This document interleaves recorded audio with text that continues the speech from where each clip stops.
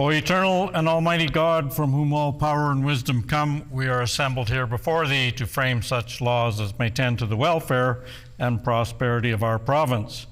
Grant, O merciful God, we pray thee, that we may desire only that which is in accordance with thy will, that we may seek it with wisdom and know it with certainty and accomplish it perfectly. For the glory and honor of thy name and for the welfare of all our people. Amen. We acknowledge we are gathered on Treaty 1 territory and that Manitoba is located on the treaty territories and ancestral lands of the Anishinaabe, Anishinaabe, Dakota Oete, Dene Sulene, and Neothog nations. We acknowledge Manitoba is located on the homeland of the Red River Métis. We acknowledge northern Manitoba includes lands that were and are the ancestral lands of the Inuit. We respect the spirit and intent of treaties and treaty making and remain committed to working in partnership with First Nations, Inuit, and Métis people in the spirit of truth, reconciliation, and collaboration. Please be seated.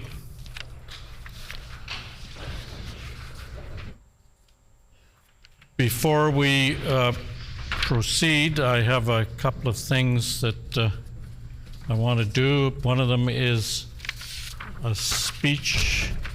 I want to make a statement on decorum. So prior to routine proceedings, I'd like to clarify remarks I made when the House last met on October 17th, 2024. At that time, I shared with members that I had noticed that the tone and manner of heckling had become meaner and nastier in recent weeks. I would like to be clear as possible on this so every member understands what I am saying. If you were under the impression that my comments on October 17th were only addressed to one side of the chamber, you are mistaken. If either side of this House is thinking that my concerns about decorum are only addressed to the other side of the House, I would like to correct that perception. I've noticed a change in the tone of heckling from both sides of this House, and I think it should stop. I'm particularly concerned about heckling that takes the form of personal attacks or insults, as I believe that such behavior is not worthy of the privilege we have all been granted by the people of Manitoba to represent them in this place. Before we begin our proceedings today, I would urge you all to consider this advice and be mindful of your language in this chamber. As I have said previously, I'm not concerned about heckling if it remains civil, but I am concerned when heckling becomes nasty, and I will be listening to all of you. Thank you. At this point in time, I would like to draw all members' attention to the public gallery, where we have with us some very special guests. Seated in the public gallery are first responders who bravely served the people of Manitoba on June 5th, 2023 in the aftermath of the horrific collision near Carberry. In recognition of their heroic efforts, these individuals were honored earlier today with membership in the Order of the Buffalo Hunt, which honors organizations and community groups for their contributions to the province. On behalf of all honorable members, we welcome you here today and thank you for your dedicated service to the people of Manitoba.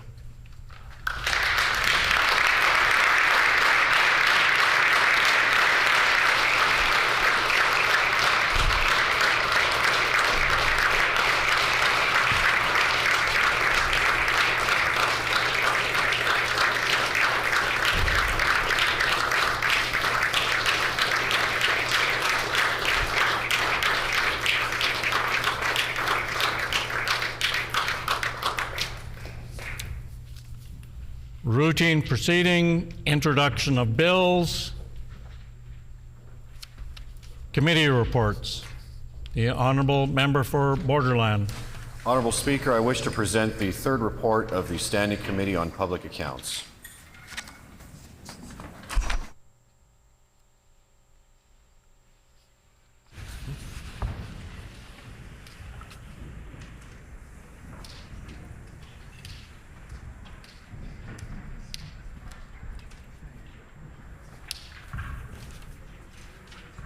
Your Standing Committee on Public Accounts. Dispense.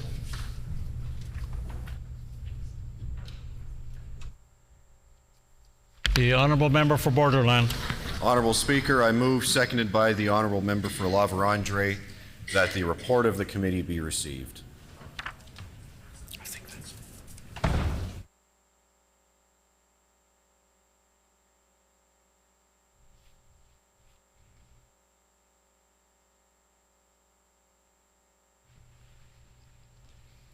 Been moved by the Honourable Member for Borderland, seconded by the Honourable Member for La Vérendrye, that the report of the committee be received.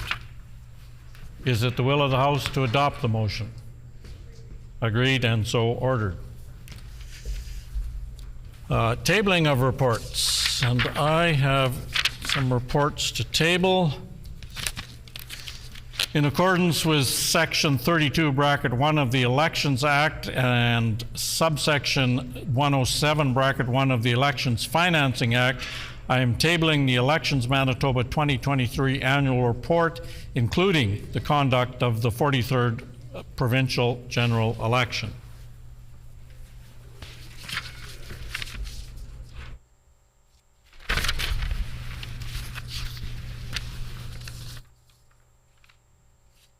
No other reports, ministerial statements, member statements. The Honourable Member for the Paul-Kamisak. Honourable Speaker. Earlier this month, I was honoured to attend the grand opening of the Red Turtle Lodge Cultural Centre at Fisher River Cree Nation. When Ron Sinclair and Faye Murdoch approached each other 9 years ago, they were inspired to create a place where members of their community can come together in a place of healing. Within this place, their relatives and community can come together to learn about their heritage and culture, and it is here where members of Fisher River could truly flourish. Red Turtle Lodge is a community hub for cultural and healing in Fisher River. This initiative is dedicated to assisting their fellow community members to heal and connect with their Cree roots.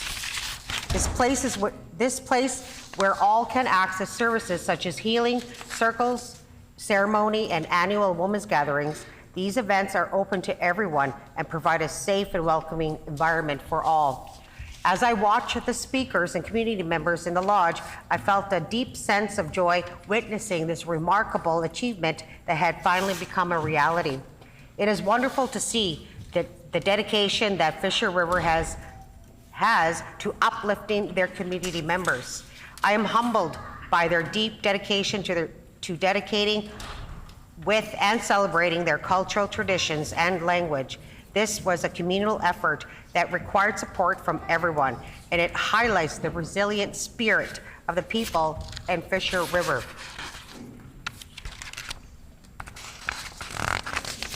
Hang on.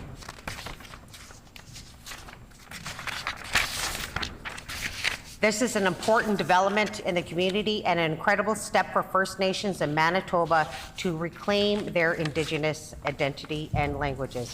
Egwusis.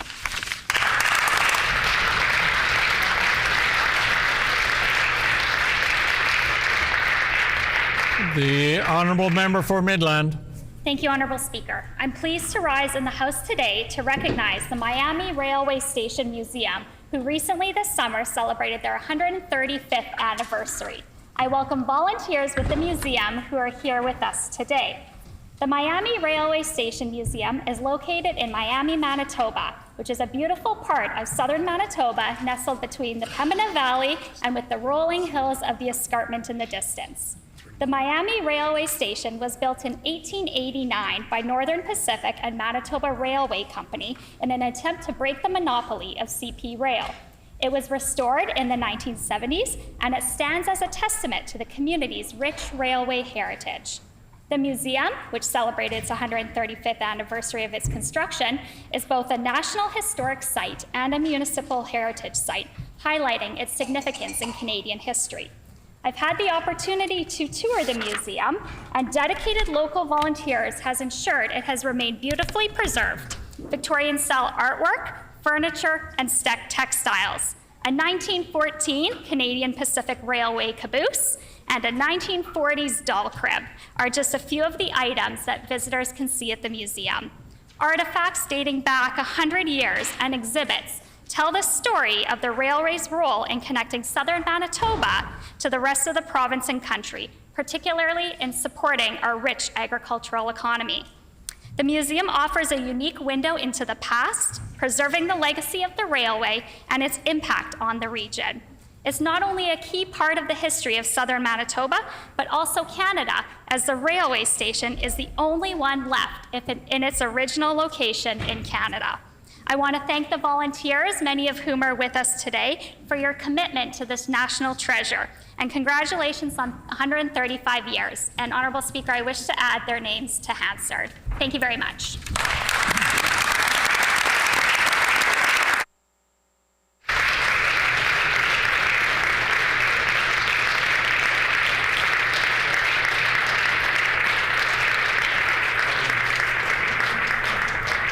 The honourable member for Elmwood. Well, thank you, Mr. Speaker. Manitobans know that our 25,000 healthcare support workers work around the clock in a variety of settings, from acute care to home, community, and residential care. They work with those of us who fall ill and those who find themselves in most need. Healthcare support workers are indispensable to our healthcare system.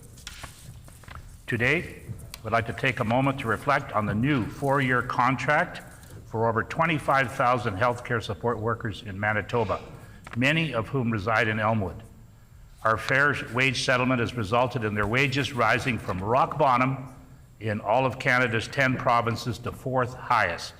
This settlement, negotiated with the MGU and CUPE, was a meaningful step in resetting and restoring our healthcare system and more properly aligning wages within our system. Elmwood residents recognize that restoring our healthcare system is very much a work in progress. Its cracks did not appear overnight. They will not disappear overnight. A major step forward was our government's recruitment of 873 net new healthcare workers into Manitoba's public health system.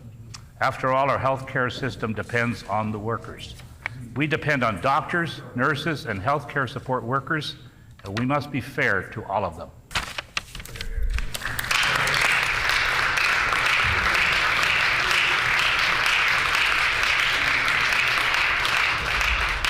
Order, please. I just remind the member that the correct term is Honourable Speaker, not Mr. Speaker.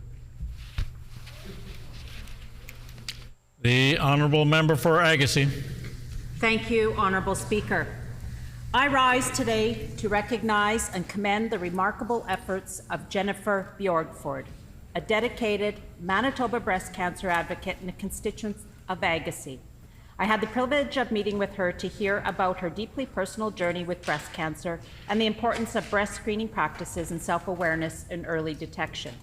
Today in the gallery, I would like to welcome Jenny and her family. Jenny's story is one of resilience, determination. Diagnosed with breast cancer in 2023, she faced numerous challenges, but her unwavering spirit and commitment to raising awareness about breast screening practices has truly been inspiring. Her advocacy for a comprehensive review of breast screening protocols includes reducing the age of breast cancer screening from the age 50 to 40 in Manitoba, is a testament to her dedication to improving women's health in our province. Early diagnosis significantly improves the survival rates and reduces the physical, emotional, and financial burdens on patients and their families. Jenny has been a vocal advocate for change, engaging with healthcare professionals, policymakers, and communities to spread awareness and drive action. Her story has resonated with many, encouraging women to be proactive and to seek the necessary screenings and information. Regular breast cancer screenings and awareness of changes in one's body are vital steps in early detection. Jenny's efforts extend beyond just raising awareness. She has been instrumental in providing support and resources to women navigating their own breast cancer journeys.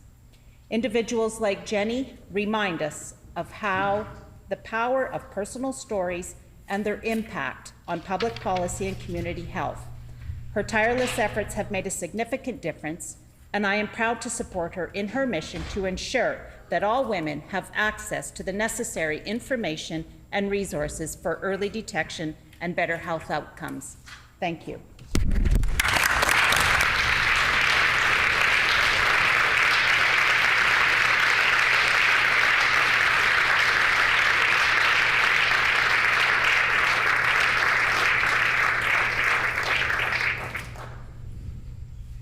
The Honourable Minister of Economic Development, Investment, Trade and Natural Resources. Honourable Speaker, I'm delighted to rise today to recognize the Tenants Association from the St. Vital Knights Villa, a community of seniors and retirees. This remarkable group actively organizes social and recreational programming, playing a vital role in enhancing the quality of life for seniors at the Knights Villa. One of those standout contributions is fostering a strong sense of community among residents through various events and outings around the city. These gatherings not only provide entertainment, but also cultivate friendships, helping to combat loneliness and isolation. The association's publication, The Villa Voice, is another exciting initiative delivered to every household in the building. These newsletters keep residents informed about important building notices, upcoming activities, and local news. It serves as a link that connects residents, ensuring everyone feels engaged and included. This past Canada Day, I had a wonderful time celebrating our national holiday with the folks at St. Vital Villa. It was a joy to connect and share stories with residents. The laughter, stories, and sense of community I witnessed is truly uplifting. Honourable Speaker, the association's impact extends beyond their building as well. They've established a meaningful friendship with local youth organization Teen Stop Jeunesse in St. Vital. In the past, they have invited teens to the community to assist residents with gardening, computer skills, and other activities. This intergenerational connection is inspirational, and it enriches the lives of both youth and older participants, fostering mutual respect and understanding. I want to thank Richard Macy, president of the association. I commend him and the leadership of their team for their commitment to St. Vital Knights Villa Tenants Association, and I look forward to witnessing their continued positive contributions to the St. Vital community. Thank you.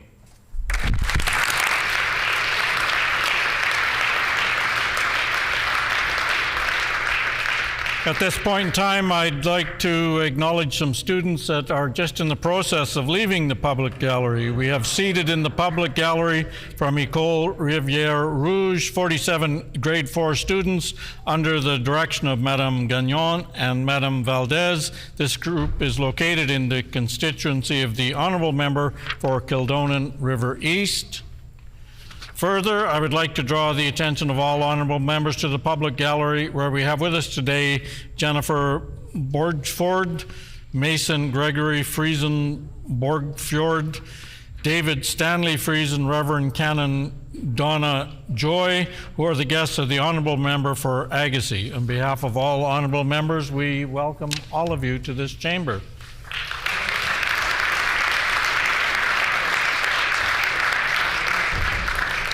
And before we go on to question period, I have a leave request. I would request leave to revert to tabling of reports because I have one more report to table.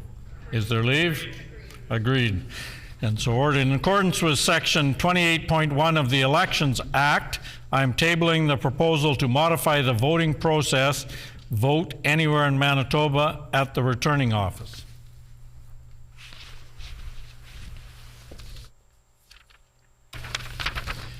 I also have a statement. I'm advising the House that I have received a letter from the official opposition House Leader indicating that the opposition caucus has identified Bill 214, the Manitoba Hydro Amendment Act, bracket net metering agreements, as their third and final selected bill for this season. As a reminder to the House, Rule 25 permits each recognized party to select up to 3 private members' bills per session to proceed to a second reading vote.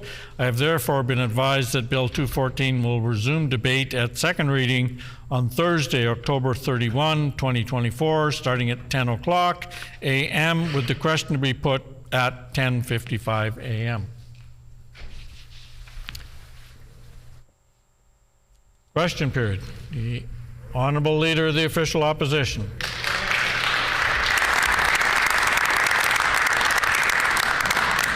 Thank you, Honourable Speaker. And Honourable Speaker, before I begin, I want to echo the words of appreciation shared with the first responders in Manitoba who were involved in the aftermath of the terrible accident near Carberry last year. 17 people from Dauphin, Gilbert Plains, and surrounding areas were killed, but so many lives have changed. Not just the families, not just the friends, but also the men and women who responded that day, investigated since, and those who cared for the victims. Today's honor is very much deserved. Also, Honourable Speaker, on behalf of the official opposition and all Manitobans, I'd also like to say that thoughts and prayers are with the Bob Sopuck family, former Member of Parliament, so to his wife Caroline and children Tony and Marsha, our thoughts are with all of you. Honourable Speaker, I'll get to my first set of questions in the next set. The Honourable First Minister. Feel very humbled to have the opportunity to pay tribute to some true Manitoba heroes today. Our government's first opportunity to award the Order of the Buffalo Hunt took place earlier this morning, in which we honored the first responders who saved lives, who provided comfort, and who rushed to the scene of their fellow Manitobans at that horrific and tragic Carberry bus accident. I would add that when we have the opportunity to thank folks, whether they're firefighters, law enforcement, paramedics, air ambulance attendants, nurses, physicians, those who work in the hospitals as well, we are truly honoring the best among us, people who idolize and valorize those values of putting the collective best interests ahead of our own. On behalf of the Government of Manitoba, I'd also like to offer my sincere condolences to the family of Bob Sopuck. We know that he was well known and well liked across the Parkland region as well as Western Manitoba, and we are deeply sorry for your loss. The Honourable Leader of the Official Opposition on a supplementary question. So, Honourable Speaker, we know that today we're faced with unprecedented affordability challenges right here in Manitoba. Honourable Speaker, Manitobans appreciated the tax changes that were started under the PC government. The Premier needs to be more responsive to the present moment we're experiencing here in Manitoba, but we know that he has no plan. Food bank use is on the rise, and Manitobans struggle to make ends meet under this NDP government. Today on the radio, Harvest Manitoba CEO President Vince Barletta said there are more Manitobans using food banks in our province than ever before. And it is, I quote, getting tougher and tougher with each passing month because costs increase. When our PC government heard of such need, we responded with millions in new funding. I'd like to ask today if this Premier is going to stand up and help out not only Harvest Manitobans, but the thousands and thousands, almost 50,000 Manitobans that are lining up for food banks on a daily basis. Member's time has expired. The Honourable First Minister. One thing there's a lot more of in Manitoba today are children being fed at schools. That's right. And that's thanks to the excellent efforts of the team that surrounds me. $30 million devoted from the provincial treasury to ensure that no child in Manitoba has to go to school hungry.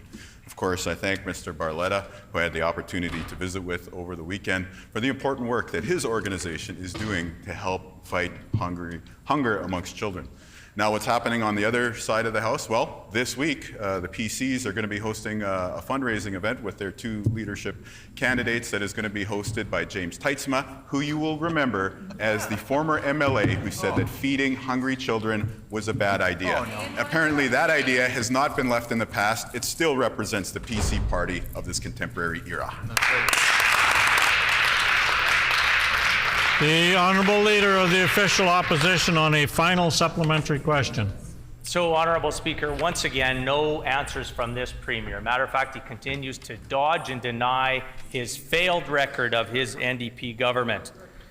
Honourable Speaker, when times are tough, governments need to step up to make sure people who need the most help get that support. The Premier knows that many people going to the food banks don't drive or benefit from a single-minded failed gas tax stunt. Many aren't property owners, and most were already removed from the tax rolls by our previous PC government. And again, our previous PC government increased the basic personal exemption to make sure that there was more money in each and every Manitoban's pockets. Will the Premier today stand up and apologize for once again failing Manitobans who are struggling to afford food, and in addition, the 50,000 Manitobans that are lining up for food bank usage on a daily basis, Honourable Speaker? The Honourable First Minister. The most direct way that we can help those in greatest need is by ensuring that when a child who is hungry shows up at the school, that we feed them. The PCs refused to do so during the opportunity that they had around the cabinet table. We decided to take action immediately. This year's budget, $30 million in resources to go to the classroom to help ensure that young minds will learn and to ensure that young people will stay in school. On the other side of the House, the member opposite should get outside of the perimeter. If he was there, he would learn that the cut to the provincial gas tax benefits so many Manitobans, including lower income Manitobans. Again, growing up in the country, I know that a lot of people spend a lot of money chipping in on gas to get to the store, to get to town. We're concerned with you. We're helping you, even when the members opposite ignore people like you. That's right.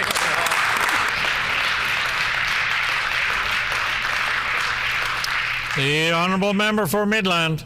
Honourable Speaker, a major public safety incident occurred with an accidental release from our justice system. According to a justice spokesperson, the review is currently being undertaken. The public deserves now not only that this will be completed, but recommendations for changes will come from the review. Will the Premier commit today that the review will be conducted by an independent outside actor and that all recommendations will be made public? The Honourable First Minister. I think like most Manitobans, I was shocked to see this incident play out last week. And I want to thank the folks both on the correction side and the law enforcement side for their good work and ensuring that this person was apprehended. Now, when we ask the questions of what went wrong, of course, there will be a robust and thorough process to ensure that situations like this don't happen again, and most importantly, to ensure that your provincial government is doing what we can to keep you safe in the community. An important turning point was arrived at 1 year ago when the PCs were showing the door and their inaction on public safety was confined to the dustbins of history. You have a new government today. We're working hard to keep you safe. The Honourable Member for Midland on a supplementary question. This was a major public safety incident, and this warrants a significant amount of scrutiny by this NDP government. The judge, and I quote, "He's a do not release until after his trial is completed." The Crown prosecutor was even more specific, and I quote, "Just wanted to ensure there's no issue with the paperwork and an accidental release." End quote. Is there more to this story? The public deserves these answers. Public safety is irrevocably undermined if the general public has no faith in our justice system. This government refused to tell the media who's doing the review, so will the Premier stand up and tell the public today? The Honourable First Minister. It's very important that Manitobans have confidence in both public safety and the administration of justice here in the great Manitoba that we all know and love. Now, we know that when an incident like this happens, of course, there's a ton of public interest, and rightfully so. And so our Minister of Justice is working hard along with his team to ensure that we take steps to prevent something like this from happening again. Of course, I would point out that the remarks being shared by the member opposite were first reported by the media, and we have to acknowledge the important role that they play in a free and open democratic society. I would welcome the members opposite to work with us to ensure that there is respect for journalism in the public sphere and that the necessary accountability questions to pave the way to a free, honest, and rigorous democratic debate are upheld in the great province of Manitoba. The Honourable Member for Midland on a final supplementary question. This premier props up Trudeau and his catch and release policies. We need bail reform at the federal level, but this incident shows more needs to be done. The individual was picked up on bail violations, violating both a sobriety order and a curfew. The system failed Manitobans in this instance. This government has a pattern of hiding important reviews from the public. So will this premier commit today that unlike other reviews his government has done, all recommendations will be made public? The Honourable First Minister. We know that the members opposite always wanted to point the finger at other levels of government, never accept any responsibility. That's right. You know, it's not the PC party of yesteryear that used to highlight personal responsibility. It seems like the members opposite only want those Manitobans living in lower socioeconomic standing positions in their lives to accept responsibility. For them, they always want to skate by. They never accept responsibility. Our government is different. We're taking action. We've implemented real steps on bail reform right here in the province of Manitoba, so much so that the National Police Federation has said, and I quote here, "We call on the federal government as well as provincial and territorial governments to follow Manitoba's lead on public safety and root causes of crime with concrete solutions," end quote. That's about bail reform. Isn't it nice, Honourable Speaker, to live in a Manitoba under the NDP that leads rather than follows, as we did with the PC? The Honourable Member for Brandon West. Oh, Honourable Speaker, this Premier touts the media and their reports, so I want to add one. I want to read and table a headline from the Free Press in a case this Minister of Justice missed it. Victim in machete attack thought this city would be, quote, safer than Brazil. Earlier this month, a 22-year-old walking home was robbed at gunpoint, and after he complied, he suffered life-altering injuries from a machete attack. Can the minister explain how Bill 39 would have prevented such an attack? Wow. The Honourable Minister of Justice. Honourable Speaker, we're talking about some of the most horrific crimes we've experienced in our community. These random violent attacks perpetrated by offenders with machetes are just terrible to read about and terrible to contemplate. This government is taking action, and we are bringing in legislation that will restrict the sale and hopefully making a big impact of the impact of these weapons on our streets. We know that there's been some success around bear spray, 25% reduction in its use here in the city of Winnipeg. We're really working towards those kind of results when it comes to long-bladed weapons. The Honourable Member for Brandon West on a supplementary question.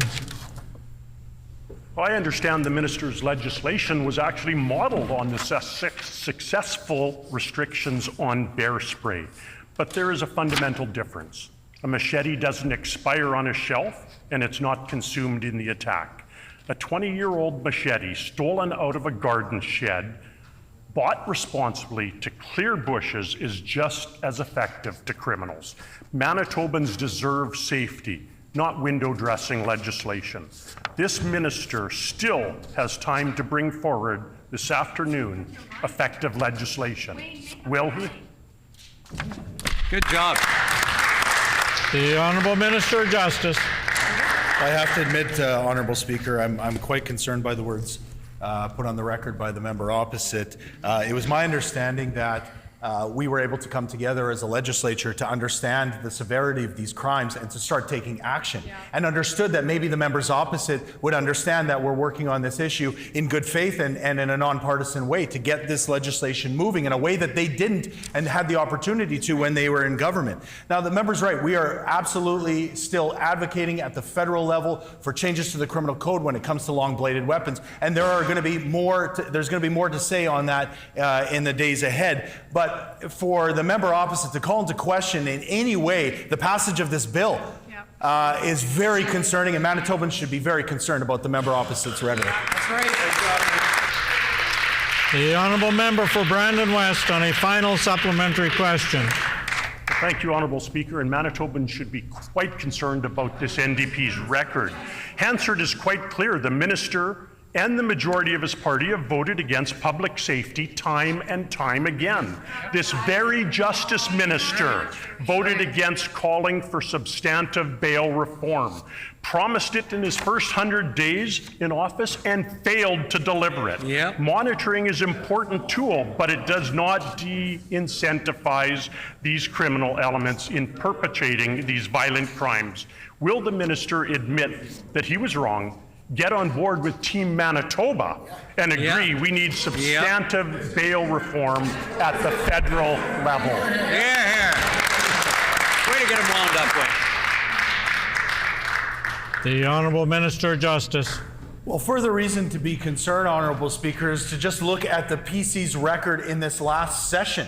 In the spring sitting of this House, this government brought forward the Unexplained Wealth Act. Again, a bill that should be supported by all members, that it should have unanimous, quick passage in this House, and yet members opposite decided to play political games with that bill and hold its passage off for day after day, week after week, and month after month.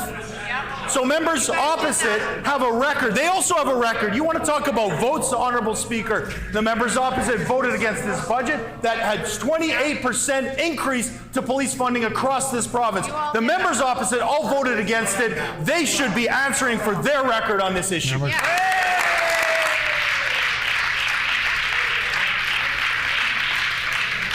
The Honourable Member for Roblin. After weeks of repeated prodding and question period, the NDP have finally updated surgical and diagnostic wait times data, but the results are very troubling. I'll table the update for the House. At Seven Oaks, wait times for a CT scan have surged to over 25 weeks. Wow. A 15-week increase this year alone. Meanwhile, at Concordia, they now also have wait times reaching over 25 weeks. That's a 16-week jump in 2024, and the highest it's been in 4 years, Honourable Speaker. These are the highest increases to CT scan waits Manitobans have seen since the pandemic. How can the NDP possibly justify these staggering increases to diagnostic wait times? Good question. The Honourable Minister of Health, Seniors and Long-Term Care.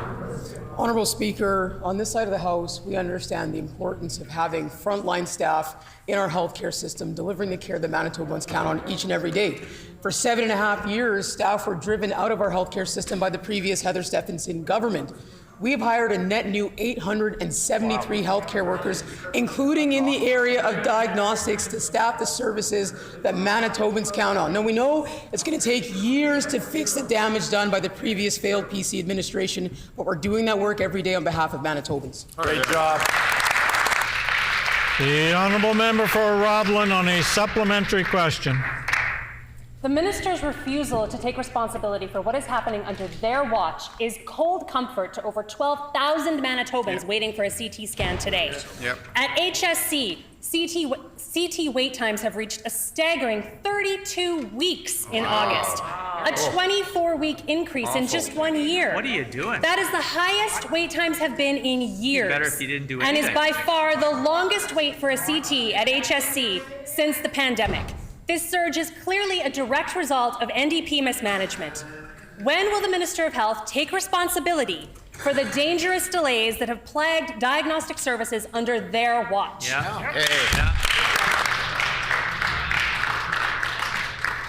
The Honourable Minister of Health, Seniors and Long-Term Care. Honourable Speaker, our government has worked very, very hard to do something the previous government refused to do, and that is to identify Manitobans who have been waiting for years for services that the failed Heather Stephenson administration refused to invest in.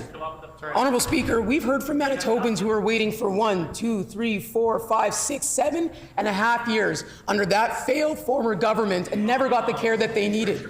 We're getting those Manitobans finally the diagnostics they deserve, and we're actually performing more diagnostic tests than ever before here in our province. Right on. The Honourable Member for Roblin on a final supplementary question. We are nearly 1 year to the date from the NDP's decision to fire the Diagnostic and Surgical Recovery Task Force. The very doctors and medical experts who were hired to reduce the diagnostic backlog directly. This reckless move has clearly had a direct impact on the skyrocketing diagnostic wait times in Manitoba, and we are now seeing the full consequences of this short-sighted decision. Massive wait times for essential services like CT scans all across Manitoba. Now that wait times for CT scans are nearing an all-time high, only seen previously during a worldwide pandemic, will the Minister of Health admit their mistake and rehire a team to address diagnostic backlogs in Manitoba?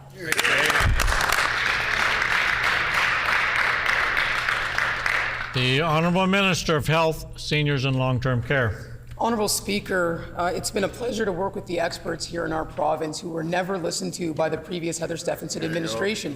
These are the very folks who identified the Manitobans who waited for years under the PCs and were never even put on, couldn't get access to a wait list, never mind think of getting care. We're getting those Manitobans the care that they deserve in their own province, not sending millions of dollars to the United States and then sending Manitobans to the States as well to get care they deserve to get here at home. We are delivering more tests, more diagnosis, and more surgeries than ever done by the previous failed PC government, and we're making sure folks who have been waiting for years are not waiting any longer. We're going to continue to fix the damage done by the failed PC administration. Great job, Minister.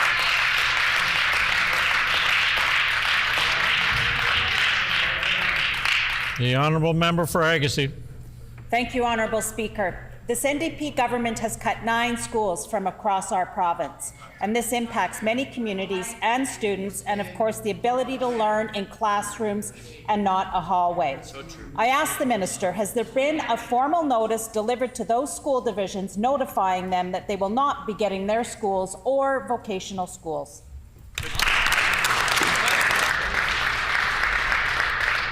The Honourable Minister of Environment and Climate Change. Thank you, Honourable Speaker, and thank you to the member opposite for the question. But unfortunately, the premise on which her question is based is simply untrue. Our government is building schools. We are very excited about our capital program. There is a lot of work to do, but more to come. This year alone, our budget included $125 million for school capital. We are building 4 new schools, 2 in Sage Creek, 1 in Seven Oaks, and 1 in Steinbach. We also had 1 open just this year in Morden. Again, more work to come. Really excited about our school capital plan that will be announced in Budget 2025. And we're committed to working with all school divisions, with school administration to make sure that the needs in our communities are met.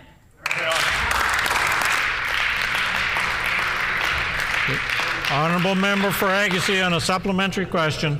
Thank you, Honourable Speaker. I know in Neepawa the classrooms are beyond capacity and the classes are continuing to grow in size, as well as the population.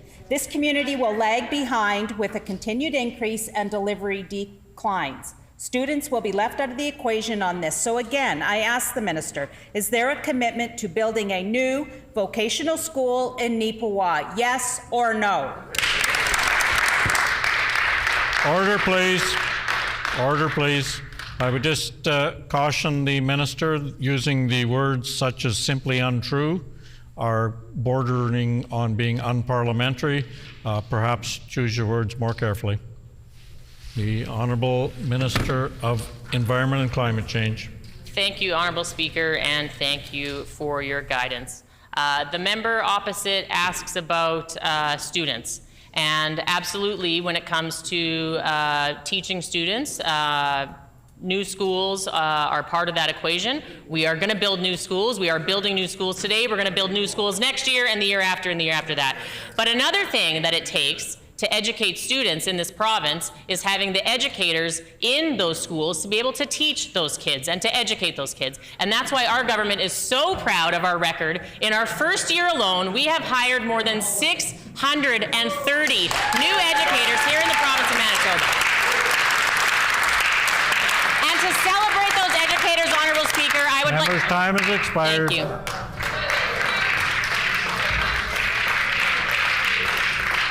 The Honourable Member for Agassiz on a final supplementary question. Thank you, Honourable Speaker. Again, I will ask, I see there will be no commitment for a vocational school in Neepawa. So again, with Neepawa's growth to continue and student population increasing annually, and no commitment again for a vocational school in the town of Neepawa, I ask the minister, what is the plan for a new school in Neepawa? The Honourable Minister for Environment and Climate Change. Thank you, Honourable Speaker. We are happy to work with the community of Neepawa, as we are to work with communities across our great province to make sure that their needs are met. But when the member opposite asks about a plan, I think what the member opposite needs to do is ask the people that she's sitting beside about their failed plan. The plan that didn't come to fruition, the plan that was written on the back of a napkin, the plan that put false hope into communities across Manitoba, hope that we are working to restore, Honourable Speaker. We are very proud of our government's commitment to schools. More to share in Budget 2025. The Honourable Member for Turtle Mountain. Honourable Speaker, previously I talked about the immense failing of the Minister of Justice in making driver's education available to young Manitobans. But it goes further. Even if you get one of those golden tickets and lets you into the program, we are hearing that there is a crucial lack of driver's testing, especially in rural communities. Will this minister commit that his department making more testing available before the new year? The Honourable Minister of Justice. Thank you very much, Honourable Speaker. Once again, we have a former minister getting up who was a member of the Heather Stephenson government, who was the minister who was responsible for this very program that he's now asking about, and is saying that, well, we broke it real bad, and now he's saying, why aren't you fixing it? That's what he's basically coming to this legislature with. What we've done is we've looked to our educational partners. Of course, ACC has been a great partner for us in Westman. We've looked to our partners throughout the province, and we've looked to how we can repair the damage that's been done in partnership across this province. That's the work that we're doing on our. The Honourable Member for Turtle Mountain on a supplementary Speaker, question. as a former broker for the MPI broker, and for being, I've never been a minister of MPI. I just want to say, you know, I wish I was had the opportunity to be a minister for MPI. I would have fixed the situation. You know, when we were in government, we never had this amount of emails that were requesting driver's licensing testing. This problem right now. Will this minister commit to making sure that there's more testing in rural Manitoba? The Honourable Minister of Justice. Well, now the member wants to run away from the decision making. It wasn't me. It was maybe the member for Steinbach, or maybe it was another member of this failed Heather Stephenson government. Many of the members still sit in the opposition benches, Honourable Speaker. Well, you know what, Minister or the member opposite, he may say it wasn't him, but it was certainly that government that broke this program and really just didn't want to stand with partners throughout rural Manitoba who are looking to deliver this program. Of course, we saw a huge spike in demand that came after the pandemic. Not something I think that anybody should have been surprised by, but it seems like the members opposite were, and I think I know why. It's because it required investment, it required partnership, two things that previous government never wanted to do. The Honourable Member for Turtle Mountain on a final supplementary question. We actually had made sure about my own kids. They were actually had licensing. They had no problems of getting testing, and they didn't have no problems getting to the driver's education program. Honourable Speaker, you know, right now in Manitoba, it's rural Manitoba. It's very hard to get actually a taxi or to get a vehicle to actually go driving. These are giving opportunities for kids who want to earn money for college and universities, and the fact is it's impacting many families around rural Manitoba. Will this minister going to do the right thing and give Manitobans the opportunity to participate in the growing economy in this province, Honourable Speaker? The Honourable Minister of Justice. Well, while the member opposite is desperately trying to skate away from this issue, skate uphill maybe, Honourable Speaker, the reality is that it was his government that perpetrated a strike or allowed a strike to not only happen at MPI, but then to use it as a political wedge issue or try to politicize hardworking Manitobans at MPI who are out on strike and walking the picket lines. Honorable Speaker, we came in as one of our first acts as a new government was to end the strike, was to get a new CEO in place to replace the board, handpicked by members opposite, handpicked by the Stephenson government across the way. We got things right at MPI. We started cleaning up the mess. Expired. The honourable member for Tyndall Park. Thank you, Honourable Speaker. Our province continues to choose not to invest in a preventative model for health care, such as a shingles prevention. We have an aging population with over 310,000 people, 60 years of age and older, and many others who are immunocompromised or living with chronic conditions and are therefore more vulnerable for developing shingles. Will this government prioritize the health of seniors and vulnerable populations by offering preventative care in the form of providing publicly funded coverage for the cost of the shingles shot here in Manitoba? The Honourable Minister of Health, Seniors and Long-Term Care. I thank the member for that really important question about preventative health care. I really appreciate that she often stands up and talks about the needs of seniors. On this side of the House, we recognize how important it is to protect vulnerable populations in Manitoba. It's a big part of the reason why we went out very early, just a few weeks ago, with Dr. Rusin and announced our campaign for vaccinations this flu season.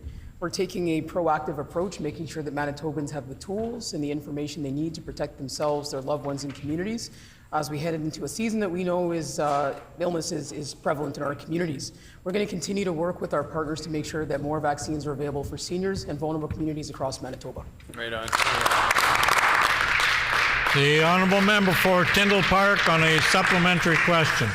Thank you, Honourable Speaker. We need to focus more on prevention strategies as a long-term solution to decrease the strain on our healthcare system. Will the minister acknowledge that coverage for shingles, specifically for seniors and those at low risk, would be beneficial to the health of Manitobans as well as economically long-term to our healthcare system? Good question, the Honourable Minister of Health, Seniors and Long-Term Care. Again, really appreciate that important question from the member opposite. Our government has been listening to experts locally here in Manitoba, and we've taken some really important steps to make sure that seniors are protected this flu season. We've made sure that we've added more healthcare workers to the front lines of the healthcare system in order to deliver these vaccine campaigns and meet their needs. We've worked really proactively to make sure that the RSV vaccine is rolled out for vulnerable older Manitobans across all personal care homes in Manitoba. That's one area that's been made very clear to us by the evidence and our public health leadership. We need to make sure we're protecting seniors as we see them show up in hospitals very sick as a result of the previous failed PC government not doing that work and being proactive. We're going to look at taking more preventative steps as we move forward, but we've taken some really important steps alongside healthcare experts in Manitoba. Time is expired. The honourable member for Tyndall Park on a final supplementary question. Thank you, Honourable Speaker. I've raised the need for Manitoba to take the lead on a pharmacare plan since 2017 through questions, member statements, petitions, and debate here in the House. The main reason many seniors choose not to take their prescribed medications are because of the financial costs associated with them. What is this government doing to be preventative and reduce financial barriers for our seniors when it comes to prescribed medications? The Honourable Minister of Health, Seniors and Long-Term Care. Thank the member for that really important question. And I actually want to take a moment to shout out our finance minister, who in our first budget provided Manitobans, including seniors, 21 ways to save in our very first budget. Many of those steps directly benefit seniors across this province. Our government has taken additional steps in healthcare. We've made sure that the RSV vaccine is available for seniors in all personal care homes across this province. We've made sure that there's more folks on the front lines of our healthcare system to deliver the services that seniors need. We've made sure that we're adding beds to the healthcare system and outside of the healthcare system to support seniors and their families. Now, we know that there's a lot of work to do to repair the damage done by the previous failed PC administration, but we're doing that work every single day on behalf of Manitobans, and especially doing the work to protect seniors across our province. Time has expired. The honourable member for Kildonan River East. Honourable Speaker, Concordia Hospital is the main healthcare facility in Northeast Winnipeg. When I was in high school, I volunteered at Concordia Hospital and Concordia Place right next door. Like most communities in our province, ours was not spared from the PC's systematic dismantling of the healthcare system. I was overjoyed last week when the Minister of Health announced our government is increasing primary care capacity at Concordia Hospital. Can the Minister please share with the House how we're making healthcare better in Northeast Winnipeg?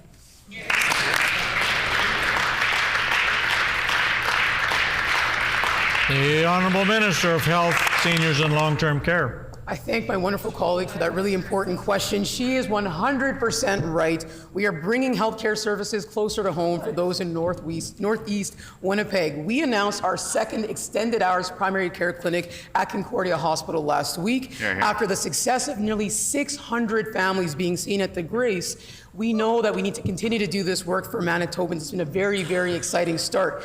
I was even getting messages on my social media from Manitobans who went to go and access that primary care clinic on the first weekend that it was open. We promised to make primary health care more accessible for Manitobans, and we are doing that work each and every day, making sure it's where Manitobans need it, when they need it, in their own communities. The Honourable Member for Spruce Woods.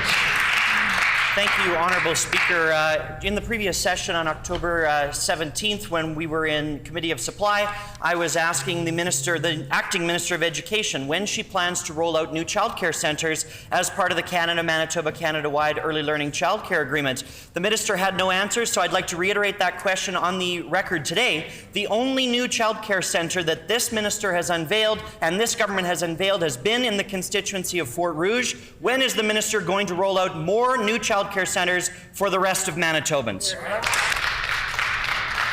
The Honourable Minister of Environment and Climate Change. Thank you, Honourable Speaker, and thank you to the member opposite for the question. The truth is that we have opened thousands of spaces and that there are thousands of spaces more to come. But the Minister of Education has educated me that there is more than just spaces when it comes to taking care of our early learners. There are spaces that we need to take care of. We also need to take care of wages, something the previous government failed to do. And we also need to take care of the operational funding of those spaces, Honourable Speaker, something that was frozen for 7.5 years under Heather Stephenson's failed PC government. I asked the member opposite maybe to ask his former boss. The Honourable Member for Spruce Woods on a supplementary question. Some facts for the record, Honourable Speaker. While the Minister opposite and the member for Transcona have been busy running around cutting ribbons at childcare centres that this previous PC government funded, that's not actually announcing new spaces for Manitobans, which she has failed to do. She came up on the record in Committee of Supply and said the reason that they haven't announced any new spaces was because the federal government was holding things up. With a prime minister who's set to be kicked out of office as soon as this week, desperately low in the polls and looking for good news, does this minister expect Manitobans to believe that the prime minister is the reason for the delay? When will this minister get to work and announce some new childcare centres for Manitobans? The Honourable Minister for Environment and Climate Change. I would love to share some good news with Manitobans about the great work that we are doing with our federal counterparts. Again, something that the previous Heather Steffen government failed to do. They left millions of dollars on the table, millions of dollars that could have stood to benefit Manitobans because they were more interested in fighting political games. Something that we announced last week with the Premier and the federal government was enhanced funding for our new universal nutrition program. We have $30 million investment from our Treasury, but we were able to secure more than almost $4 million this year alone from the federal government to enhance that program. This is a program that is seeing children fed across our province. Again, something the previous government said was a bad idea. They know they said it was a bad idea. On the record at Committee of Supply, he said that wasn't true. Member's time has expired. The Honourable Member for Spruce Woods on a final supplementary question. Thank you, Honourable Speaker. There is so much to disagree with in the minister's comments there, but I digress. She keeps putting these false records or false comments on the record that are inaccurate. When is this minister going to get serious about building childcare spaces, take off the training wheels, load up the flak decks with RTMs, and get these childcare centres out into Manitoba communities? The Honourable Minister of Environment and Climate Change. Thank you, Honourable Speaker. And the member opposite doesn't have to take my word for it. Just this weekend, at the 50th anniversary of the Manitoba Childcare Association, an event that our team was at, as well as members opposite, the member who asked the question was there. Director after director of the Manitoba Childcare Association got up and talked about the dark days of the Heather Stephenson government and about the relief that they felt when NDP governments here in Manitoba can work together with the federal government in Ottawa to secure childcare places for Manitoba. That's what we do on this side of the House. We work together for Manitobans. The Honourable Member for Portage-La Prairie. Decades fine. Honourable Speaker. You tried to help. Close. The Honourable Member for Portage-La Prairie. Honourable Speaker, Portage-La Prairie citizen Dave Jeffries was told he would have to wait several months to receive the MRI that would determine if his cancer had returned to his kidney. Dave decided not to wait to find out. He did have the money to pay for this out of pocket, to go to Quebec and spend thousands of dollars for an MRI. Unfortunately, Dave's results came back that his cancer had returned. If Dave had waited the several months, he might not be alive.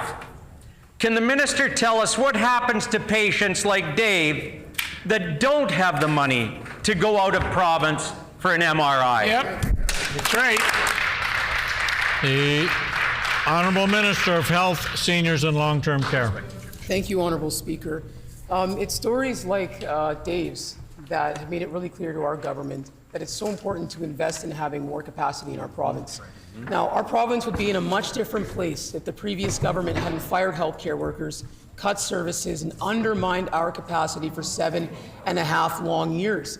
That member knows all about that. He ran under a campaign to not have an MRI in his own community. He ran under a campaign to continue to fire healthcare workers. He ran under a campaign to undermine healthcare in Manitoba. In our province, we are doing more MRIs in Manitoba than we've ever done. Why? Because we're building capacity. Why? We're listening to healthcare workers. Why? We believe in working with local experts, and that's the approach we'll continue to take. Beautiful. The time for question period has expired. Petitions, grievances, orders of the day, government business. The Honourable Government House Leader.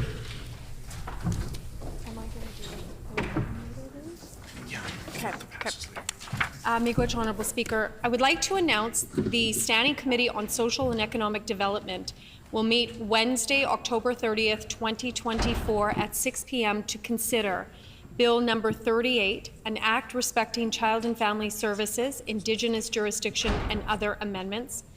Bill number 217, the Men's Mental Health Awareness Week Act, Commemoration of Days, Weeks, and Months Act amended.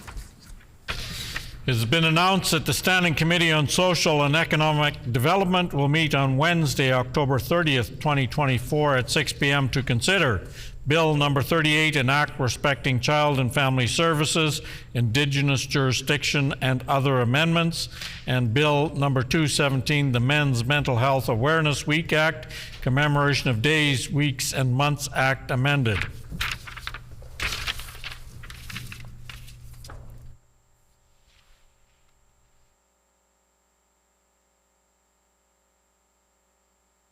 Honourable Government House Leader.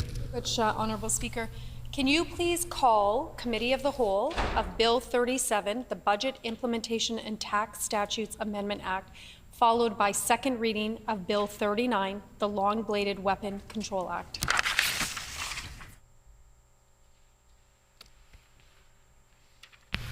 been announced that we will now resume Committee of the Whole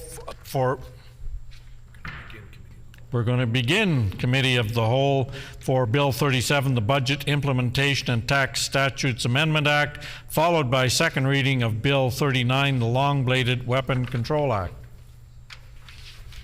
The Honorable Opposition House Leader on House business. On a leave request, Honorable Speaker, on House business, could you please canvass the House to see if there is leave to not see the clock until the following items of business have concluded. 1, Committee of the Whole, consideration of Bill 37, the Budget Implementation and Tax Statutes Amendment Act 2024, and reporting of the same back to the House. Second reading of Bill 39, Long Blade Weapon Control Act, and referral of Bill 39, the Long Bladed Weapons Control Act, to the Standing Committee on Social and Economic Development. Is there leave for the House to not see the clock until Committee of the Whole consideration of Bill 37, the Budget Implementation and Tax Statutes Amendment Act 2024, and reporting of the same back to the House? Second, the second reading of Bill 39, the Long-Bladed Weapon Control Act. And third, the referral of Bill 39, the Long-Bladed Weapon Control Act, to the Standing Committee on Social and Economic Development. Is there leave? Agreed. Leave has been granted.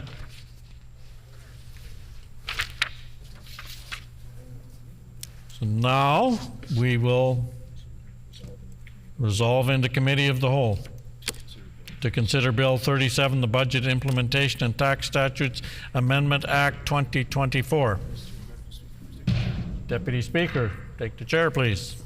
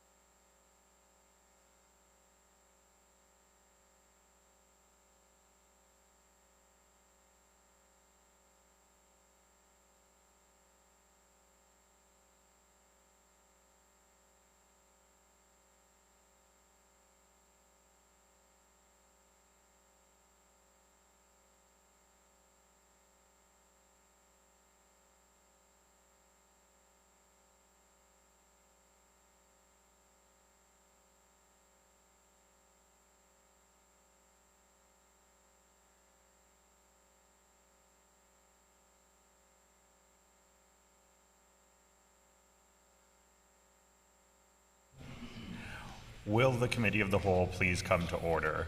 As announced, this committee will now consider the following: Bill number 37, the Budget Implementation and Tax Statutes Amendment Act 2024. Does the Minister responsible for Bill 37 have an opening statement? Honourable Minister of Finance. Thank you, Chair. I'm very proud to have this opportunity today to finalize these last steps in putting through this BITSA bill. This is legislation that will implement our very first budget as a new government, and that's a budget that is delivering a lot of help for Manitobans in every corner of the province.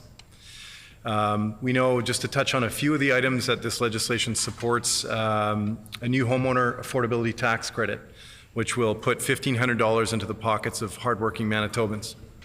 We know that the legislation will also increase the renters affordability tax credit, which will deliver on one of our key campaign commitments in making life more affordable for renters. And of course, we know that seniors have been struggling for years under the last government with a lack of supports, and we're proud to be bringing forward a seniors top-up because we know those seniors have given so much to our province, and we need to ensure that they can continue to live their lives with dignity. Our plan doesn't end there. This budget implementation bill brings forward a rental housing construction incentive to help support the growth of the rental housing universe in Manitoba. That provides a refundable tax credit of $8,500 on all new rental units, Honourable Chair, and an extra $5,000 for those that are affordable and held to be affordable for 10 years. We are going to build more rental housing thanks to the impacts of our budget and, of course, the passing of this BITSA bill.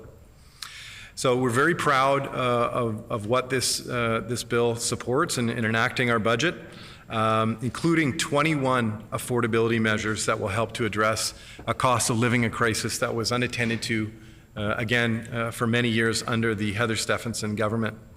One of the big measures that this drives forward is, of course, our cut to the gas tax, and we know that that has delivered massive reductions in cost of living for Manitobans. And we know that recently, when we saw Statistics Canada release their report, that we had an inflation rate of 0.8%, which is among the very lowest in the country, and that 0.4% was taken off of that inflation number thanks directly to our fuel tax holiday.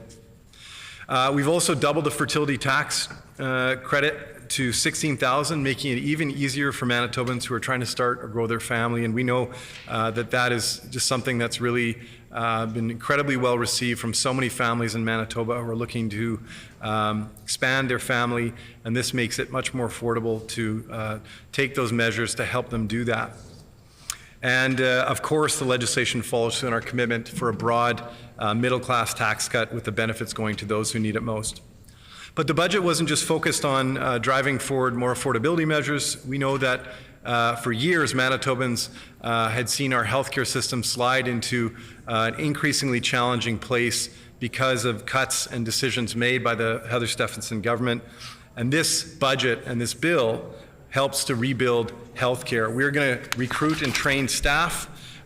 We know that we're already seeing the impacts with 860 new healthcare workers in our system that are helping to provide better supports to Manitobans day in and day out. The budget also stated our commitment to rebuilding healthcare infrastructure, such as the new Vic ER, expanding primary care across the province, as we've been hearing so much about in this House from my incredible colleague, the Minister of Health, and others who are seeing the impacts of those investments on the well-being of their families.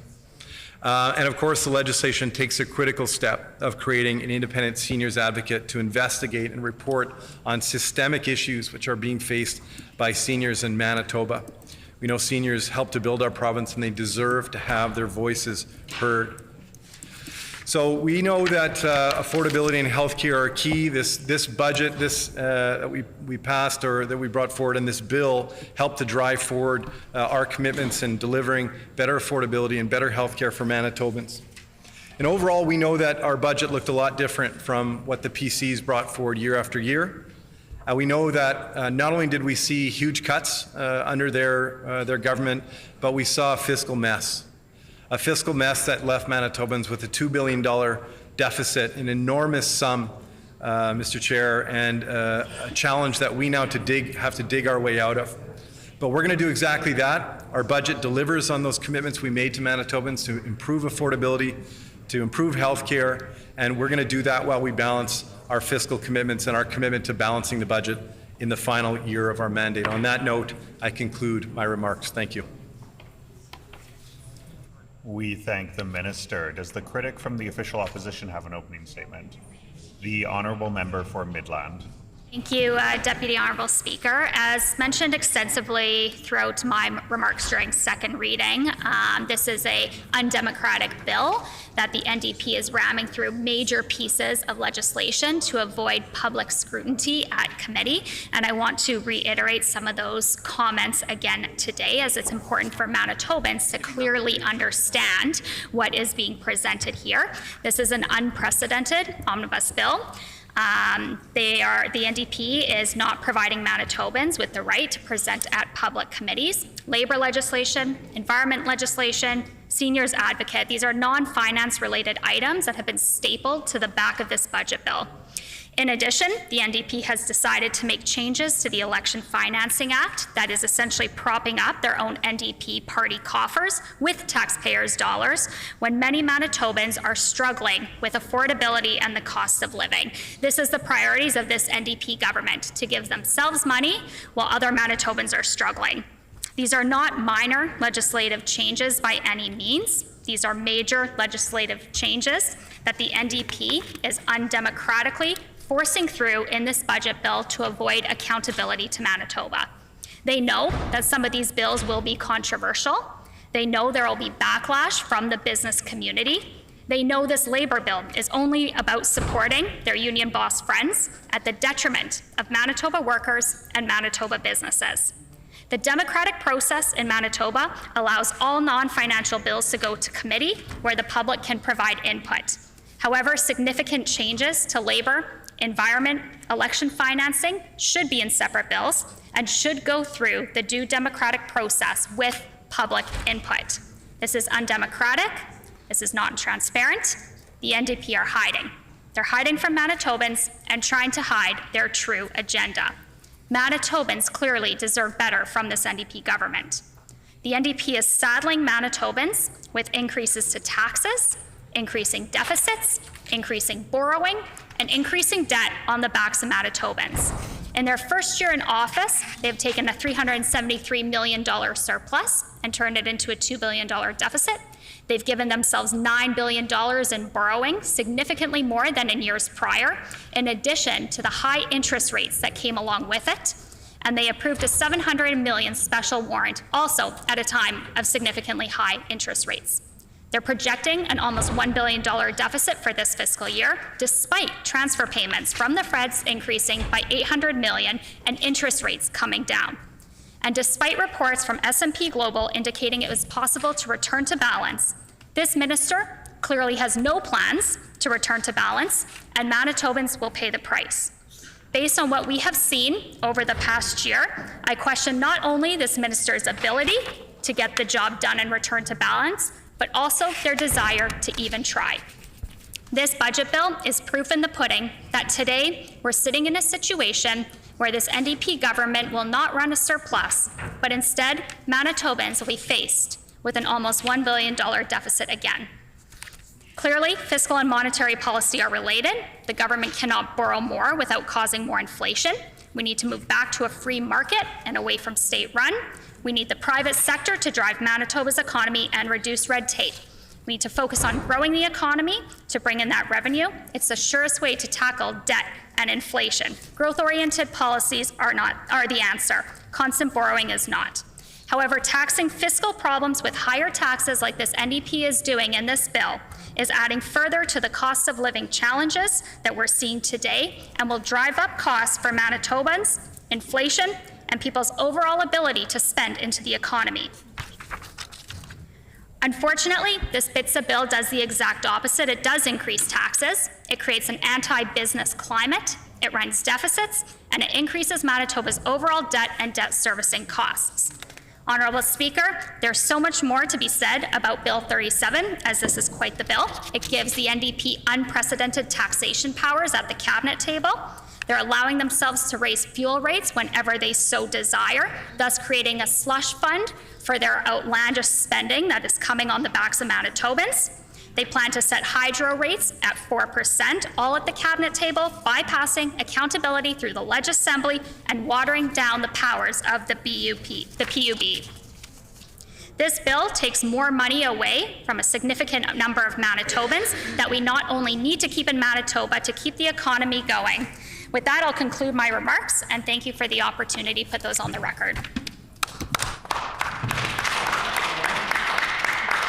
We thank the member. During the consideration of a bill, the enacting clauses and the title are postponed until all other clauses have been considered in their proper order. Also, if there is agreement from the committee, the chair will call clauses in blocks that conform to pages, with the understanding that we will stop at any particular clause or clauses where members may have comments, questions, or amendments to propose. Is that agreed? Agreed. Agreed. Shall clause 1 and 2 pass?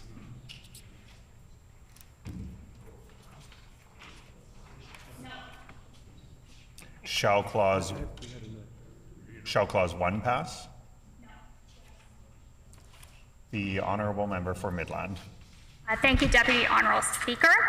In this bill, in Part 1, Clause 1, amending the Fuel Tax Act, the Minister is giving himself and his cabinet friends unprecedented sweeping powers by allowing themselves to set fuel rates at the cabinet table. We know that the fuel tax is going up on January 1st.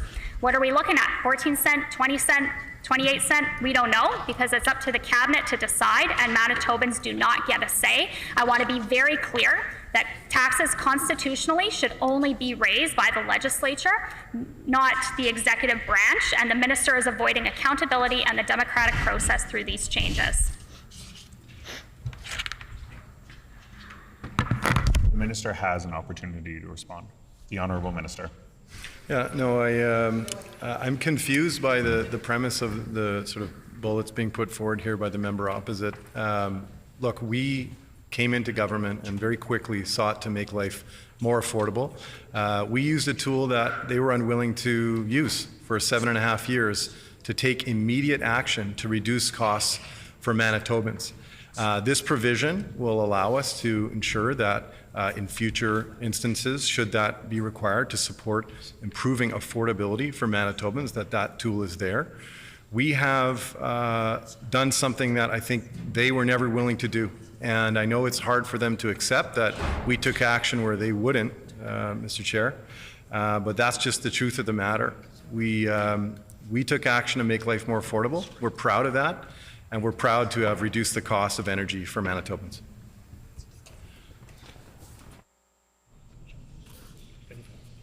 Any further comments? Seeing no one else, shall clause 1 pass? No.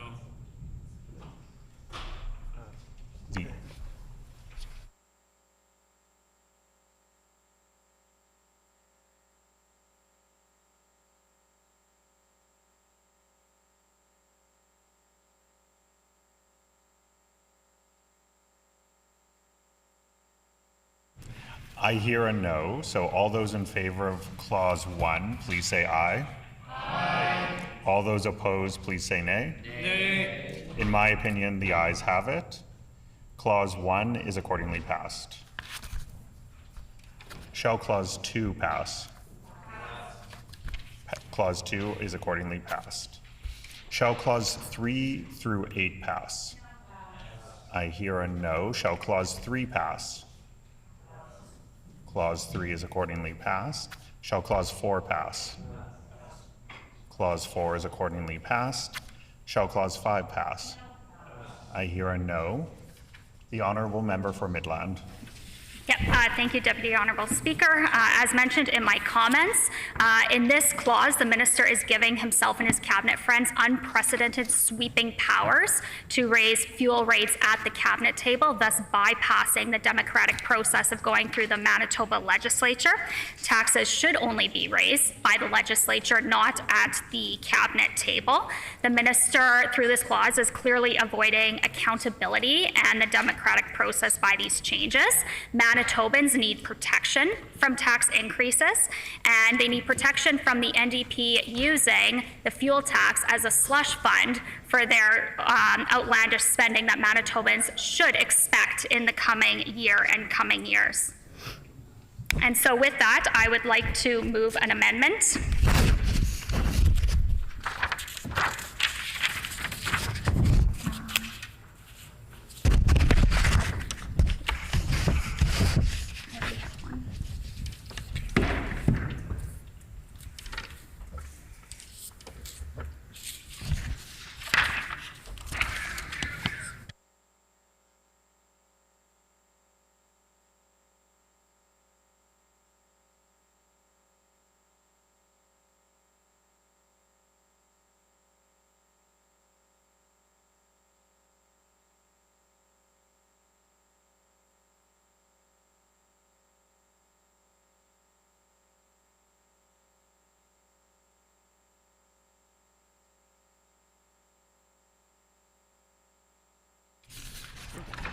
The honourable member for Midland. Yep, thank you. So do I read the amendment then? Okay. Okay. I move that Clause 5 of the bill be amended by replacing the proposed subsection 8.2 with the following. Sorry?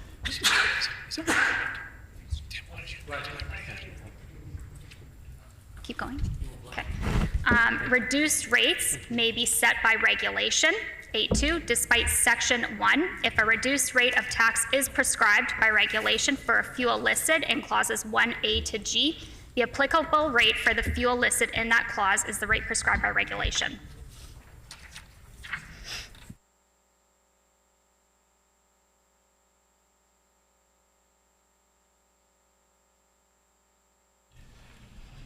It has been moved by the honourable member for Midland that Clause 5 of the bill be amended by replacing the proposed subsection 8 bracket 2 with the following.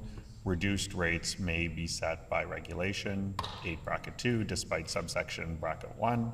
If a reduced rate of tax is prescribed by regulation for a fuel listed in clauses 1 bracket A, 2 bracket G, the applicable rate for the fuel listed in that clause is the rate prescribed by regulation. The amendment is in order. The floor is open for questions.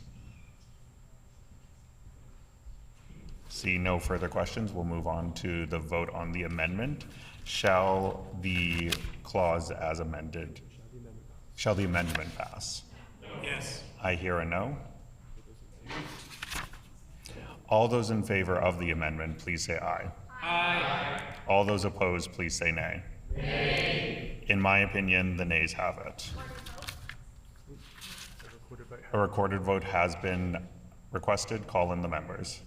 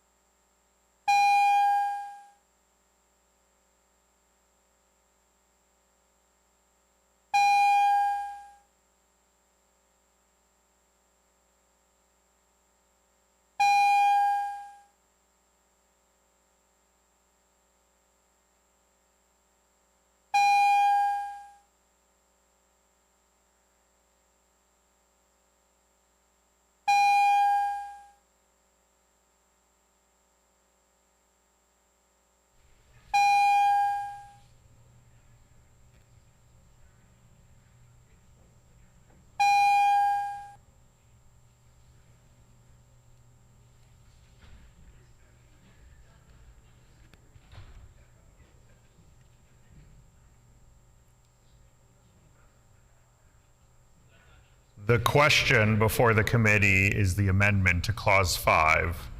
All those in favor in the chamber, please rise.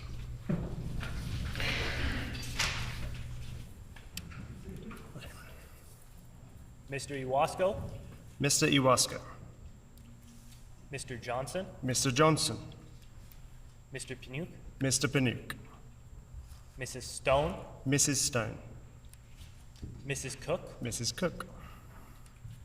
Mr. Nesbitt, Mr. Nesbitt. Ms. Byram, Ms. Byram. Mrs. Hebert, Mrs. Hebert. Mr. Jackson, Mr. Jackson. Mr. Wochuk, Mr. Wochuk. MLA Bariza, MLA Bariza. Mr. Balkan, Mr. Balkan. Mr. Vasiliu, Mr. Vasiliu. Mr. King, Mr. King. Mr. Ginter, Mr. Ginter. Mr. Narth, Mr. Narth. Mr. Prashad, Mr. Prashad. MLA Lamoureux. MLA Lamoureux. All those opposed in the chamber, please rise. Honorable Mr. Canoe, Honorable Mr. Canoe. Honorable Minister Fontaine, Honorable Minister Fontaine. Honorable Mr. Weed, Honorable Mr. Weeb. Honorable Minister Azaguera, Honorable Minister Asaguera. Honorable Minister Sala, Honorable Minister Sala. Honorable Mr. Costitian, Honorable Mr. Costitian. Ms. Laughlin, Ms. Laughlin. Honorable Mr. Bushy, Honorable Mr. Bushy. Honorable Mr. Simard, Honorable Mr. Simard. Honorable Minister Marcelino, Honorable Minister Marcelino. Honorable Minister Schmidt, Honorable Minister Schmidt. Honorable Mr. Moses, Honorable Mr. Moses. Honorable Minister Cable, Honorable Minister Cable. Honorable Minister Naylor, Honorable Minister Naylor. MLA Sandhu, MLA Sandhu. MLA Malloway, MLA Malloway. MLA Chen, MLA Chen. MLA Moyes, MLA Moyes. MLA Pankratz, MLA Pankratz. MLA Kennedy, MLA Kennedy. MLA Devgan, MLA Devgan. MLA Cross, MLA Cross. MLA Loisel, MLA Loisel. Mr. Oxenham, Mr. Oxenham. MLA Dela Cruz, MLA De La Cruz. Mr. Brar, Mr. Bra. MLA Compton, MLA Compton. MLA Morose. MLA Morose. We will now conduct the alphabetical roll call of the members participating virtually, asking each remote member to audibly state their vote with either "I vote yes" or "I vote no." Mr. Gortson, I vote yes. Mr. Gertson votes yes.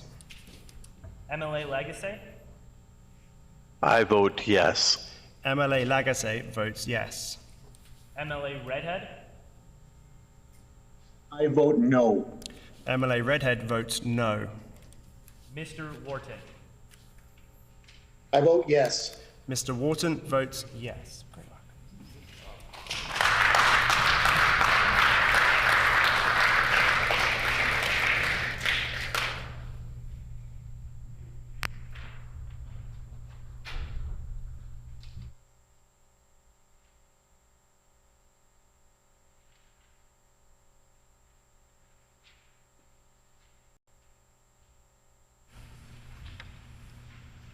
Ayes 21, nays 29. The amendment is accordingly defeated.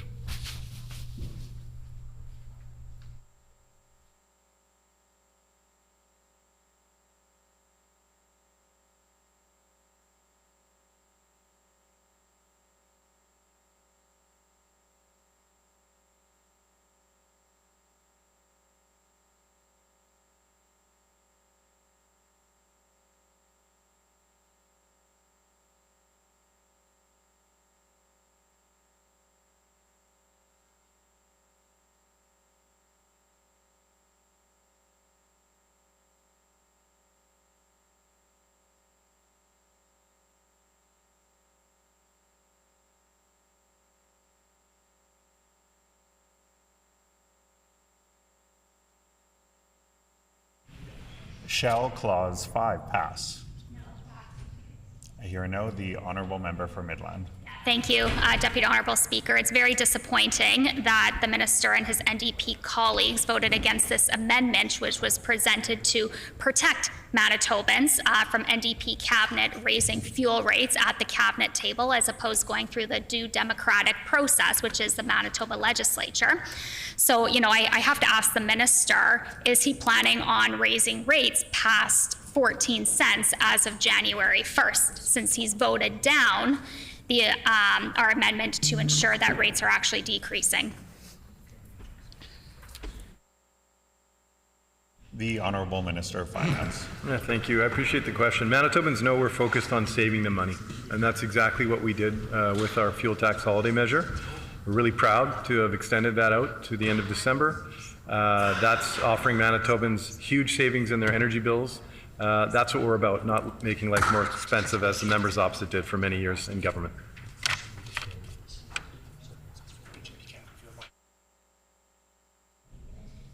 Are there any more comments?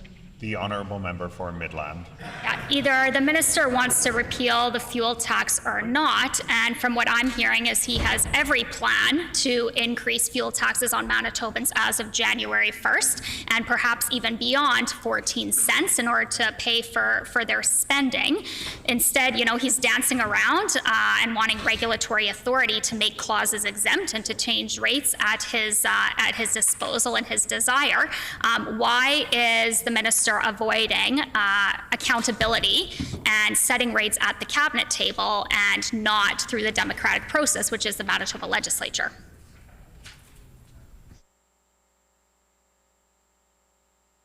The Honourable Minister of Finance. Mr. Chair. Again, the member opposite can make as many claims as she'd like here today. What Manitobans know is that we've lowered their costs of fuel. We're really proud of that. We know how important that's been. I know I and my colleagues have been hearing that over the course of the last year, just how much this has meant to Manitobans. We're proud of that measure, and Manitobans can count on us to ensure that their costs of fuel remain low.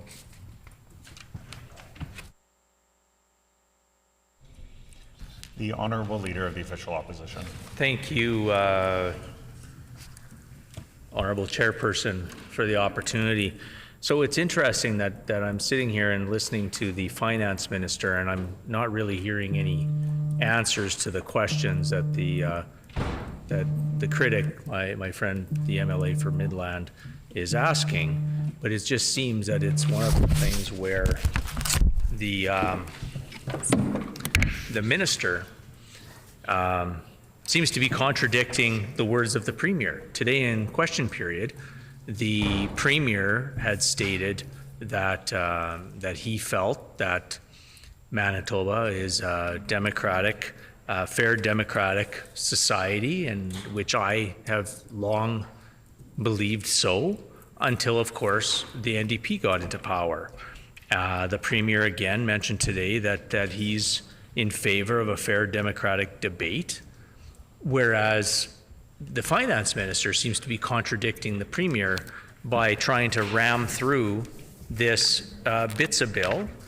Now, I mean, we've seen signs of dysfunction stemming all the way back from March and April of this year, where the government House Leader has failed to bring in various pieces of legislation. So what are they doing in the BITSA bill? They're actually, again, as my colleague and other colleagues have mentioned, they're bringing in various different things into this BITSA bill and trying to ram it through in an undemocratic way, and trying to avoid giving the opportunity to Manitobans to come to committee and put forward their opinions of not only the BITSA bill, but of many of the other schedules that have been stapled. Take a word from the government House Leader and some other members of the NDP, but basically had been written on the backs of napkins and then failed to bring it through the proper process for bill consideration here in Manitoba, and then now is just stapling it to the back of the BITSA bill.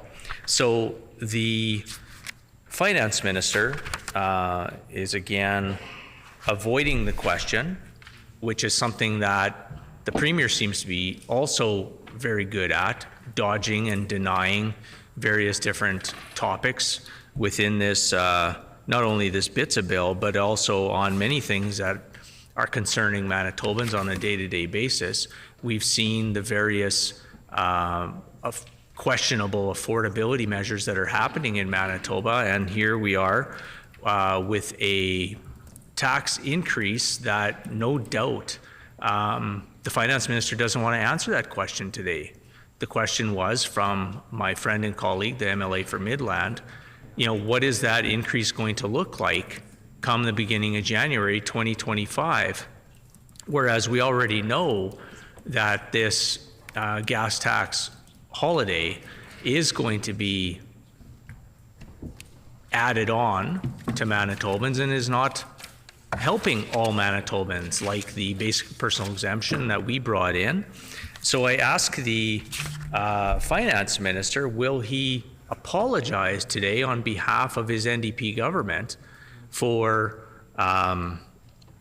putting misinformation, matter of fact, disinformation on the record, not answering the MLA for Midland's questions on how much that gas tax is going to be increased onto Manitobans come the beginning of January, because what they are doing, the NDP government, are putting the authority so that they are raising the various different prices at the cabinet table, as opposed to coming to you, Manitobans, for your opinion on what you see that would help with affordability measures. So I would like to ask the finance minister, will he sit in his spot today, his place today, and apologize to Manitobans for contradicting his premier and not give Manitobans the ability to come forward and express their concerns at a committee hearing?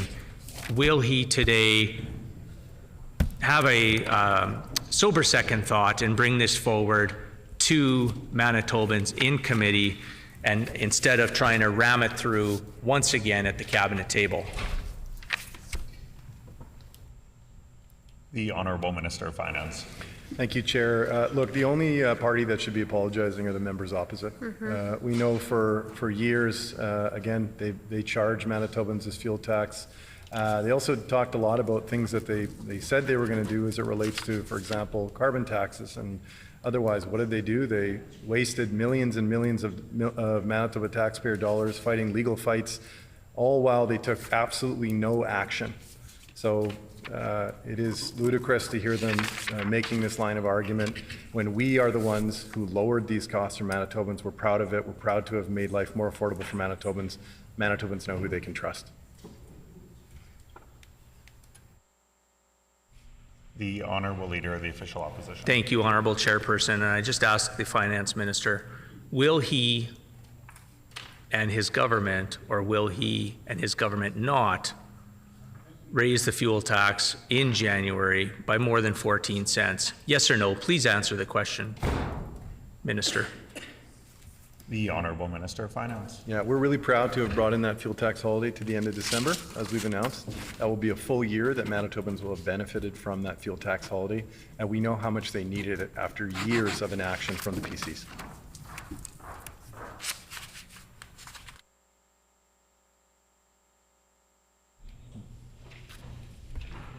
Seeing no further comments, shall Clause 5 pass? The Honourable Member for Midland. Said no. Oh, sorry. Hearing a no. All those in favor, please say aye. Aye. All those opposed, please say nay. Nay. In my opinion, the ayes have it. Clause 5 is accordingly. A recorded vote has been requested. Call in the members.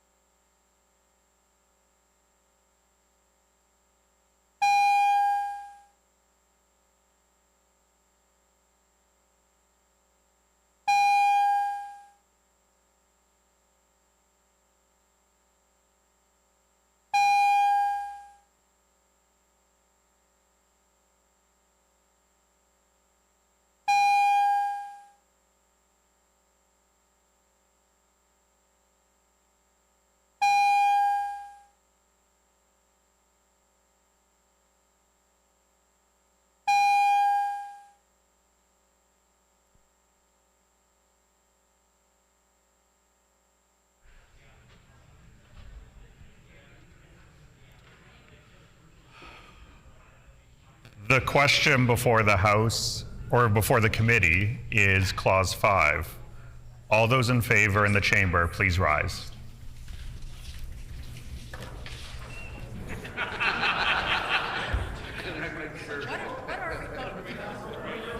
Should we or should we not?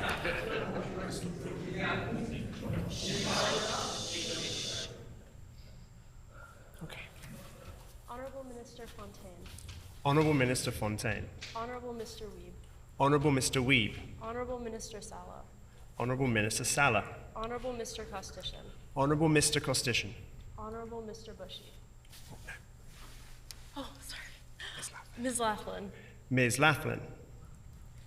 Honourable Mr. Bushy. Honourable Mr. Bushy. Honourable Mr. Simard. Honourable Mr. Simard. Honourable Minister Marcelino. Honourable Minister Marcelino. Honourable Mrs. Schmidt. Honourable Minister Schmidt. Honourable Minister Moses. Honourable Mr. Moses. Honourable Minister Cable. Honourable Minister Cable. Honourable Minister Naylor. Honourable Minister Naylor. MLA Sandhu. MLA Sandhu. Mrs. Schott. Mrs. Schott. MLA Malloway. MLA Malloway. MLA Chen. MLA Chen. MLA Moyes. MLA Moyes. MLA Pankratz. MLA Pankratz. MLA Kennedy. MLA Kennedy. MLA Devgan. MLA Devgan. MLA Cross. MLA Cross. MLA Loisel. MLA Loisel. Mr. Oxenham. Mr. Oxenham. MLA Dela Cruz. MLA Dela Cruz. Mr. Brar. Mr. Bra. MLA Compton. MLA Compton. MLA Morose. MLA Morose. All those opposed in the chamber, please rise. Mr. Iwasko. Mr. Iwasko. Mr. Johnson. Mr. Johnson. Mr. Pinwick. Mr. Pinook. Mrs. Stone. Mrs. Stone. Mrs. Cook. Mrs. Cook. Mr. Nesbitt. Mr. Nesbitt. Ms. Byram. Ms. Byram. Mrs. Hybert. Mrs. Hebert. Mr. Jackson. Mr. Jackson. Mr. Pershaw. Oh, Wojcik. Mr. Wojcik. Mr. Wojcik. MLA Bereza. MLA Bariza. Mr. Balkane. Mr. Balkan. Mr. Vasilio. Mr. Wasilio. Mr. King. Mr. King. Mr. Ginter. Mr. Ginter. Mr. Narth. Mr. Nath. Mr. Pershaw. Mr. Pashat. We will now conduct the alphabetical roll call of the members participating virtually, asking each remote member to audibly state their vote with either I vote yes or I vote no. Mr. Gertson. I vote no. Mr. Gertson votes no. Mr. Khan. I vote no. Mr. Khan votes no. MLA Lagasse. I vote no. MLA Lagasse votes no. MLA Redhead. I vote yes. MLA Redhead votes yes. Mr. Wharton. I vote no. Mr. Wharton votes no.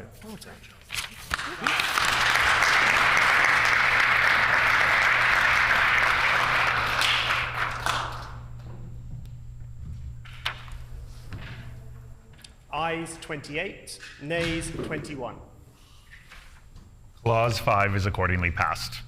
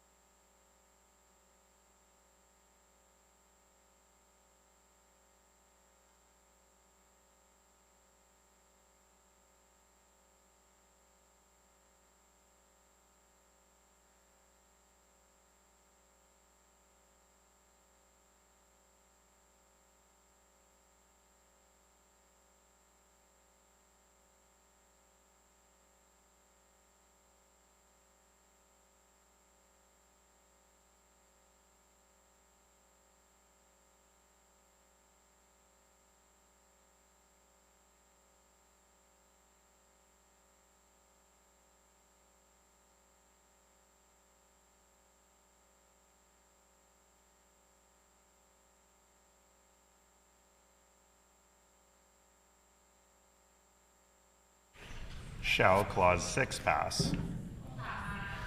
Clause 6 is accordingly passed. Shall Clause 7 pass? Clause 7 is accordingly passed. Shall Clause 8 pass? I hear a no. The honourable member for Midland. Yep, thank you. It's unfortunate that the NDP did not pass our first amendment to protect Manitoba taxpayers from excessive and extensive tax increases at the cabinet table and utilizing the fuel tax as a slush fund for their future spending. Had the PC amendment prescribing reduced rates and protecting Manitoba taxpayers had passed, then at this time we would have moved another amendment, essentially prescribing a reduced rate of tax for the fuels listed in clauses 8(1)A through 2G. So I have to ask the minister, since he did vote against including a hard cap on increasing fuel tax rates, does he plan to take the excise tax back down to 10 cents a litre, the level it was before Greg Selinger and the NDP started hiking up taxes, which I believe was in 2012? The Honourable Minister of Finance. Thank you. Lots of ideas we're hearing here, Chair, but the reality is they charge 14 cents a litre on Manitobans for 7.5 years. So they're trying to make suggestions now about things they'd like to see happen, or proposals that they just were not willing to entertain for 7.5 years. We did the work of reducing the fuel tax from 14 cents to 0. Manitobans are saving money. They never did under the last government. It's true. The Honourable Leader of the Official Opposition. Again, Honourable Chairperson, Manitobans are seeing this. The hundreds of Manitobans that are watching this afternoon are seeing the fact that the Finance Minister is refusing to answer the question. We've seen, as the MLA for Midland has pointed out, we saw the then Premier Greg Selinger raise the tax. This Finance Minister and his NDP Premier have taken that ability into the cabinet room.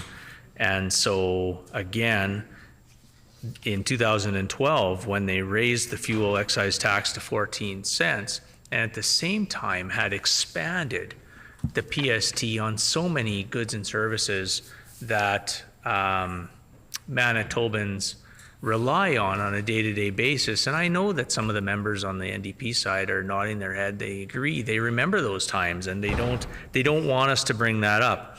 But the fact is that Greg Selinger's protege was actually this premier, the MLA for Fort Rouge.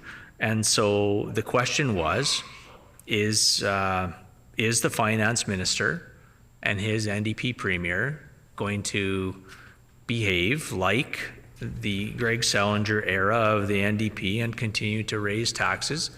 Can he just answer a question for a change to all Manitobans? Because Manitobans, of course, as we know already, do not have the ability to come and speak to committee on the BITSA bill, because this Finance Minister is trying to ram through this bill and many other pieces of legislation that, due to the dysfunction of his House leader, was unable to bring forward these pieces of legislation, so stapled it on the back of this BITSA document, of this BITSA bill. So is he going to commit to not raising the gas tax to 15 cents or even 16 or 20?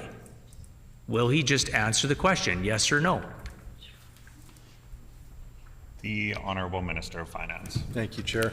We're proud to have lowered taxes for Manitobans. We increased the basic personal exemption. We increased the brackets. We lowered taxes for renters, something that was needed after the last government raised taxes on renters, some of the most hard done by Manitobans in the midst of an affordability crisis. That's their record, raising taxes by $175 on renters. That's seniors, people on fixed incomes, people with disabilities living in rental units. That's their record. Since we've come in, we've lowered taxes. We eliminated the fuel tax, offered this fuel tax holiday. Manitobans can see that we're doing exactly what is needed, which is offering them relief. It is simply ridiculous for the members opposite to suggest otherwise. Manitobans can see that, and I know my colleagues are hearing every day just how grateful and supportive our Manitobans are of those changes we've made to make life more affordable.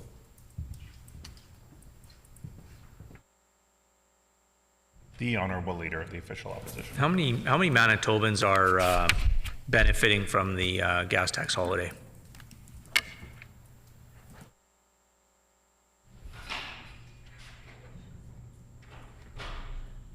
The Honourable Minister of Finance.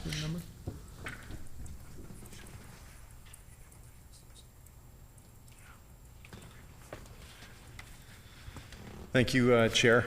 We know that anybody who's driving is benefiting from that fuel tax holiday. And one of the segments of Manitoba that we know is benefiting in the biggest way are the people that member opposite the temporary leader of the opposition represents. Those are folks living in rural and northern communities who have to drive long distances to work, to get their kids to hockey games, ballet, whatever it is. That's their reality. We know that's helping them in a huge way. Manitobans across the province are benefiting from that fuel tax holiday. The Honourable Leader of the Official Opposition. Thank you, Honourable Chairperson. Once again, the temporary finance minister hasn't answered the question. I believe the question was how many Manitobans are benefiting from the gas tax holiday. We saw that the raising of the basic personal exemption and indexing the different levels of income by the rate of inflation helped all Manitobans. So again, it's a simple question. How many Manitobans has this gas tax holiday benefited? The Honourable Minister of Finance. Thank you, Chair. The member opposite seems to forget that we passed those tax changes. He wasn't in government anymore. Those are that's our middle class tax cut. We're proud of that, all the savings that brought to Manitobans. The fuel tax holiday is of course just one of 21 ways to save that we brought forward in our budget, a budget that is being enacted through this BITSA bill. We're proud of these 21 approaches that we've offered to Manitobans to help them reduce their costs. Fuel tax is obviously a big piece of this. This is something we hear about all the time, and invite the member opposite to support.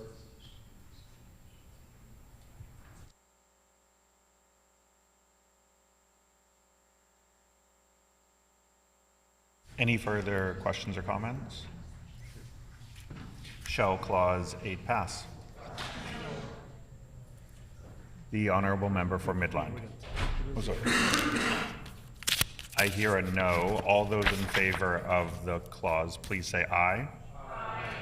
All those opposed, please say nay. Nay. In my opinion, the ayes have it. Clause 8 is the Honourable Member for Midland. No, sorry. On division? On division. On division. Clause 8 is accordingly passed on division. Shall Clause 9 pass?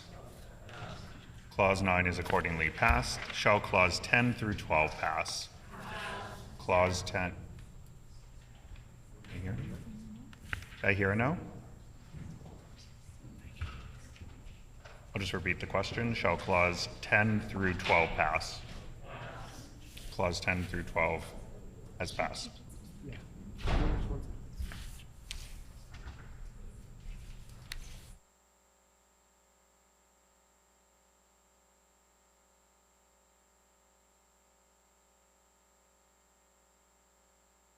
Shall Clause 13 through 15 pass?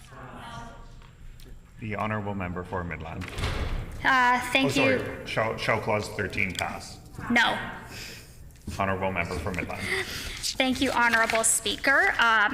This clause, as what has become a tax on doctors tax, an engineer's tax, small business owners tax, farmers tax. Many of these skills, jobs, and careers have income over $200,000. This bill takes more money away from a significant number of Manitobans that we not only need to keep in the province to keep our economy going, like engineers and small businesses, but it's also a deterrent to those that we are desperately trying to recruit, such as doctors.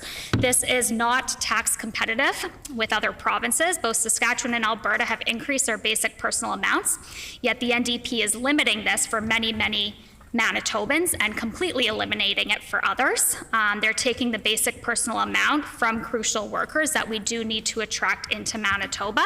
I question, how will universities attract professors and research experts when the NDP keeps raising taxes on them? How will our hospitals attract doctors, technicians, R&D, when our tax system will be penalizing them compared to neighbors across our country?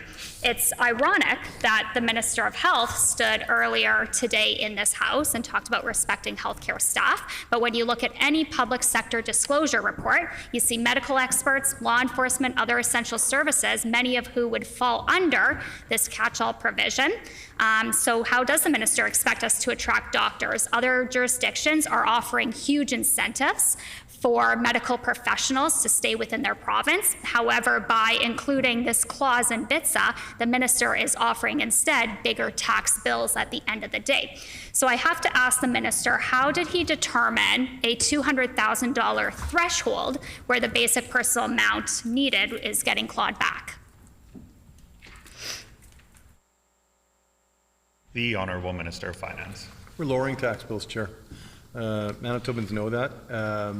It wasn't only the basic personal exemption increase and the bracket increases that we brought in place to lower tax bills, but of course, the $1,500 homeowner affordability tax credit is going to put $1,500 into the pockets of Manitobans every year to reduce the costs or the impacts of school taxes. The gas tax holiday, again, continues to create big savings, and this is just a few items from a very long list of ways that we've helped to make life more affordable for all Manitobans. The issue with the member opposite's argument is that we're doing the work. Doctors are actually coming to Manitoba thanks to our health minister and the work of our team. We're seeing 863 new healthcare workers, including over 100 new doctors working in Manitoba. That's a sign that our plan and our approach is working.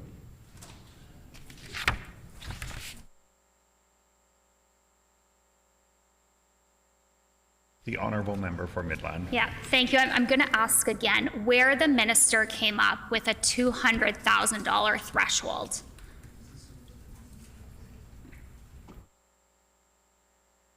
The Honourable Minister of Finance. Thank you, Chair. We brought forward a plan that sought to make life more affordable for all Manitobans. And I think, I know, again, something I hear all the time in my role as Finance Minister and speaking with Manitobans when I travel throughout the province is that they're very grateful for the 21 ways to save that we brought forward. This is life-changing for a lot of Manitobans. And we think about 7.5 long, difficult years under the members opposite, where life was being made more expensive. It's a little. I'm a little incredulous when I hear sort of the claims being made by members opposite about us making life more expensive when we've brought forward 21 new ways to save. Again, I invite the member opposite and their team to get on board with the work we're doing of making life more affordable. Mm-hmm. The Honourable Member for Midland. Manitoba is having a challenge right now attracting medical specialists into our province. Many of these specialists, GI, pediatrics oncology, the list could go on. Many of those individuals make over $400,000. There are incentives that other provinces are implementing to encourage and attract those specialists into their province. However, with the changes that the minister is making on income tax thresholds, not just over $200,000, but over $400,000, completely eliminating the basic personal exemption for those incomes, how does he expect to attract those specialists into the province? And how did he come up with a $400,000 threshold to completely eliminate the basic personal exemption amount? The Honourable Minister of Finance. Thank you, Chair. One of the biggest challenges we face in attracting healthcare workers was the damage that was done by the previous government. They ultimately did everything possible to damage our healthcare system and in many ways make it, unfortunately, a less attractive place to work. Thanks to the work of our Premier, my colleague, the Minister of Health, who's doing an incredible job, we're turning that around. This isn't an overnight process, but our investments in health, including a $1 billion increase to that health budget line, is helping to drive massive improvements to those workplaces. And ultimately, that will serve to go a very long ways in making Manitoba a much more attractive place, certainly much more attractive than it has been for the last 7.5 years under the previous government. The honourable member for Midland. How many Manitobans earn an income of between $200,000 and $400,000?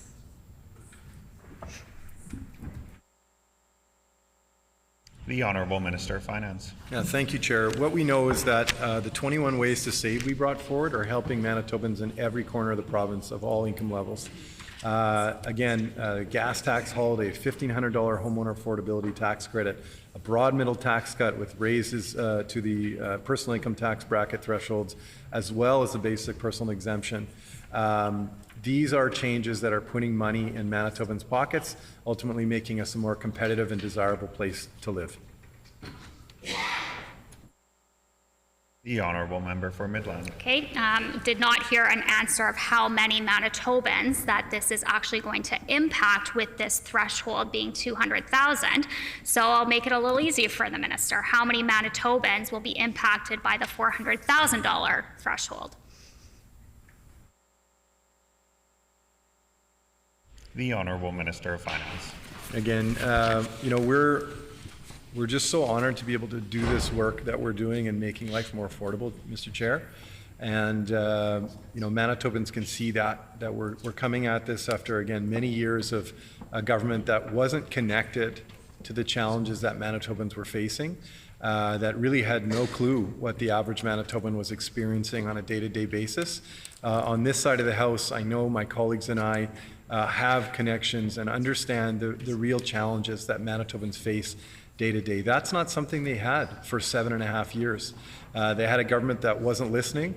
They had a government that proved that when they raised taxes on renters, one of the most challenged groups in this province.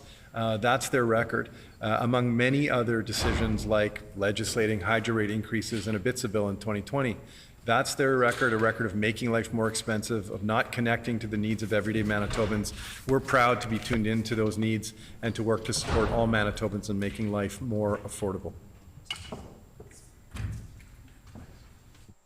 The honourable member for Midland. So what I've now heard is that the minister has no idea how he's come up with a $200,000 threshold. I find it ironic that the premier's salary is $195,000, just below that threshold. So perhaps they created this threshold specifically to benefit their own premier and members of cabinet. I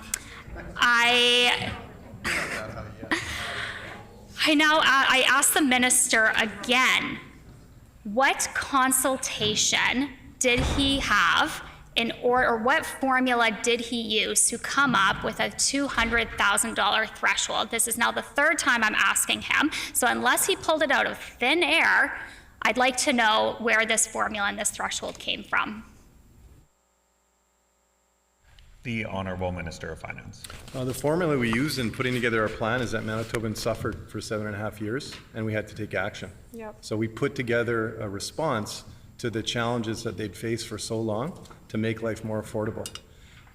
Extending the gas tax holiday, again, the new $1,500 homeowner affordability tax credit. I've talked about those a lot, but you've got the increasing a seniors top-up, free prescription birth control, $10 a day childcare all year round, 5% lower auto insurance rates, security system rebates, and on and on and on.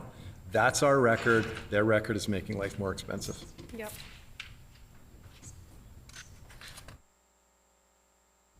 Any further questions? Seeing no more, all those in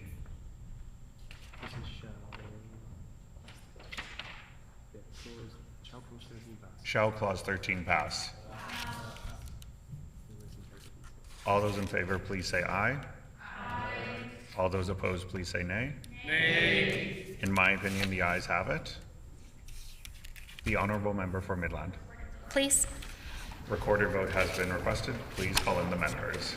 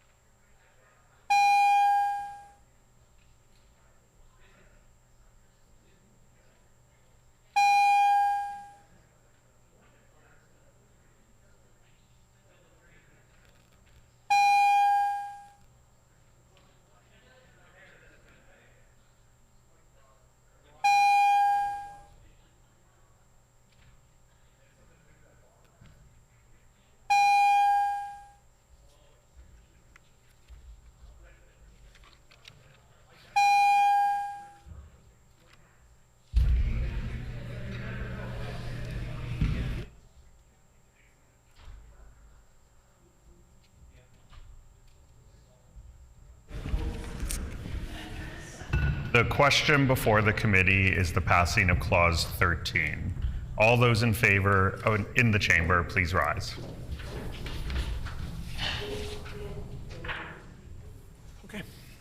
Honourable Minister Fontaine. Honourable Minister Fontaine. Honourable Mr. Weeb. Honourable Mr. Weeb. Honourable Minister Sala. Honourable Minister Sala. Honourable Mr. Kostyshin. Honourable Mr. Kostyshin. Honourable Mr. Bushy. Honourable Mr. Bushy. Honourable Mr. Simard. Honourable Mr. Simard. Honourable Minister Marcelino. Honourable Minister Marcelino. Honourable Minister Schmidt. Honourable Minister Schmidt. Honourable Mr. Moses. Honourable Mr. Moses. Honourable Minister Cable. Honourable Minister Cable.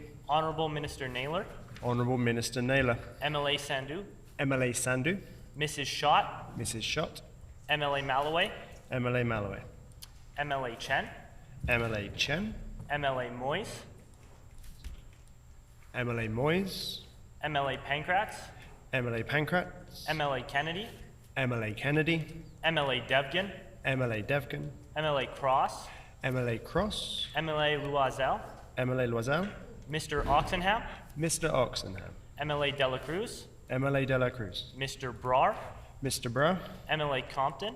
MLA Compton. MLA Morose. MLA Morose. And MLA Mr. Vasiliou. Mr. Vasiliou.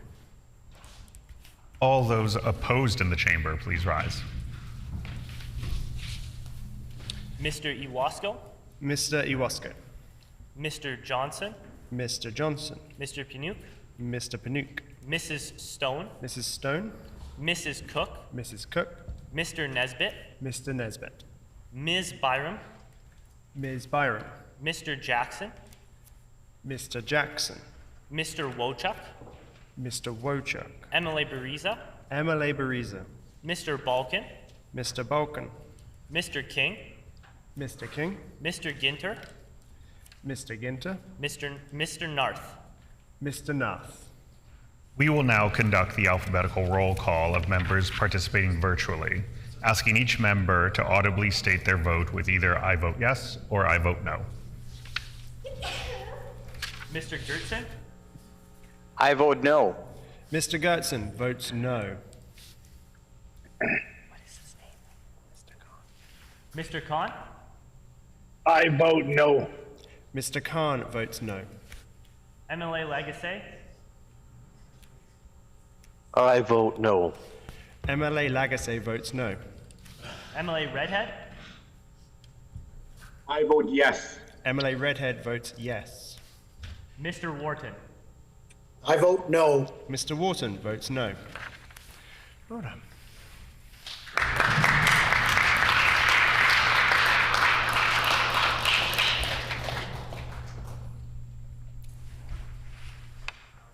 Ayes 28, nays 18. The clause is accordingly passed. Clause 13 is accordingly passed.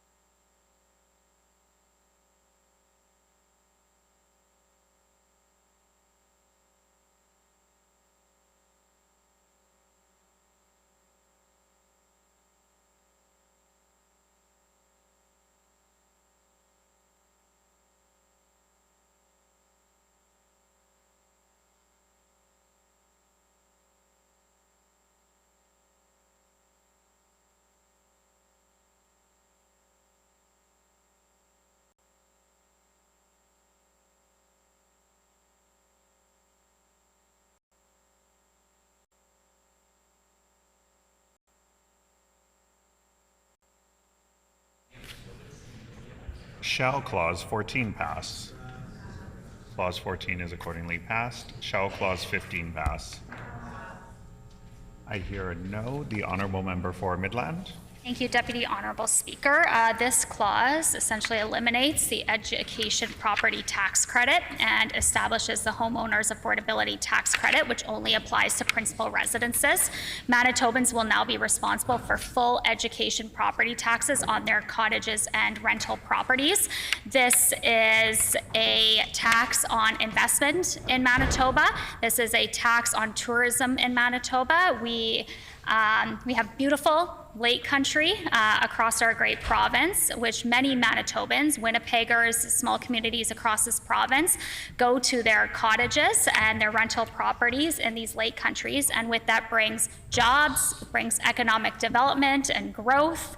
And this is essentially charging Manitobans more tax. I look at my colleague from Lac de Bonnie here, and he represents a good chunk of lake country, and many of Manitobans come to his area and have cottages within his riding, and that brings a significant amount of tourism to beautiful parts of our province that otherwise wouldn't have. And I think it's a shame that this minister and this NDP government is taxing Manitobans on their cottage properties.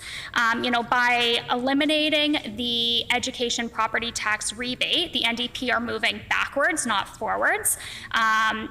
This is a status quo tax policy that is out of date, that no other jurisdiction in Canada has. Manitoba is the last jurisdiction in Canada that charges education taxes on our property. It did not work in other provinces. This is why other provinces have moved away from it, yet the NDP refuses. They refuse to move beyond this. School taxes are going up as much as 17%. My colleague, the MLA from Morden Winkler, is seeing that within her constituency right now. Yet the NDP have decided to eliminate tax credits that have been providing much needed relief to Manitobans. Cost of living is expensive. It's the number one thing Manitobans are concerned about right now, cost of living and affordability. Yet the NDP are eliminating these tax measures that help Manitobans across the entire province. And any savings from this bill will be completely reversed by the NDP school division tax policies that are going up and tax increases that are going up. So I have to ask the minister, did he do any comparisons across jurisdictions into how their tax policy and education property tax policies have worked, or are they just still stuck in the days of the NDP Greg Selinger tax policy? Good question. The Honourable Minister of Finance. Thank you, Chair. Look, again, it gives me great pleasure to sit here and have this opportunity to talk about all of the amazing things our team is doing to make life more affordable for Manitobans.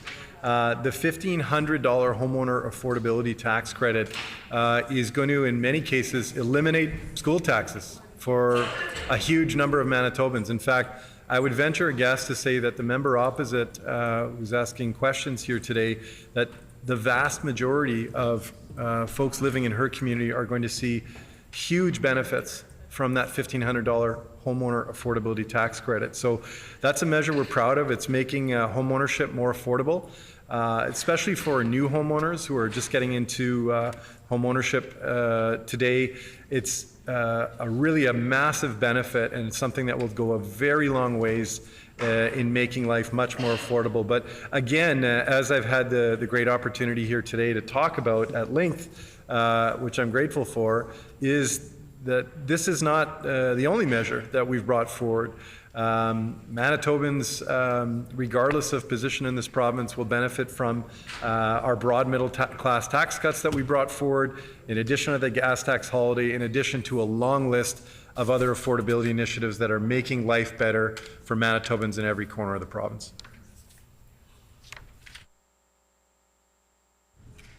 The honourable member for Midland. Yep, I'd just like to correct the record for the minister that my constituents in Midland would have been far better off had the NDP followed eliminating the education property tax policy. This would have driven more savings to Manitobans. It would have driven more savings to farmers, of which I largely represent. So in no way does this tax policy actually improve constituents in my area. Had they actually followed the PC path of eliminating education property taxes, then my constituents would have more money in their pockets.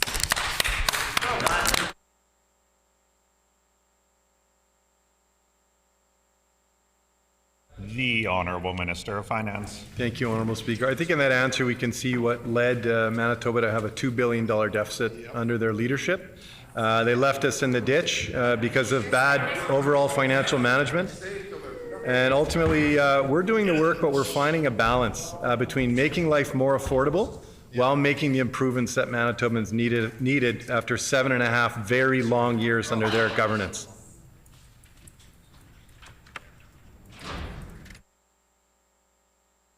Are there any further questions, comments? We'll go to the question. Shall clause 15 pass? I hear a no. All those in favor, please say aye. Aye. All those opposed, please say nay. Nay. In my opinion, the ayes have it. The honourable member for Midland. Recorded vote, please. Recorded vote has been requested. Please call in the members.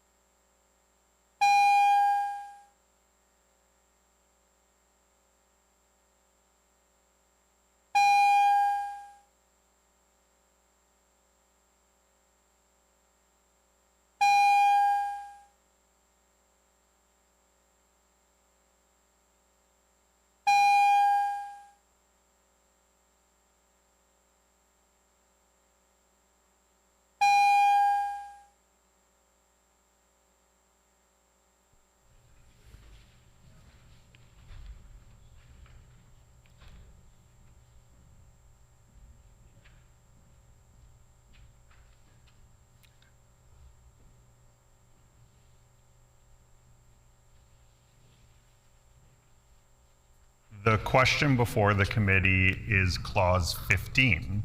All those in favor of in the chamber, please rise.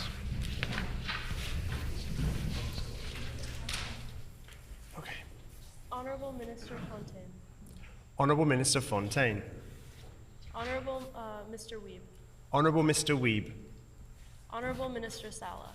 Honourable Minister Sala. Honorable Mr. Costician. Honourable Mr. Costician. Honorable Mr. Bushy. Honourable Mr. Bushy. Honorable Mr. Simard. Honourable Mr. Simard. Honorable Minister Marcelino. Honourable Minister Marcelino. Honorable Minister Schmidt. Honourable Minister Schmidt. Honorable Mr. Moses. Honourable Mr. Moses. Honorable Minister Cable. Honourable Minister Cable. Honorable Minister Naylor. Honourable Minister Naylor. MLA Sandu. MLA Sandu. MLA Schott. Mrs. Schott. MLA Malloway. MLA Malloway. MLA Chen. MLA Chen. MLA Moyes. MLA Moyes. MLA Pancratz. MLA Pancratz. MLA Kennedy. MLA Kennedy. MLA Devgan. MLA Devgan. MLA Cross. MLA Cross. MLA Loisel. MLA Loisel. Mr. Oxenham. Mr. Oxenham. MLA Dela Cruz. MLA De La Cruz. Mr. Brar. Mr. Bra. MLA Compton. MLA Compton. MLA Moroz. Oh, sorry. Mr. Vasiliev. Mr. Vasily. All those opposed in the chamber, please rise. He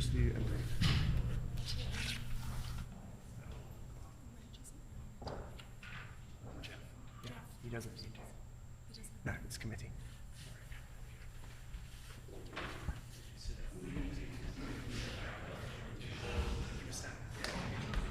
Usually say my name right. Apologies. All those in favor of clause 15. MLA Moroz. MLA Morose. All those opposed in the chamber, please rise. Mr. Iwasko. Mr. Iwasko. Mr. Johnson. Mr. Johnson. Mr. Panook. Mr. Pinook. Mrs. Stone. Mrs. Stone. Mrs. Cook. Mrs. Cook. Mr. Nesbitt. Mr. Nesbitt. Ms. Byram. Ms. Byram. Mr. Jackson. Mr. Jackson. Mr. Wojcik. Mr. Wojcik. MLA Bariza. MLA Bariza. Mr. Balkan. Mr. Balkan. Mr. King. Mr. King. Mr. Ginter. Mr. Ginter. Mr. Narth. Mr. Narth. We will now conduct the alphabetical roll call of members participating virtually, asking each remote member to audibly state their vote with either I vote yes or I vote no. MLA Lagasse. I vote no. MLA Lagasse votes no. MLA Redhead. I vote yes.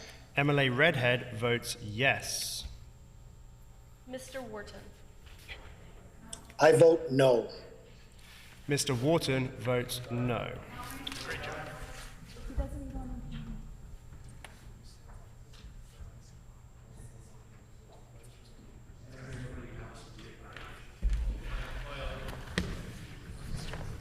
Mr. Khan was not on virtually when the doors closed, so he wasn't eligible to vote.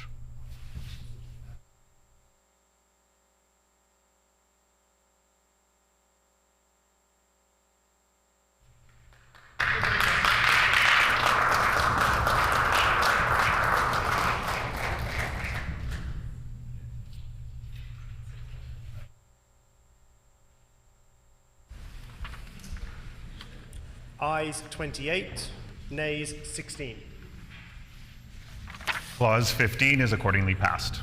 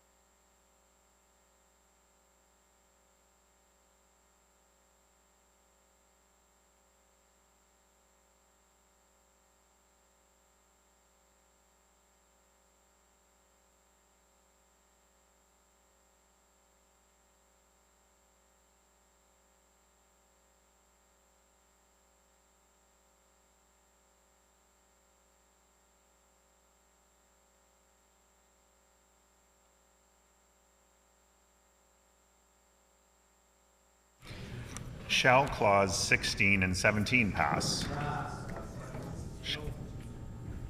Shall Clause 16 pass? Clause 16 has passed. Clause 17? I hear a no. Are there questions? The Honourable Member for Midland. Yep, thank you, Deputy Honourable Speaker. I reiterate my comments from earlier that had the NDP followed the elimination of the education property tax model that the former PC government instituted, then Manitobans would have more money in their pockets, not less, under the NDP's model today.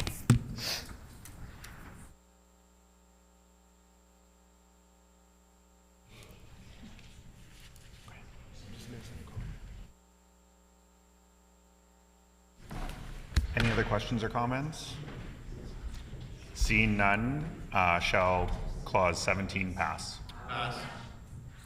I hear a no. All those in favor, please say aye. Aye. All those opposed, please say no. No. Nay. Nay. I believe the ayes have it. The Honourable Member for Midland. Division. Clause 17 passes on division. Shall Clause 18 pass?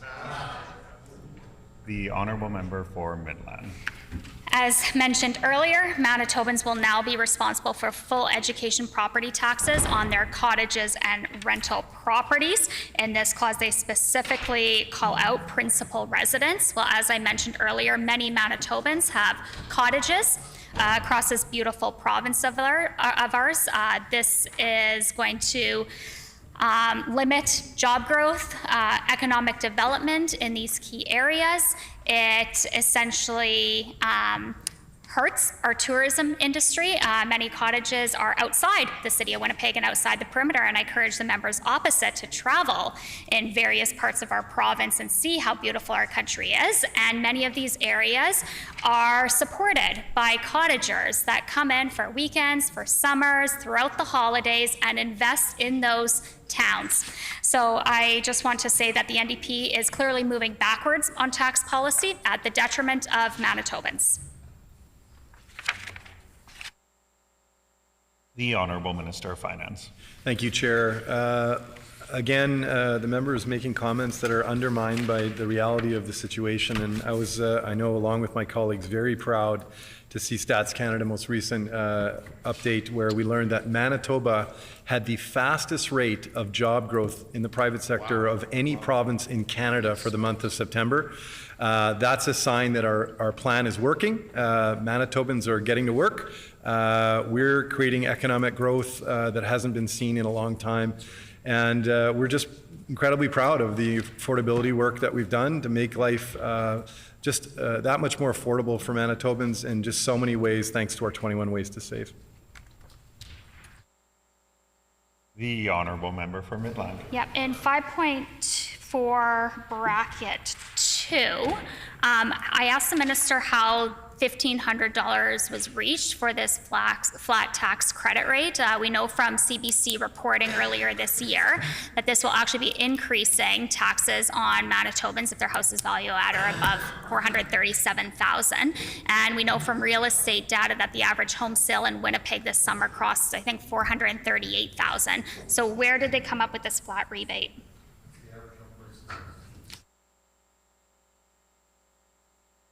The Honourable Minister of Finance. Thank you, Chair. We know that the vast majority of Manitobans are going to have more money in their pockets thanks to that measure. Again, this is a great measure that will help support affordable homeownership and is going to go a really long ways for those Manitobans who are looking to buy their first home. Any further questions? Seeing none, shall Clause 18 pass? I hear a no. All those in favor, please say aye. Aye. Those opposed, please say nay. Nay. In my opinion, the ayes have it. The Honourable Member for Midland. On division. On division, Clause 18 passes.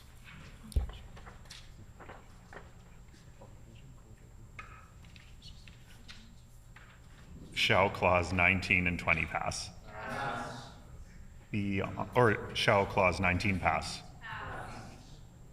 Clause 19 has passed. Clause 20, shall Clause 20 pass? No.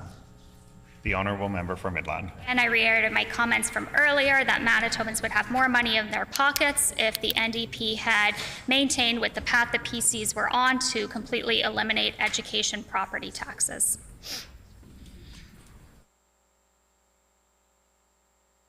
Any further questions? Seeing none, shall Clause 20 pass?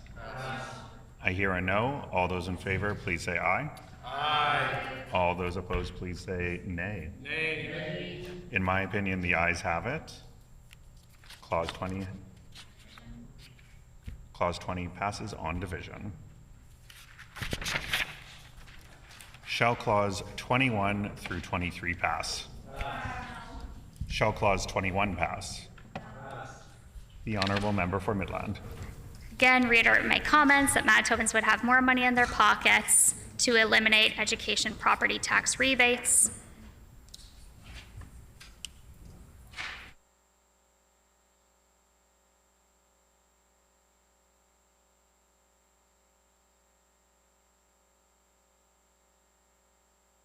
Any further questions or comments? Seeing none, shall Clause 21 pass? I hear a no. All those in favor, please say aye. Aye. All those opposed, please say nay. Nay. In my opinion, the ayes have it. Clause 21 passes on division. Shall Clause 22 pass? Clause 22 has passed. Shall Clause 23 pass? The Honourable Member for Midland. Thank you. This change to the renter's affordability tax credit will not go very far once costs are filtered down to those renting. So I just asked the minister how he came to these numbers for changes to the renter's tax credit for seniors, and why are there changes to the eligible income for seniors as well? The Honourable Minister of Finance. Thank you, Chair. We are unbelievably proud to start that work of restoring some of those tax increases that the former government placed upon renters. They increased taxes by $175 on those who are facing some of the greatest struggles in our province. I think it was clear that highlights their failure to understand the realities faced by everyday Manitobans. Seniors, folks with disabilities who've seen their incomes remain stagnant and weren't getting help under the previous government. So we're proud to do that work of starting to reduce some of the damage, the impact that have been created by their tax hike on renters. We're making life more affordable.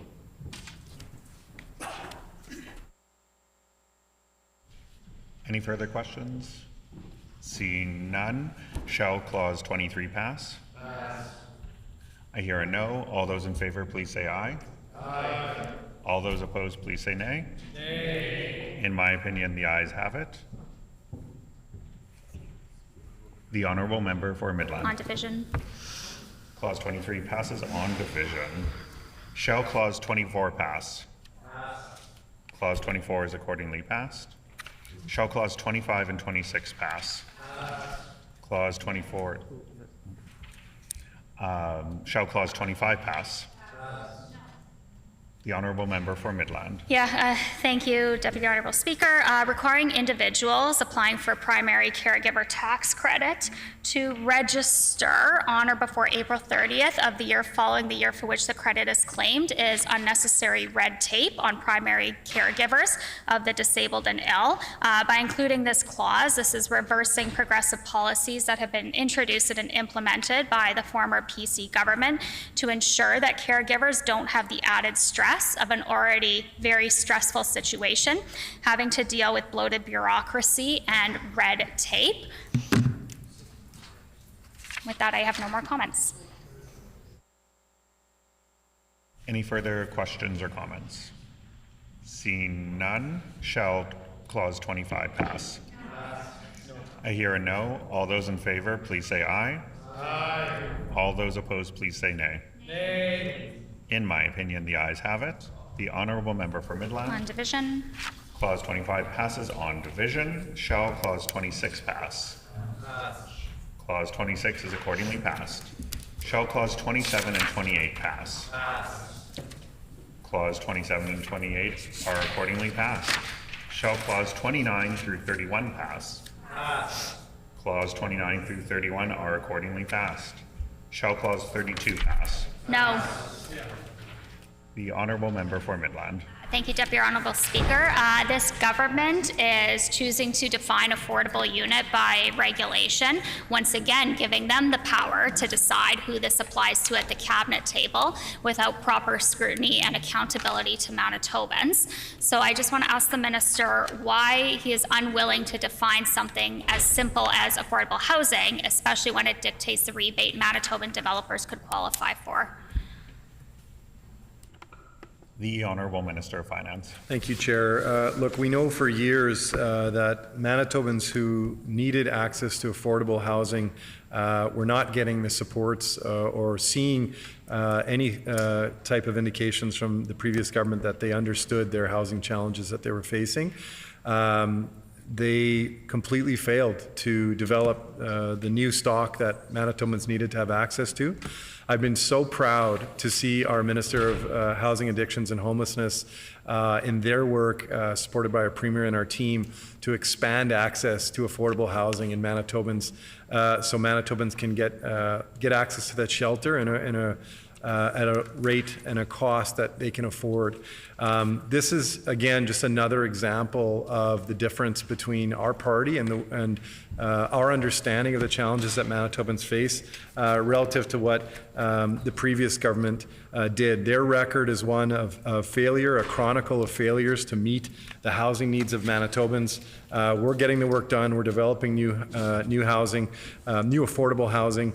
And I think this rental housing construction incentive is very important in that it not only supports the expansion of affordable housing, but it also helps to support the expansion of market housing. And we know that more market housing means more housing overall, less pressure on the system, and that will help to create greater affordability of rental housing across the province. We're proud of that work.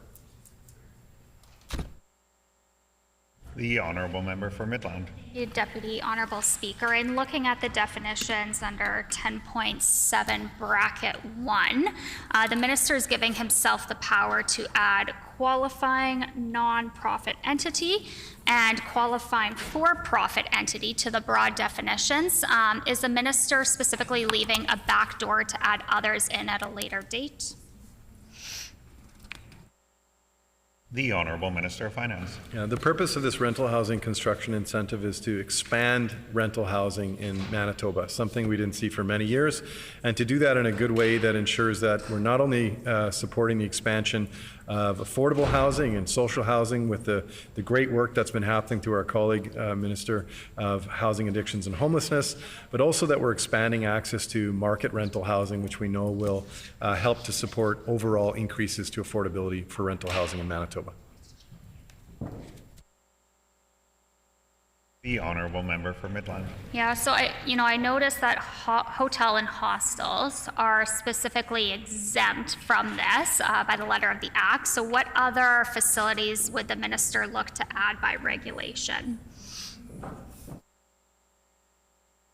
The Honourable Minister of Finance. Yeah, again, I'll just repeat, this is an incentive focused on expanding rental housing in Manitoba, something we hadn't seen in a very, very long time. We're proud of that. I think this is a sign that we want to help Manitobans get to work, develop more housing. More rental housing is good for Manitoba. Again, not only affordable, but also in the private market or in market rentals as well. The Honourable Member for Midland. I've also noticed in the broad definitions, still on 10.7 bracket 1, residential rental unit is once again governed by regulation. A dwelling is defined in the Act with a lockable door, a bathroom, and some form of kitchen. So what unit that doesn't meet this basic criteria would the Minister be trying to publicly subsidize? The Honourable Minister of Finance. Again, I think there's many years that went by, 7.5 to be precise, where we did not see a government that cared about the importance of affordable rental housing. That was something that led to a lot of struggle for a lot of Manitobans, and we're still dealing with that in terms of our need to play catch up in helping to grow our affordable housing, rental housing universe. We've got a lot of work to do. We're proud to have taken these measures to start expanding that rental housing universe in Manitoba. This incentive is about growing affordable housing stock as well as market rental housing, because we know that will help all Manitobans.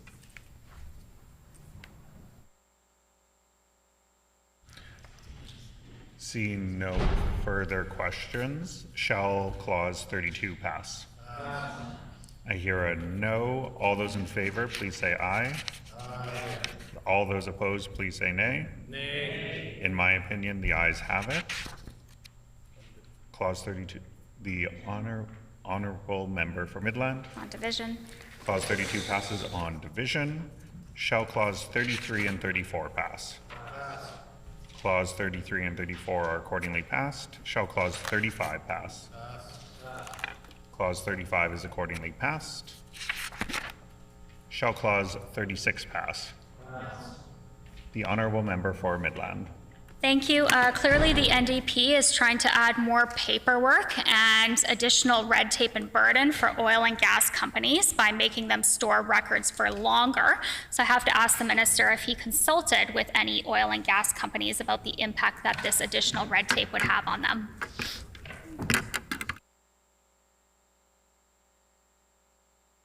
The Honourable Minister of Finance. Thank you, Chair. Yeah.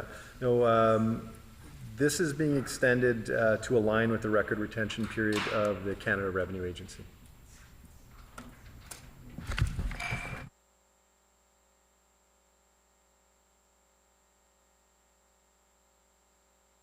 Are there any further questions?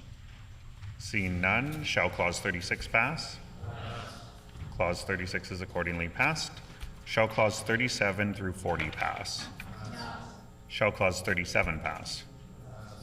Clause 37 is accordingly passed. Shall clause 38 pass? Clause 38 is accordingly passed. Shall clause 39 pass? The honourable member for Midland. Thank you. As mentioned in earlier comments, this is a major tax change that results in homeowners, farmers, property owners paying more in taxes than they would have under the former PC government. $148 million in new property taxes on the backs of Manitobans, thanks to this NDP government, who are already struggling with cost of living challenges and high interest rates. As I've clearly mentioned, education property taxes are an out-of-date tax policy that every other province in Canada has moved away from. Manitoba is the last jurisdiction in Canada to charge education taxes on properties. What Manitoba does need is a sustainable funding model for education, and this is exactly why the PCs were well on their way to eliminating education property taxes and replacing it with a sustainable funding model for education. You know, I've already mentioned 17% school division taxes, like from my colleague, the MLA for Morden Winkler, has seen in her communities. We've seen 7%, 12%, you know, upwards 17%, huge, huge taxes. This is not only financially unsustainable for Manitobans who do need stable and consistent taxes for their own budgets, but this is very poor tax policy that every single province in Canada has seemed to realize, except the NDP wants to go backwards. They want to stay in status quo tax policy that the former NDP Greg Selinger had. So seeing as how other provinces have moved away from education property taxes, I have to ask the minister, has the minister done any comparisons to how property taxes are done across the country? The Honourable Minister of Finance. Thank you, Chair. Tough sell for the members opposite to suggest that their approach to education was by any measure sustainable. I know I just, every single division we can look at and see that they experienced cuts under the previous government that harmed the quality of education, made it harder for our students to succeed. No one is looking to them for a model as to how to manage education in Manitoba. Our approach, the $1,500 homeowner affordability tax credit, will make school taxes much more affordable for the vast majority of Manitobans. We're proud to do that. We know that it's something that was needed after many years of cost increases under the PCs. The honourable member for Midland. So what I'm hearing is no, the minister hasn't done a comparison in how property taxes are approached in other provinces, because if he had, then he would realize that Manitoba is the last jurisdiction in Canada to charge education property taxes. So I asked the minister, does he have any plan for a sustainable funding model for education, or are they going to maintain backwards status quo tax policies on the backs of Manitobans and allow education to continue to be funded via property taxation? The Honourable Minister of Finance. Yeah, I appreciate the question. Again, any suggestion that anybody should be looking to the PCs for a model for how education should be managed, we know that that is not a model to be followed. It's a model to be avoided. They showed us exactly how to make schools and education less sustainable.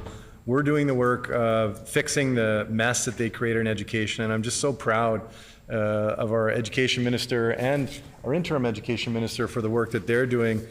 We've got 600 new teachers in the system. We brought forward a universal child nutrition program that's creating the best possible conditions for our youth to succeed in school and have the greatest futures possible. That's what Manitobans are getting under an NDP government versus what they had for 7.5 years under the PCs, which was an endless series of cuts and failures. The Honourable Member for Midland. Yeah, thank you. One of the provinces that Manitoba competes the most with in terms of recruitment is Saskatchewan. And about 15 years ago, Saskatchewan undertook a major overview of how property taxes were approached. There was, significant variations in mill rates across the province. Education property taxes were there, and they repealed that. And they came up with a much more sustainable and consistent funding model for education, as well as between various RMs across the entire province. So I ask again, did the minister look at any other provinces and how they approach property tax models when he implemented this new regressive tax policy?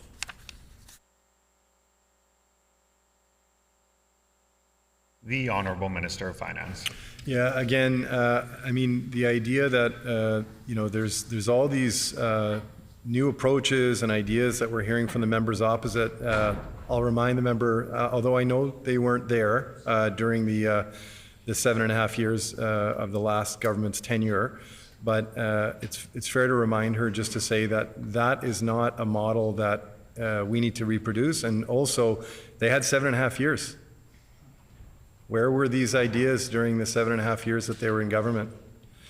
They weren't. They were not ready for bringing forward a better approach to managing education. Our minister is doing an incredible job of leading that, including our interim minister, who are bringing forward an approach that is repairing the significant damage that was created under the PCs. The Honourable Member for Midland. The PCs were well on their way to eliminating education taxes from properties, and this was committed to. We brought it up to 50%, and then the rebate up to 50%, with a move that was going to see the complete elimination of it with a sustainable education funding model.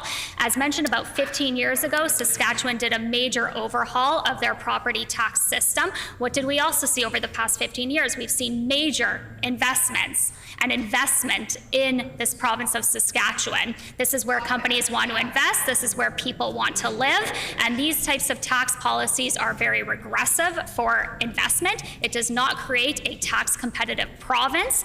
And I want to be very clear that the PCs were well on their way to eliminating education taxes from property, and that instead the NDP is sticking with a regressive tax policy of which Manitoba is the last province in Canada to have. It's because other provinces recognized and realized that it is out of date tax policy, and they look to change that, and they have changed that. And the NDP, for some reason, it must be their ideological views, has decided not to. Here,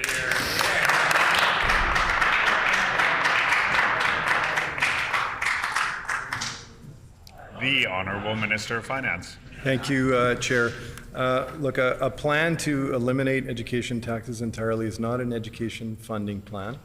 We were 7.5 years into a Conservative government when they were removed from office. I don't know what well on our way means, but 7.5 years is quite a long time. Would we have waited, I don't know, another 7.5 years? I'm not sure how much longer it could have taken, but look, we know they were not well on their way to doing anything except for proceeding with more cuts to education.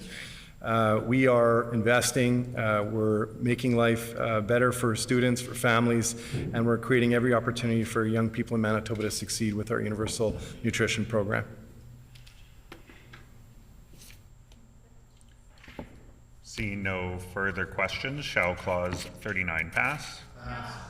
I hear a no. All those in favor, please say aye. Aye. All those opposed, please say nay. Nay. In my opinion, the ayes have it. The Honourable Member for Midland. Recorded vote. Recorded vote has been requested. Call in the members.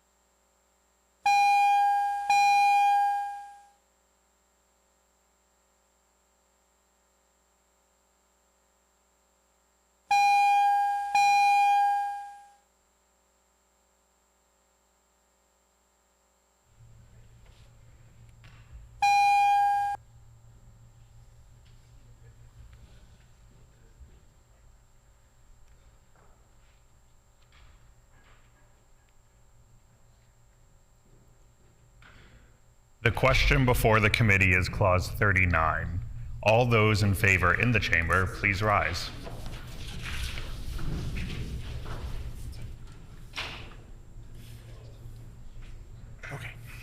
Honorable Minister Fontaine. Honourable Minister Fontaine. Honorable Mr. Weeb. Honourable Mr. Weeb. Honorable Minister Azaguera. Honourable Minister Asaguera. Honorable Minister Sala. Honourable Minister Sala. Honorable Mr. Costician. Honourable Mr. Costician. Ms. Laughlin. Ms. Laughlin. Honorable Mr. Simard. Honourable Mrs. Simard. Honorable Minister Marcelino. Honourable Minister Marcelino. Honorable Minister Schmidt. Honourable Minister Schmidt. Honorable Mr. Moses. Honourable Mr. Moses. Honorable Minister Cable. Honourable Minister Cable. Honorable Minister Naylor. Honourable Minister Naylor. MLA Sandhu. MLA Sandhu. Mrs. Schott. Mrs. Schott. MLA Malloway. MLA Malloway. MLA Chen. MLA Chen. MLA Moyes. MLA Moyes. MLA Pankratz. MLA Pankratz. MLA Kennedy. MLA Kennedy. MLA Devgan. MLA Devgan. MLA Cross. MLA Cross. MLA Loisel. MLA Loisel. Mr. Oxenham. Mr. Oxenham. MLA Dela Cruz. MLA De La Cruz. Mr. Brar. Mr. Bra. MLA Compton. MLA Compton. Mr. Morose. MLA Morose. MLA Morose. Can we do Him first. Mr. Vasiliou. Mr. Vasiliou? And now back to you, MLA. MLA Morose. MLA Morose. All those opposed in the chamber, please rise. Okay. Mr. Johnson. Mr. Johnson. Mr. Pinouk. Mr. Pinouk. Mrs. Stone. Mrs. Stone. Mrs. Cook.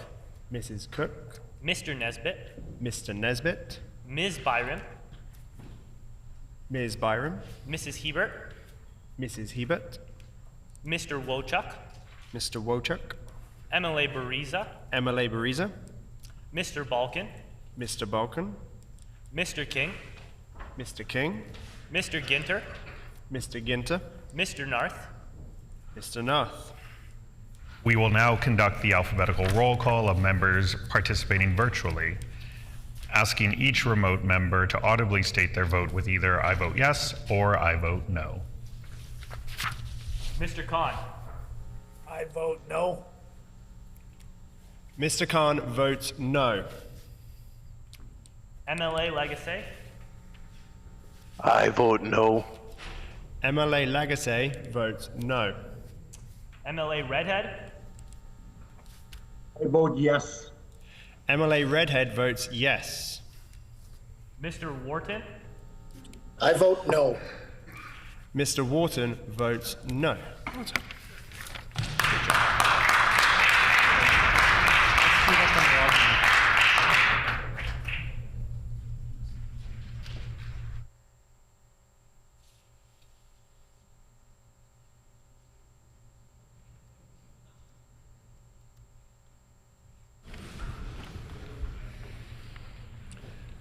Ayes 29, nays 16.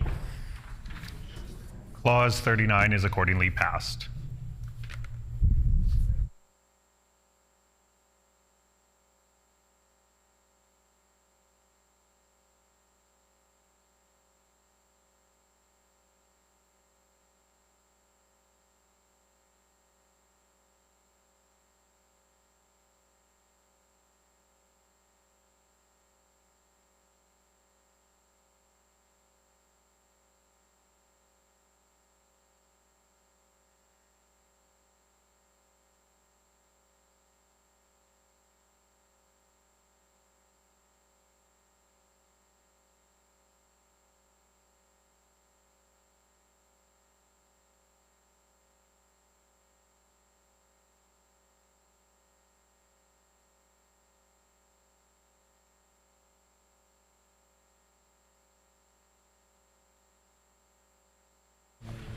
Shall Clause 40 pass? Clause 40 is accordingly passed. Shall Clause 41 through 45 pass? Clause 41 through 45 are accordingly passed. Shall Clause 46 through 49 pass? Clause 46 through 49 are accordingly passed. Shall Clause 50 through 53 pass? Clause 50 through 53 are accordingly passed. Shall Clause 54 and 55 pass? Clause 54 and 55 are accordingly passed. Shall Clause 56 and 57 pass? Clause 56 and 57 are accordingly passed. Shall Clause 58 pass? Clause 58 is accordingly passed. Shall Clause 59 through 61 pass? Shall Clause 50... I heard a no. Shall Clause 59 pass? Clause 59 is accordingly passed. Shall Clause 60 pass? I hear a no. The honourable member for Midland. Thank you, Chairperson. Before this change was hidden in the budget, small businesses could receive a small commission when collecting and remitting the retail sales tax. I'd like to make note that small businesses do collect the RST on behalf of the government, yet the NDP now wants to place an additional added cost burden on small businesses. Eliminating commissions for collecting and remitting tax, business groups have voiced their concerns. So I would like to ask the minister if he consulted with the Canadian Federation for Independent Business on this change. The Honourable Minister of Finance. Thank you, Chair. One of the things that we were happy to bring forward with the budget, and it's being brought forward here through the BITSA, is that we've raised the filing threshold from 10,000 to 30,000 and that means a lot of small businesses will not need to file. Proud of that work we're doing to help make things easier for some of our smallest economic generators in the province. And in regards to the broader change, it is worth noting that we have moved from a paper-based process, which was quite arduous, to one that is digital at this point, which makes filing much simpler.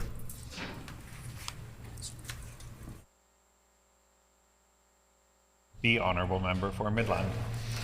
The CFIB came out and said that the government decided to remove this commission allowance without any consultation with the business community. They said that removing the commission allowance sends a signal that the Manitoba government does not care to acknowledge the effort of business owners to collect and remit the government's sales tax. For small businesses, it may seem like a small amount for this NDP government, but these commissions could total up to $58 per month or almost $700 per year.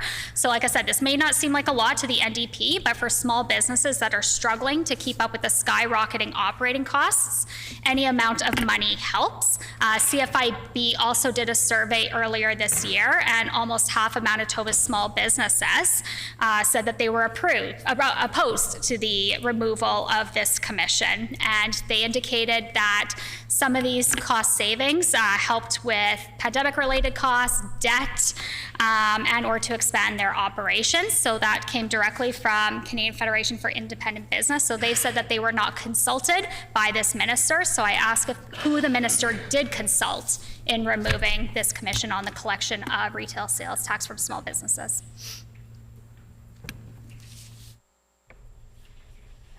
The Honourable Minister of Finance.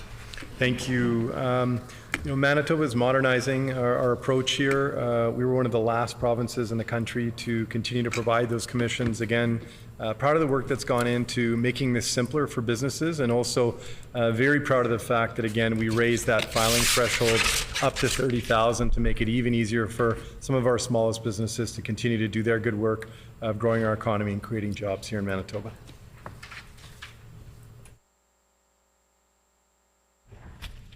Seeing no further questions, shall Clause 61 pass? Or sorry, 60. Pass. I hear a no. All those in favor, please say aye. Aye. All those opposed, please say nay. Nay. In my opinion, the ayes have it. The Honourable Member for Midland. Division. Clause 60 passes on division. Shall Clause 61 pass? Pass. Clause 61 is accordingly passed. Shall Clause 62 through 66 pass? Pass. Clause 62 through 66 are accordingly passed. Shall Clause 67 and 68 pass? Pass. Clauses 67 and 68 are accordingly passed. Shall Clause 69 and 70 pass? Pass. Clauses 69 and 70 are accordingly passed. Shall clauses 71 and 72 pass? Clauses 71 and 72 are accordingly passed. Shall clause 78 pass? No. I hear a no. Okay.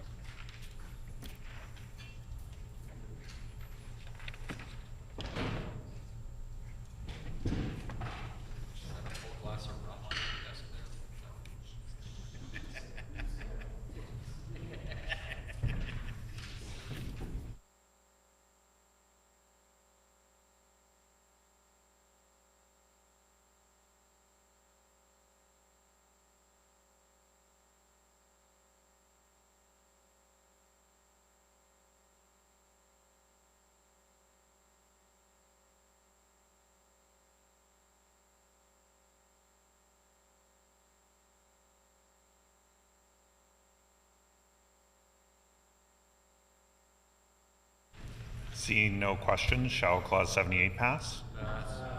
Clause 78 is accordingly passed. Shall Schedule A clauses 1 through 5 pass? Shall, I hear a no, shall Schedule A clause 1 pass? Schedule A clause 1 is accordingly passed. Should Schedule A clause 2 pass? I hear a no. Oh, sorry, the member for Brandon West. Well, thank you, Honourable Chairperson. The changes to the Election Financing Act, really, I must reiterate that this was added on to BISTA. This is not something that the NDP campaigned on. It's not something that they consulted with the public on. It's not something that they got any feedback from the public on before tacking this onto a BISTA bill and ramming it forward so that there can be no public consultation on this act. Again, this government has said that they want to be open and transparent, but they're hiding issues in BISTA. And the public wants the transparency. They want the opportunity to come to committee and to talk on these many important items.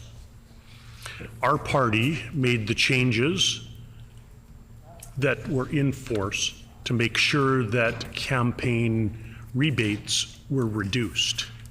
And so this party is now adding campaign rebates to pad their pockets while working towards working off the hard dollars of Manitobans, dollars that could go towards other programs such as safety, such as medical, such as education. This is yet another hidden attack on Manitobans because they won't have a chance to have their say. So with that, I would ask the minister, what value is adding this 50% to the everyday Manitoban? The Honourable Minister of Finance. Thank you, Mr. Chair. Appreciate the question, and we're happy to be bringing in this measure because we know that it will help to ensure that all Manitobans have the opportunity to participate in our democratic process. And by doing this, we know that we'll be helping and encouraging Manitobans who might not otherwise be able to do so to participate, to put their name forward, to be part of helping to make positive change here in Manitoba. So this strengthens the political process, ensures financial transparency, and it will strengthen integrity and the democratic process, and very importantly, level the playing field for all parties in Manitoba.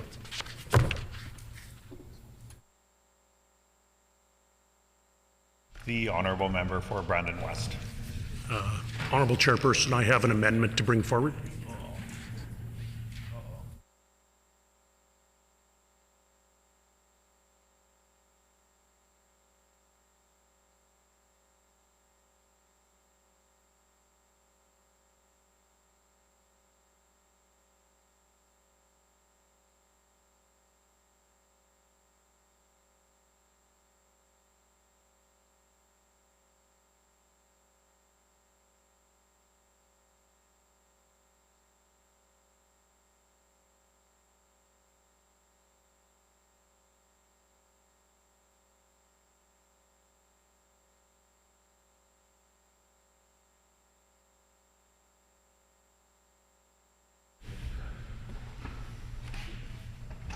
The honourable member for Brandon West.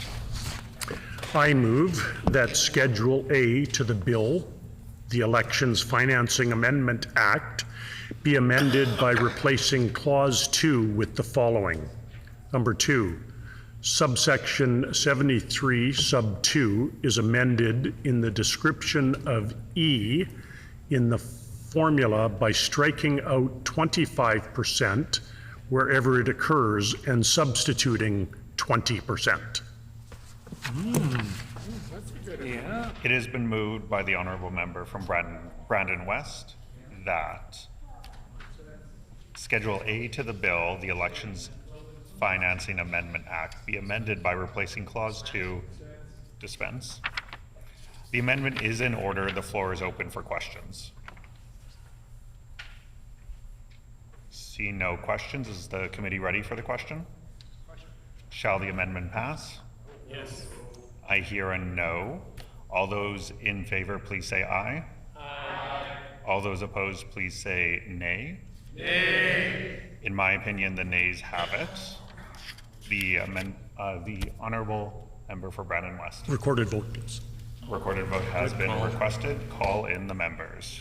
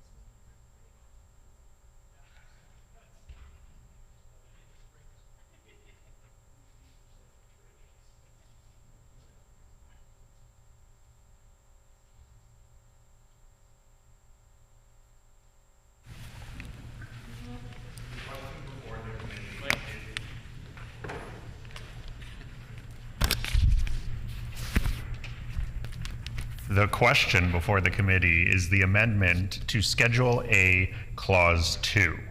All those in favor in the chamber, please rise.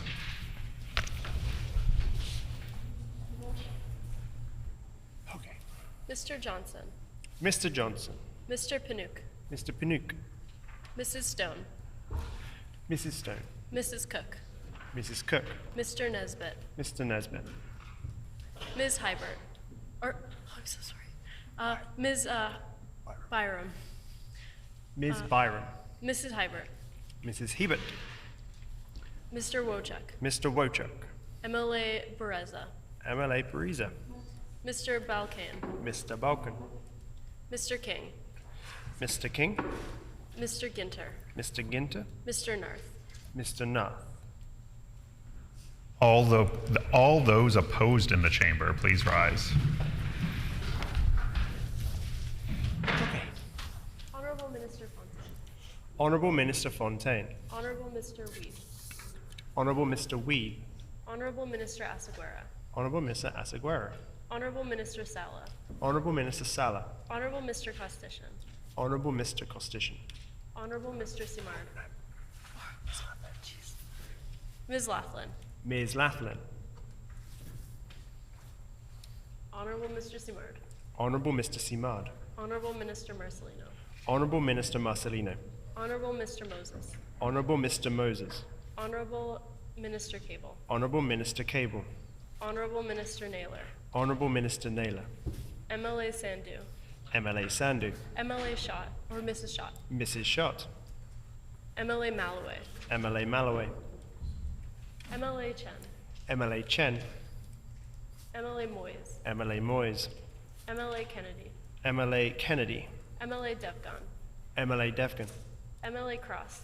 MLA Cross. MLA Loisel. MLA Loisel. Mr. Oxenham. Mr. Oxenham.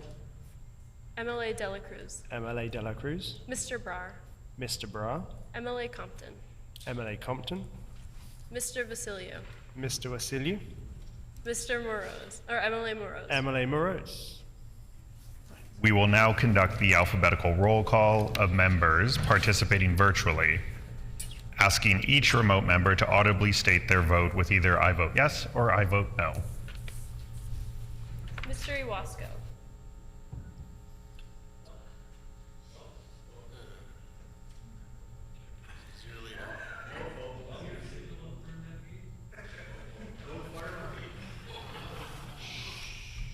I vote yes. Mr. Iwasco votes yes. Mr. Khan. I vote yes. Mr. Khan votes yes. MLA Lagasse. I vote yes. MLA Lagasse votes yes. MLA Lemro.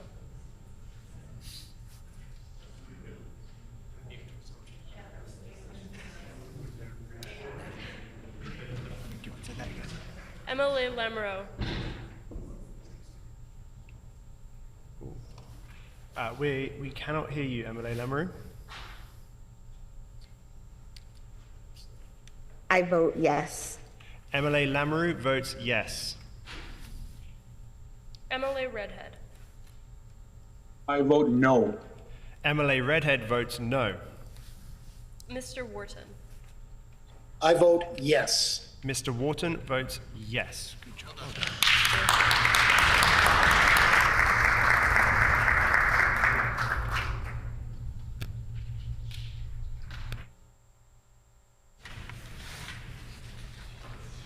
Ayes 18, nays 27. The amendment to Schedule A, Clause 2 is accordingly defeated.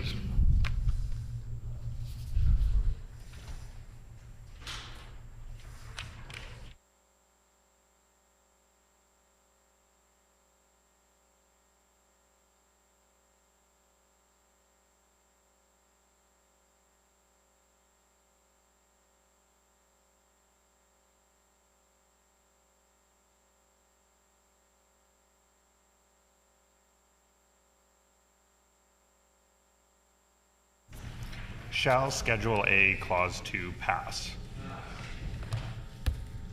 Schedule A clause. I hear a no. All those in favor, please say aye. Aye. All those opposed, please say nay. Nay. I believe the ayes have it. The Honorable Opposition House Leader. On division. Schedule A clause 2 passes on division. Shall Schedule A clause 3 pass? I hear a no. The Honourable Member for Brandon West. Thank you, Mr. Speaker. It's unfortunate that this legislation again in BITSA is getting rammed through with this. The fact is, it's disappointing that this government continues to reverse the fiscal responsible work that was done previously by this PC government. Manitobans expect better, and we heard loud and clear that this is simply a subsidy directed to political organizations that actually does nothing for everyday Manitobans. Don't take the money. So rather than finances going into the party accounts, I wonder if the minister could answer, could this money not be used better, accountable to the public? Great question.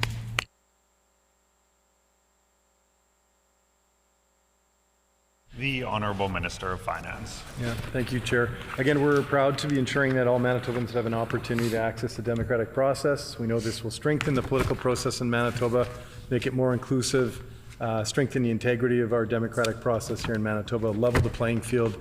It is, just as a side note, somewhat comical to hear the party responsible for a $2 billion deficit talk about their fiscal responsibility.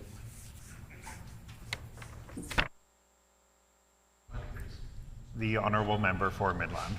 Thank you, Chairperson. I think it's incredibly questionable that the NDP is using taxpayer dollars to essentially prop up their own political party coffers at a time when Manitobans are facing cost of living challenges and affordability. Affordability is the #1 issue Manitobans are facing today. And this is the priority of the NDP, to put that taxpayer dollar money into their own political party for subsidies. This is the vote tax all over again, and I question why the minister believes that this should be a priority as opposed to putting this money back into the pockets of Manitobans or to deal with cost of living challenges. The Honourable Minister of Finance. Affordability is a massive priority for Manitobans. That's why we're so proud to have brought forward 21 ways to save. It's been great to have just so many opportunities to talk about our affordability measures today here in the House. I'm grateful to the members opposite for giving me repeated opportunities to just keep talking about our 21 ways to save that we know are really resonating with Manitobans.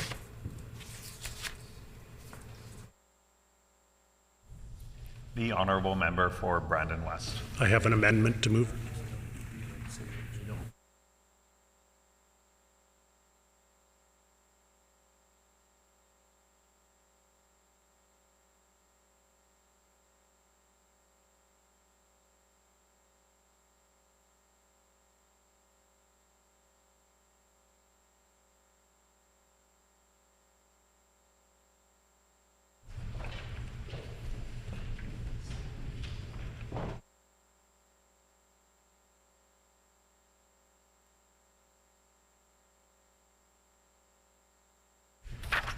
The Honourable Member for Brandon West. Thank you, Mr. Chairperson. I move that Schedule A to the bill, the Elections Financing Amendment Act, be amended by replacing Clause 3 with the following. Number 3, subsection 74, subparagraph 2 is amended in the formula by striking out 25% and substituting 20%. Nice. It has been moved by the Honourable Member for Brandon West that dispense. The amendment is in order. The floor is open for questions. Seeing no questions, is the committee ready for the question? Shall the amendment pass? I hear a no. All those in favor, please say aye. Aye. All those opposed, please say nay. Nay. In my opinion, the nays have it. The honourable member for Brandon West. Vote, please. A recorded vote has been requested. Call in the members.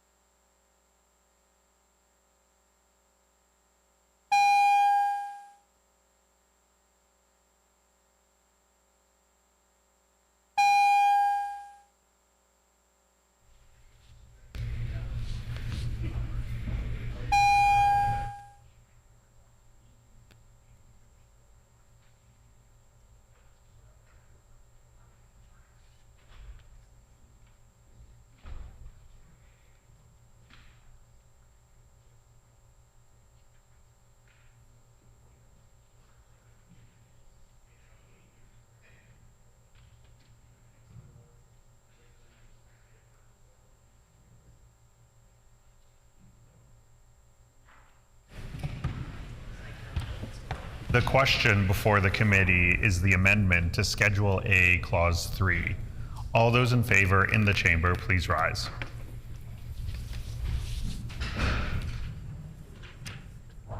Okay. Mr. Johnson, Mr. Johnson. Mr. Pinook, Mr. Pinook. Mrs. Stone, Mrs. Stone. Mrs. Cook, Mrs. Cook. Mr. Nesbitt, Mr. Nesbitt.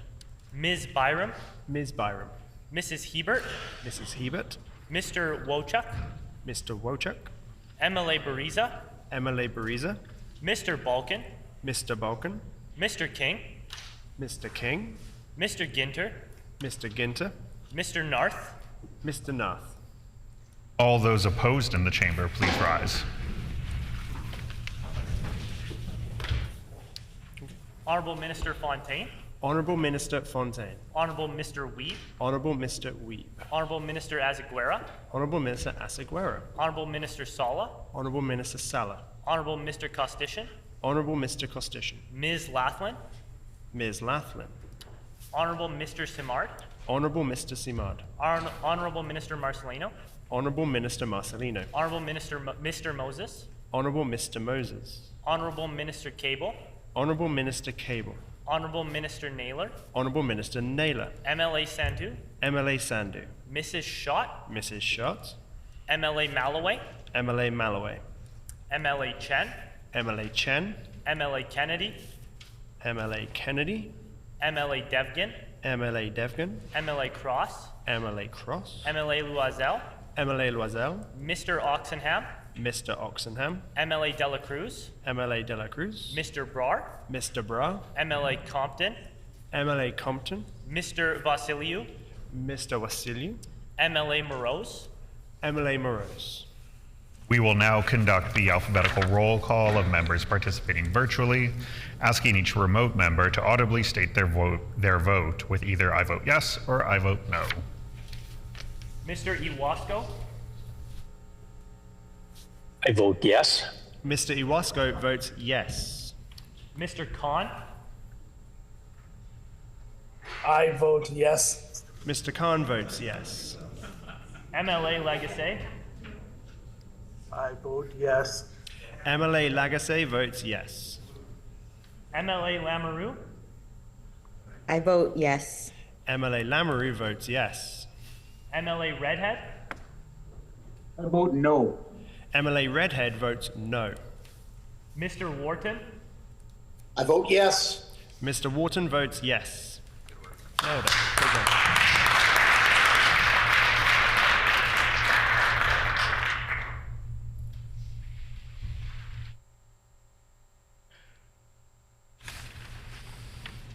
Ayes 18, nays 26. The amendment to Schedule A, Clause 3 is accordingly defeated.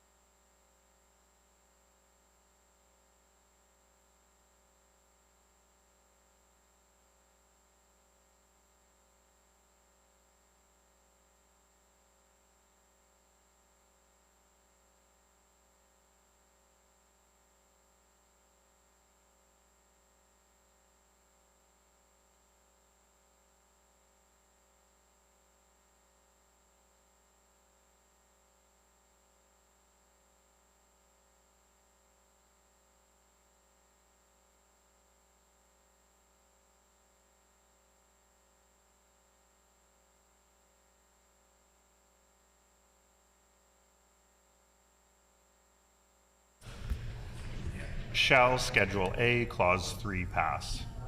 I hear a no. The Honourable Member for Midland. No question. The Honourable Member for Brandon West. A recorded vote. Didn't we just? Get him to say it again. If you could just repeat that one more time. Honourable Member for Brandon West. A recorded vote.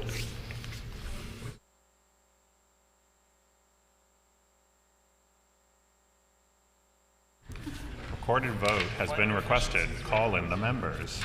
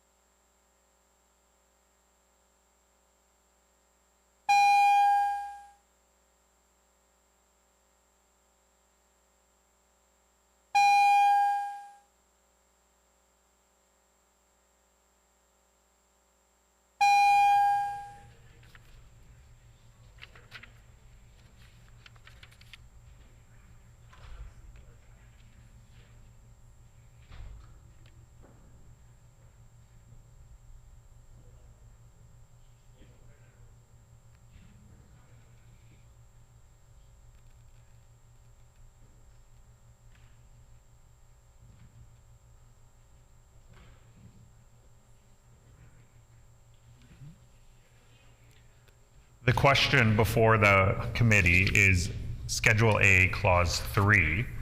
All those in favor in the chamber, please rise.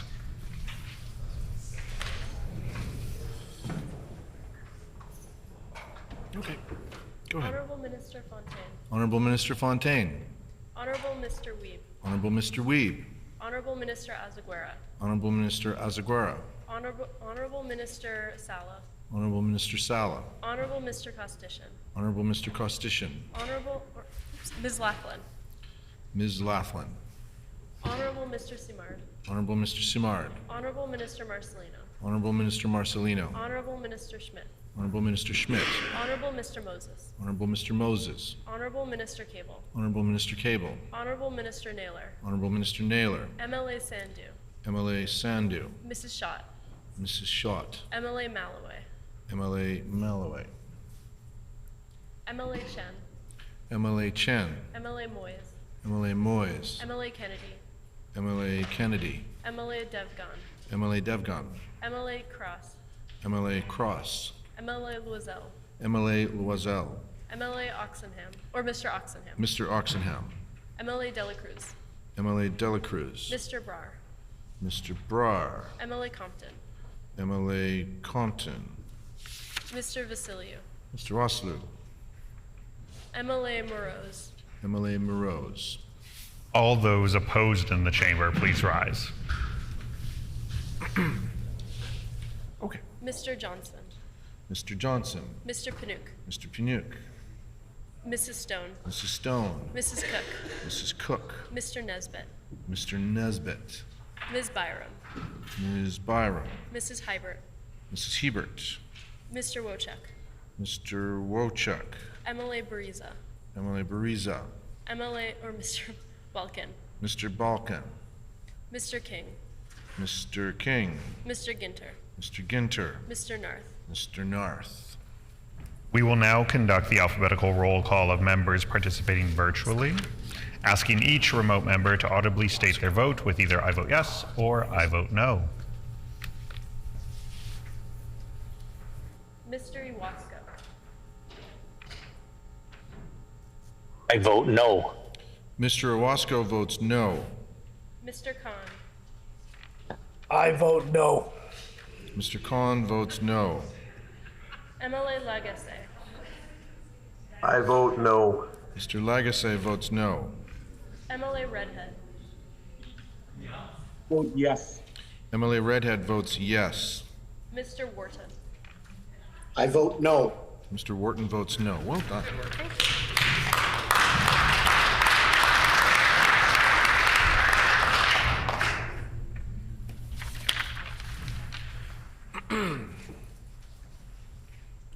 Ayes 28, nays 17. Schedule A, Clause 3 is accordingly passed.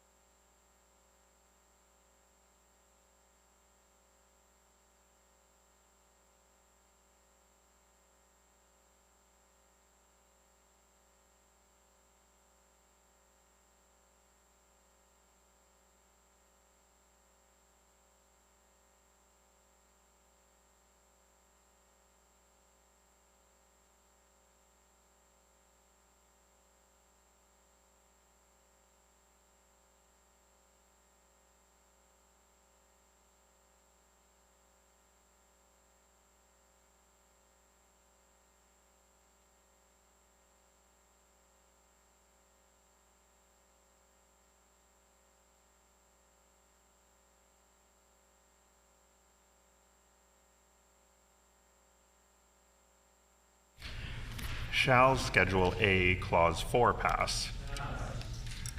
Schedule A, Clause 4 is accordingly passed. Shall Schedule A, Clause 5 pass? Schedule A, Clause 5 is accordingly passed. Shall Schedule B, Clause 1 through 4 pass? No. I hear a no. Shall Schedule B, Clause 1 pass? No. I hear a no. The honorable member for Riding Mountain. Thank you, Chairperson. I have a few questions on the Environment Amendment Act that's embedded in the bits of bill here today. So why has the minister chosen not to include mandatory community notification provisions in this bill, especially considering the Fort Garry Bridge sewage spills affected Treaty 1 nations and other communities downstream?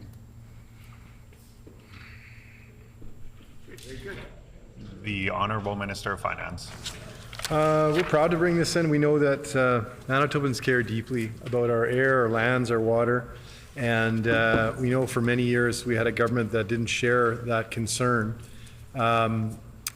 These provisions will strengthen environmental protections here in Manitoba. We know that they'll modernize the enforcement framework by allowing a director to impose administrative monetary penalties and preset fines. Unfortunately, we know that under the previous government, environmental inspections were cut in half, and the PCs just were very clearly not serious about deterring pollution, and they refused to even take the simplest steps to improve enforcement. So this is action. This is helping to ensure that we can protect our environment, protect our water, and it addresses an important gap in the enforcement framework by introducing some administrative monetary penalties and preset fines.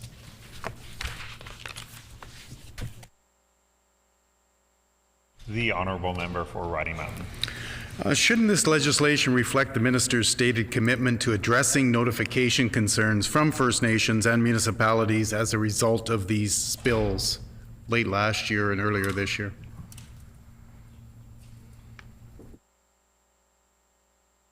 The Honourable Minister of Finance. Yeah, again, appreciate the question from the member opposite, but I'd like to just remind him that for many years under his government, we saw environmental protections lag. We fell behind. The PCs just were very clearly not serious about deterring pollution and refused to even take the simplest steps necessary. So this change will help to respond to that gap that's been in place for many years under the previous government.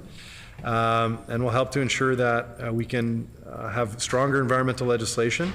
It's action in ensuring compliance with environmental laws, and will provide a serious disincentive for pollution, protecting our province, and of course, preserving it for generations to come.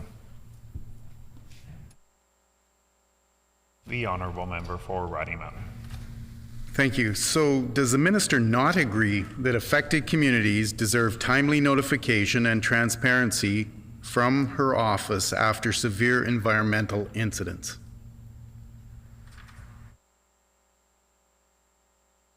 The Honourable Minister of Finance. Yeah, what we know is that when there were environmental incidents, that there wasn't really a good mechanism for responding to them. Under the last government, they allowed that to lag, and essentially any actions that government wanted to take were required prosecution and the laying of formal charges, which of course can result in very lengthy and complex undertakings requiring significant time and resources. So this is an important step forward in addressing a gap in the enforcement framework that had been left there by the previous government. And we're doing that, I think, in the right way that reflects the best approach to helping to protect our environment and allowing for swift action that will disincentivize pollution.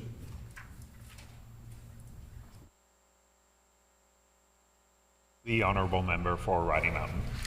With maximum fines set at $25,000 for individuals and $125,000 for corporations, does the minister believe these penalties are adequate to prevent environmental violations? The Honourable Minister of Finance. Look, we do recognize that this is just the first step in improving environmental protections in Manitoba after many years of seeing us lag behind and seeing pollution or acts that were taking place that where we had zero response, and ultimately we didn't have the tools necessary to respond in a swift manner. There's more work to do, of course, to improve the Environment Act. It hasn't been substantively looked at in many decades, but this is an important first step in improving environmental protections, and we're going to do this work in collaboration with stakeholders and experts and, of course, Indigenous communities. The Honourable Member for Riding Mountain. Given that these penalties are capped, what other preventative measures or monitoring does the minister plan to implement to deter repeat violations and address persistent non-compliance? The Honourable Minister of Finance. Thank you, Chair. Again, persistent non-compliance has been aided and abetted by years of a failure on the previous part of the previous government to take any type of action to make it reasonable to take action swiftly. These changes will allow this to be done, allow for fines to be issued, and will act as a real deterrent towards pollution here in Manitoba. The Honourable Member for Rocky Mountain. Thank you. This legislation proposes administrative penalties but does not mandate Clean Environment Commission hearings for significant environmental incidents like the Fort Garry Bridge sewage spill. Why has the minister avoided including provisions for public oversight in these amendments? The Honourable Minister of Finance. Yes, thank you, Chair. Again, we know there's more work to do, but this is a very important first set of steps here, moving us forward after many years of inaction.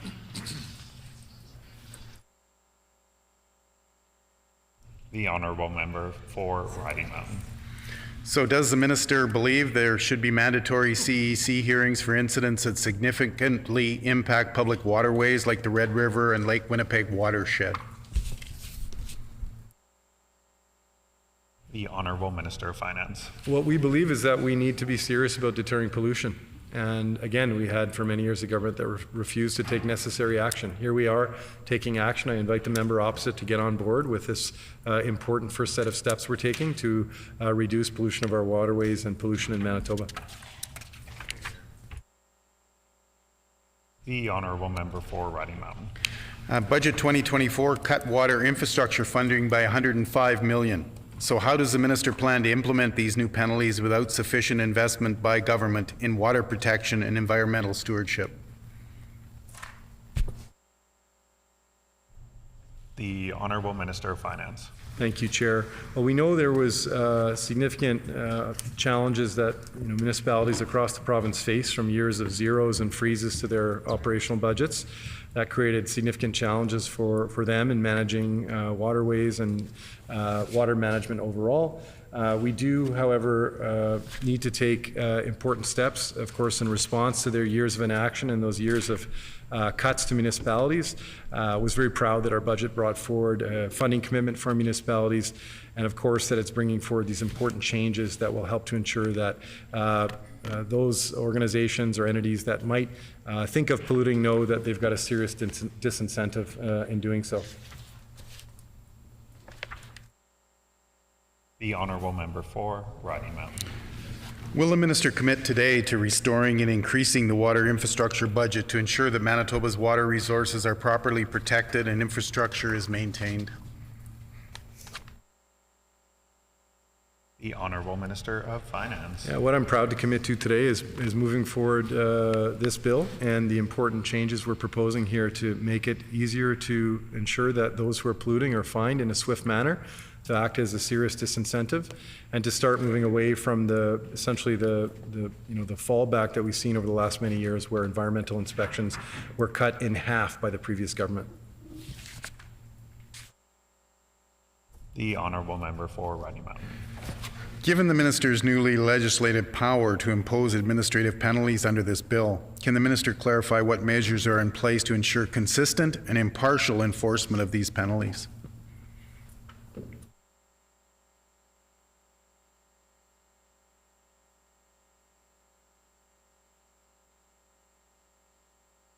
The Honourable Minister of Finance. I appreciate that question to ensure regarding the consistency or the importance of consistency in how these fines are handed out.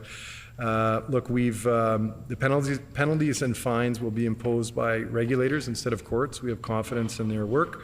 The change will allow a director to impose an administrative monetary penalty if a protection order is not complied with. We know this is important after many years of inaction from the previous government. Honourable Member for Rocky Mountain. Can the minister outline any planned reporting mechanisms to ensure Manitobans are kept informed about enforcement actions taken under this legislation?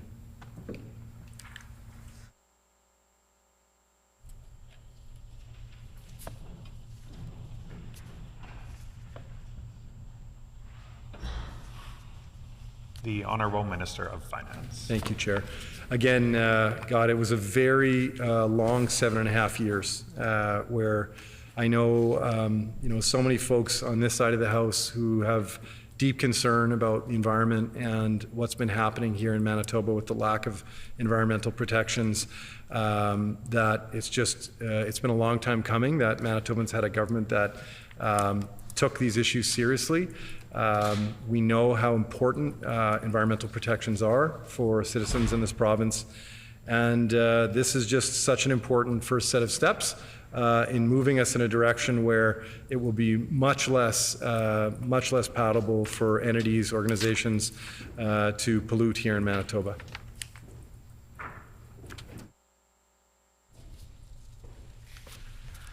Seeing no further questions, we'll move to the vote. Shall Schedule B, Clause 1 pass?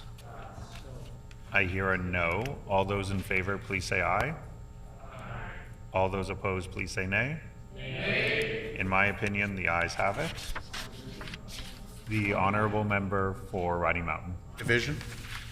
Schedule B, Clause 1 passes on division.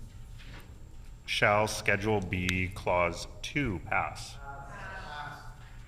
Schedule B, Clause 2 is accordingly passed. Shall Schedule B, Clause 3 pass? Schedule B, Clause 3 is accordingly passed. Shall Schedule B, Clause 4 pass? Schedule B, Clause 4 is accordingly passed. Shall Schedule B, Clause 5 and 6 pass? Schedule B, Clauses 5 and 6 are accordingly passed. Shall Schedule C, Clauses 1 through 5 pass? I hear a no. Shall Schedule C, Clause 1 pass? I hear a no. The Honourable Member for Midland. Thank you, Chairperson. Clearly, through this bill and this schedule, the NDP are watering down the powers of the Public Utilities Board to act on behalf of Manitobans that do own and depend on Manitoba Hydro. I'd like to remind Manitobans that the last time the NDP were in power, they put Manitoba Hydro $24 billion in debt. And this added debt and the resulting debt servicing costs is something that Manitoba Hydro continues to be faced with. It is very clear that Manitoba Hydro is highly leveraged, and what this bill does is it removes all accountability for Manitoba Hydro to improve their debt to equity ratio. The NDP have broken their promise to freeze hydro rates, and instead, this bill allows a 4% increase in hydro rates every single year. It's becoming very clear that the NDP misled Manitobans during the election with their platform. The PUB is an independent body. It's there for a reason. It's there to listen to concerned citizens and interveners. What we have seen in the past is when regulators have requested rate increases that would have been costly to Manitobans, the PUB rejected those requests to protect Manitoba ratepayers. We have seen the PUB set rates far below 4% as recent as this past year. We saw a rate increase of just 1% in April. Hydro themselves only requested 2%. Yet the minister is now wanting to increase those rates double from what the regulator was even asking for this past year. So I question why the minister is wanting to give themselves the power to bypass the PUB and set rates at 4% annually, which is double what the regulator has even asked for in the past. The Honourable Minister of Finance. Thank you, Honourable Chair. So a few items that need to be responded to there. One, the Bill 36, which was brought forward by the member opposite's party, actually had a 5% rate cap. So we lowered that by 1% as a circuit breaker to protect Manitobans from rates going beyond that 4% level. Further commentary about the Public Utilities Board is appreciated. We, of course, need to protect their important work. Unfortunately, the bill that was brought forward by the members opposite under the Heather Stephenson government absolutely kneecapped the Public Utilities Board. And it did that by setting financial targets at the cabinet table. So the entire line of argument here is sort of missing a lot of what actually happened in reality, which is their party sought to set, and their government set, financial targets at the cabinet table, which is the de facto setting rates at the cabinet table, Electricity rates and hydro rates should not be set at the cabinet table. They should be set through an independent process at the Public Utilities Board. And that's exactly what we're trying to restore by eliminating the financial debt equity targets, again, that the members opposite set out in Bill 36. It's very important that we work to restore the Public Utilities Board's role as an independent reviewer of hydro rates, because we know that's how we ensure the lowest cost possible for Manitobans. Instead, what had been brought forward by the members opposite in Bill 36 was a recipe for jacking hydro rates up as quickly as possible. That's the only reason they put those financial targets in the bill. So we're very proud to be restoring the work of the Public Utilities Board and doing away with these provisions in a bill that the members opposite had brought forward, again, with one goal and one goal only, which was to jack up hydro rates as quickly as possible.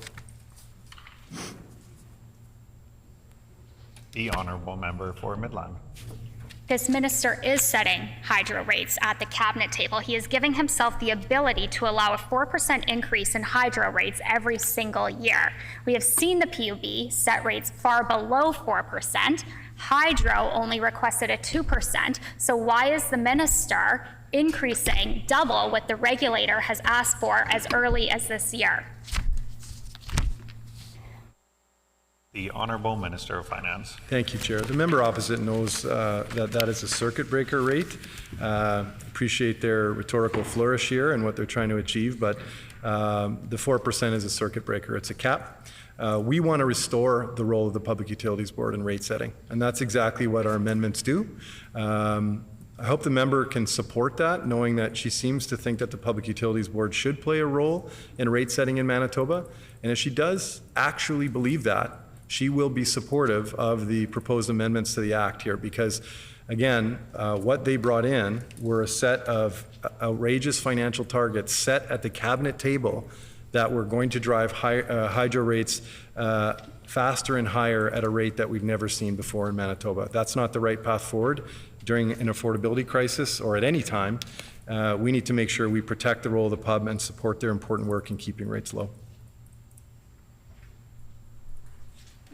The Honourable Member for Midland. So I asked the minister, because he's giving himself the ability to increase hydro rates at 4% every year, does he not believe that the PUB is doing their job to protect Manitoba ratepayers, the fact that he's giving himself and his cabinet the ability to decide rates and not the independent body? The Honourable Minister of Finance. Well, again, the 4% circuit breaker is similar to the circuit breaker that the members opposite had in their version of the legislation, which was set at 1% higher. Again, the goal is to ensure that we restore the role of the Public Utilities Board in rate setting, because we know that will help to ensure the lowest possible rates for Manitobans.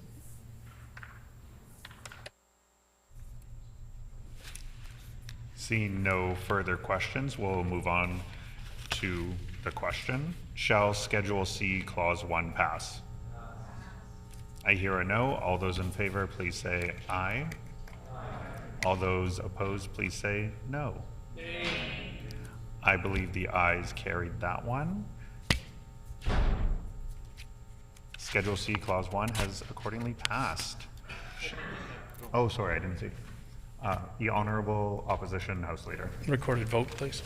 A recorded vote has been requested. Call in the members.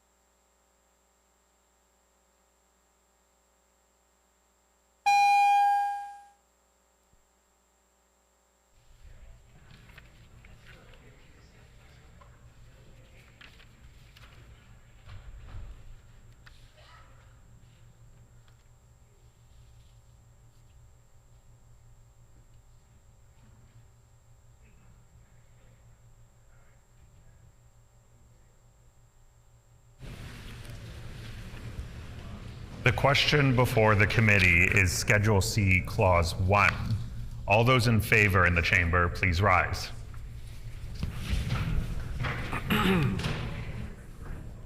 Okay. Honorable Minister Fontaine. Honorable Minister Fontaine. Honorable Mr. Weeb. Honorable Mr. Weeb. Honorable Minister Azaguera. Honorable Minister Asaguera. Honorable Minister Sala. Honorable Mr. Sala. Honorable Mr. Costitian. Honorable Mr. Costitian. Ms. Laughlin. Ms. Laughlin. Honorable Mr. Bushy. Honorable Mr. Bushy. Honorable Mr. Simard. Honorable Mr. Simard. Honorable Minister Marcelino. Honorable Minister Marcelino. Honorable Minister Schmidt. Honorable Minister Schmidt. Honorable Mr. Moses. Honorable Mr. Moses. Honorable Minister Cable. Honorable Minister Cable. Honorable Minister Naylor. Honorable Minister Naylor. MLA Sandhu. MLA Sandhu. MLA Malloway. MLA Malloway. MLA Chen. MLA Chen. MLA Moyes. MLA Moyes. MLA Kennedy. MLA Kennedy. MLA Devgan. MLA Devgan. MLA Cross. MLA Cross. MLA Loisel. MLA Loisel. Mr. Oxenham. Mr. Oxenham. MLA Dela Cruz. MLA Dela Cruz. Mr. Brar. Mr. Brar. MLA Compton. MLA Compton. Mr. Vasiliou. Mr. Vasiliou. MLA Morose. MLA Morose. All those opposed in the chamber, please rise. Okay. Mr. Johnson. Mr. Johnson. Mr. Piniuk. Mr. Piniuk. Mrs. Stone. Mrs. Stone. Mrs. Cook. Mrs. Cook. Mr. Nesbitt. Mr. Nesbitt. Ms. Byram. Ms. Byram. Mrs. Hebert. Mrs. Hebert. Mr. Wochuk. Mr. Wochuk. MLA Bariza. MLA Bariza. Mr. Balkin. Mr. Balkan. Mr. King. Mr. King. Mr. Ginter. Mr. Ginter. Mr. Narth. Mr. Narth. We will now conduct the alphabetical roll call of members participating virtually, asking each remote member to audibly state their vote with either I vote yes or I vote no. Mr. Iwasko.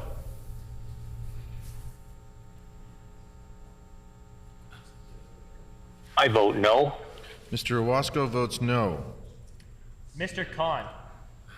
I vote no. Mr. Khan votes no. MLA Legacy. I vote no. MLA Legacy. Order. Order, please. MLA Redhead. I vote yes. MLA Redhead votes yes. Mr. Wharton. I vote no. Mr. Wharton votes no. That was perfect, Seth. Well done.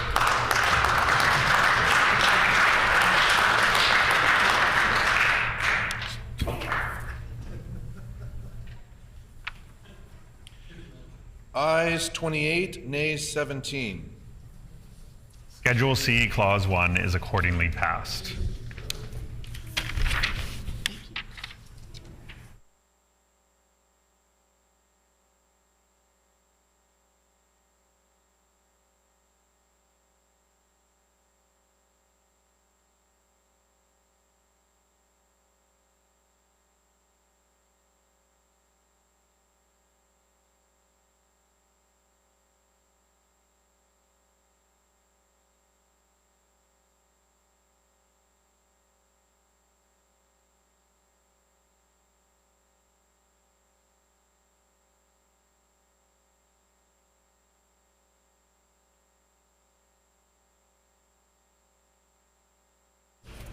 Shall Schedule C, Clause 2 pass? Schedule C, Clause 2 is accordingly passed. Shall Schedule C, Clause 3 pass? Schedule C, Clause 3 is accordingly passed. Shall Schedule C, Clause 4 pass? Schedule C, Clause 4 is accordingly passed. Shall Schedule C, Clause 5 pass? The honourable member for Midland. Yeah, thank you, Chairperson. I want to reiterate that the last time that the NDP were in power, they put Manitoba Hydro $24 billion in debt, and this debt and resulting debt servicing costs that Manitoba Hydro does continue to face are placed on the backs of Manitobans. As I mentioned earlier, Manitoba Hydro is highly leveraged, and this clause essentially removes all accountability for Manitoba Hydro to improve their debt equity ratios. The setting of financial targets are an integral part of Manitoba Hydro's role in protecting the interests of ratepayers, while also ensuring that the company can grow and expand to meet the energy needs of our growing province. So to remove this debt capitalization requirement without a supplemental debt strategy is imprudent on the part of the minister, and it's imperative that financial targets and resulting levels of debt recovery be not just considered, but to be implemented. This is one of the reasons that the former PCs included this in the Act. So I have to ask the minister, does he have a plan to require financial targets for Manitoba Hydro that are set to properly manage its debt equity ratios? The Honourable Minister of Finance. Thank you, Chair. Again, one of the big concerns that we heard from Manitobans was the work that the previous government had done to raise hydro rates in new, creative, novel ways that they seem to continuously be finding new approaches to raising rates on Manitobans. And one of those ways that they locked in on with this legislation was, again, to sit around the cabinet table and decide as non-experts what Hydro's financial targets should be. They wrote those on the back of a napkin and then they popped them in a bill. The concern is that that is not a way of devising a financial strategy for Hydro. There's no question that debt to capitalization ratios can play an important role in measuring Hydro's financial health. However, we do not agree that those should be set by political figures at the cabinet table.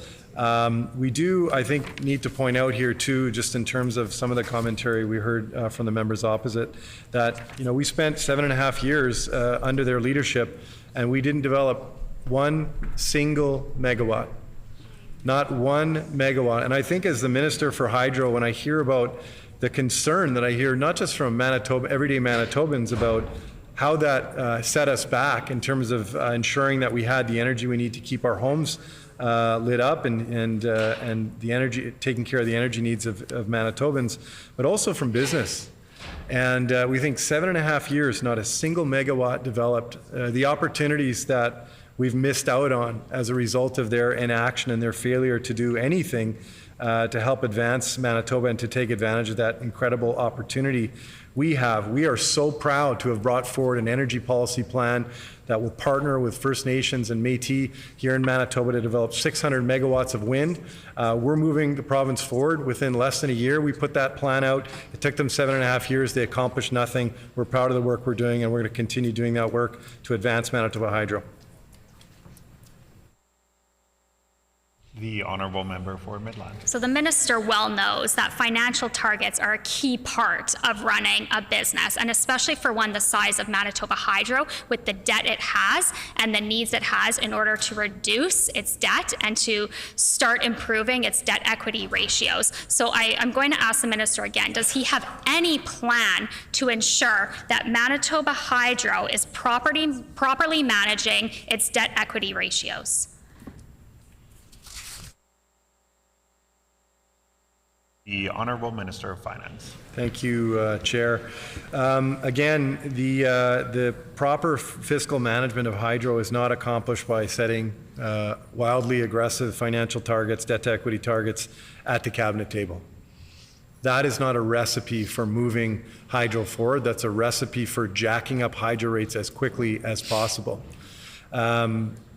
We do know that it is important to use the debt to capitalization ratio as a means of understanding the general fiscal health, financial health of Manitoba Hydro.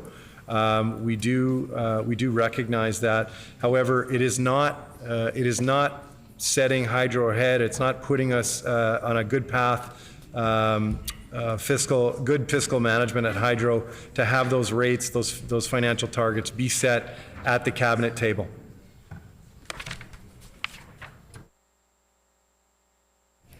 The Honourable Member for Midland.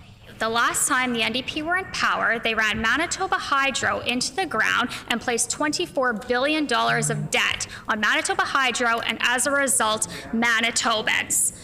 There needs to be a debt strategy for Manitoba Hydro by taking away debt equalization ratios. This does not encourage the regulator and the utility to manage its debt recovery properly. So I ask the minister again, does he have any plan to implement financial targets and improve Manitoba Hydro's debt recovery?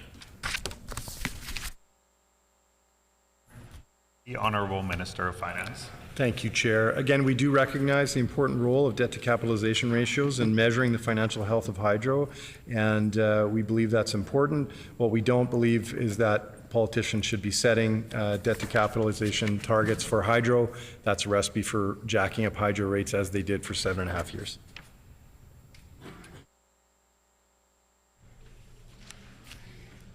Seeing no further questions, shall Schedule C, Clause 5 pass? I hear a no. All those in favor, please say aye. Aye. All those in favor, please say no. Say it, try that again. All those in favor, please say aye. Aye. All those opposed, please say no. No. I believe the ayes carried it. The Honourable Member for Midland. On division. Schedule C, Clause 5 passes on division.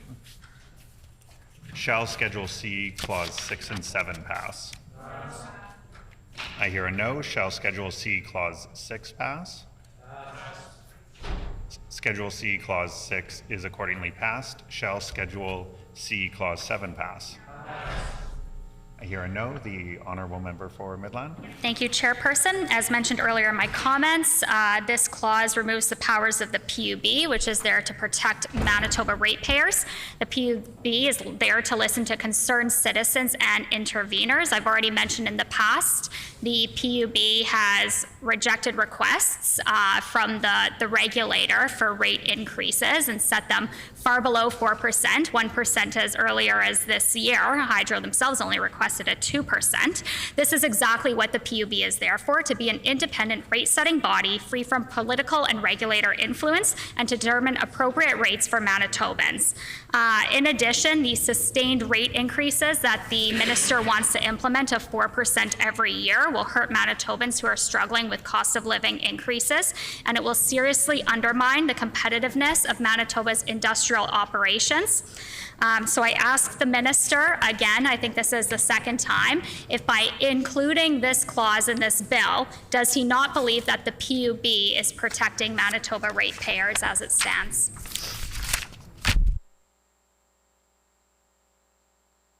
The Honourable Minister of Finance. Yes, thank you, Chair. I'd remind the member opposite again, although I know she wasn't here during this time, that her government came forward with a 7.9% rate increase, where we saw the importance of the Public Utilities Board and their independence when they returned. I think about half of that after, again, the previous government was ramming forward almost an 8% rate increase. That shows the importance of the pub and the role that they play, and that shows why it's so important that we do away with the arbitrarily determined financial targets that were put in this bill by the previous government.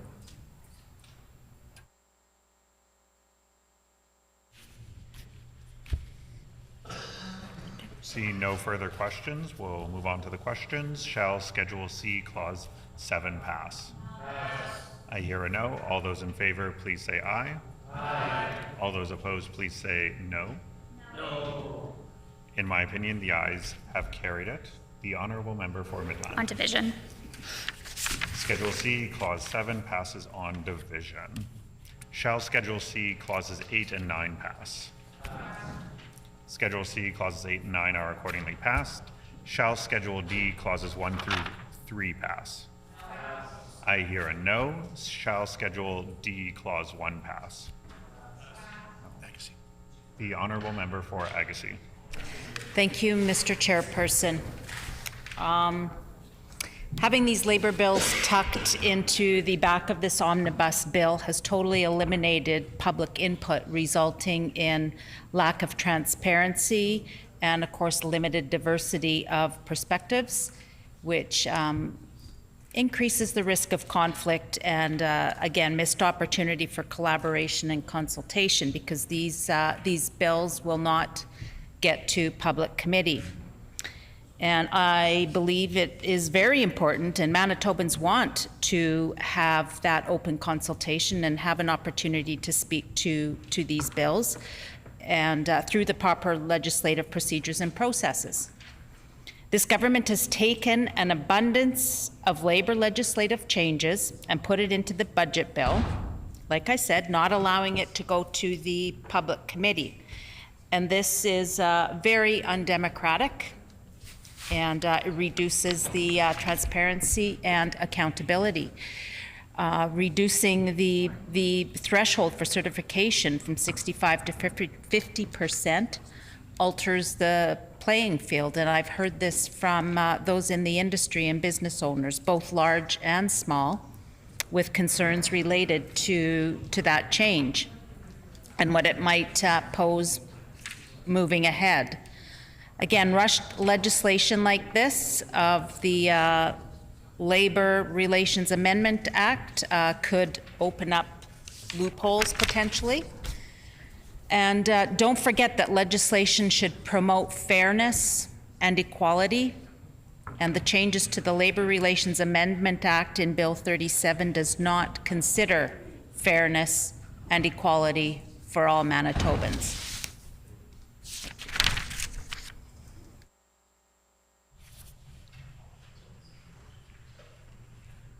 Seeing no further questions, we'll move on to the question. Shall Schedule D Clause 1 pass? No. I hear a no. All those in favor, please say aye. Aye. All those opposed, please say nay. Nay. In my opinion, the ayes have it. The Honorable Opposition House Leader. Recorded vote. Recorded vote has been requested. Please call in the members.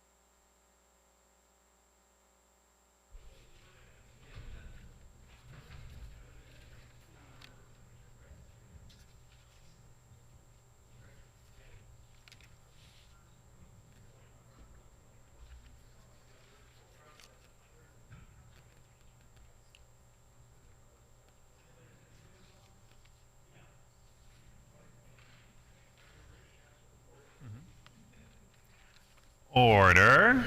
The question before the committee is Schedule D, Clause 1. All those in favor in the chamber, please rise.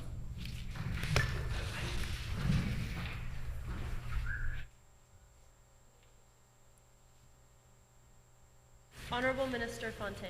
Honorable Minister Fontaine. Honorable Mr. Wiebe. Honorable Mr. Wiebe. Honorable Minister Asaguera. Honorable Minister Asaguera. Honorable Minister Sala. Honorable Minister Sala. Honorable Mr. Costician. Honorable Mr. Costician. Honorable Mr. Bushy. Honorable Mr. Bushy. Honorable Mr. Simard. Honorable Mr. Simard. Honorable Minister Marcelino. Honorable Minister Marcelino.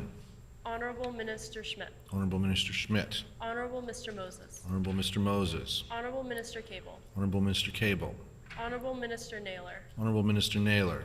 MLA Sandhu. MLA Sandhu. MLA Schott. MLA Schott. MLA Malloway. MLA Malloway.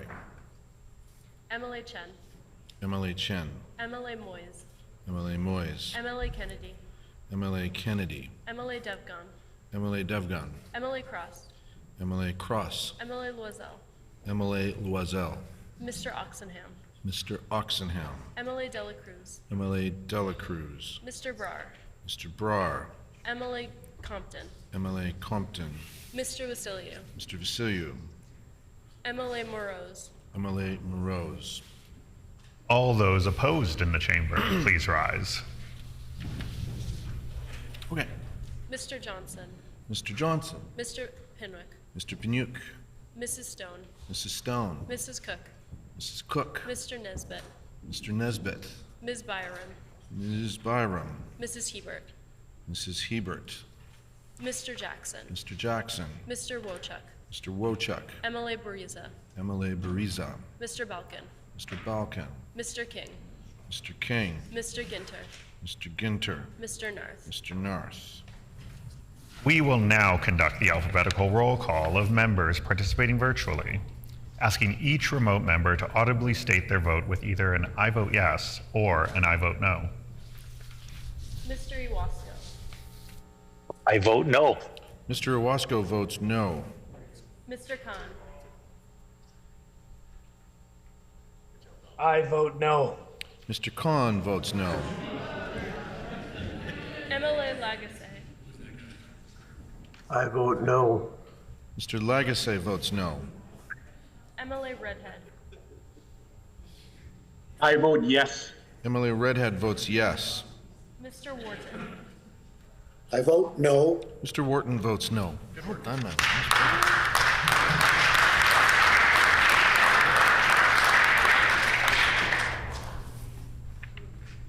Oh. Yes, thank you. My mistake.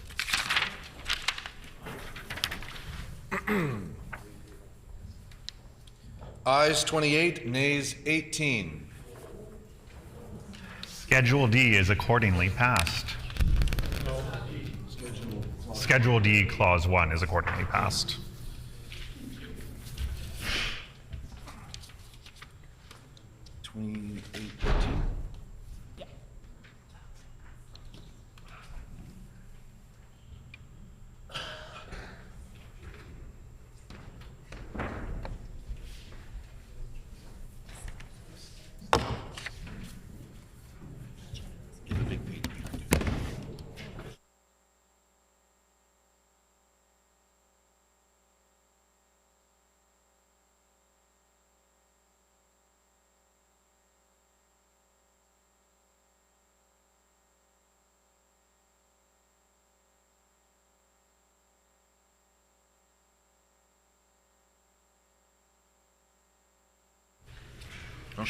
Shall Schedule D, Clause 2 pass?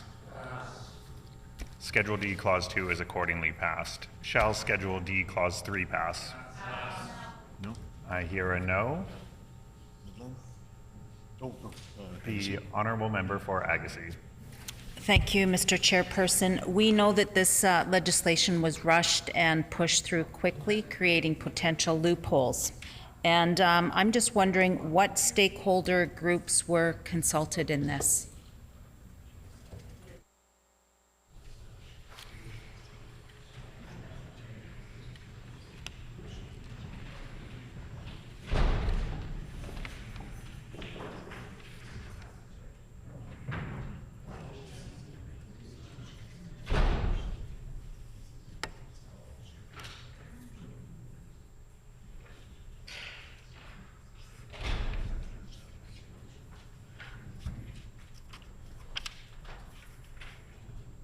Tim's very sad that I made him go into his office.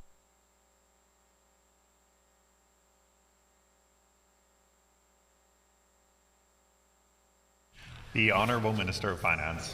This was developed with support from the Labour Management Committee, which had representatives from both Labour and business.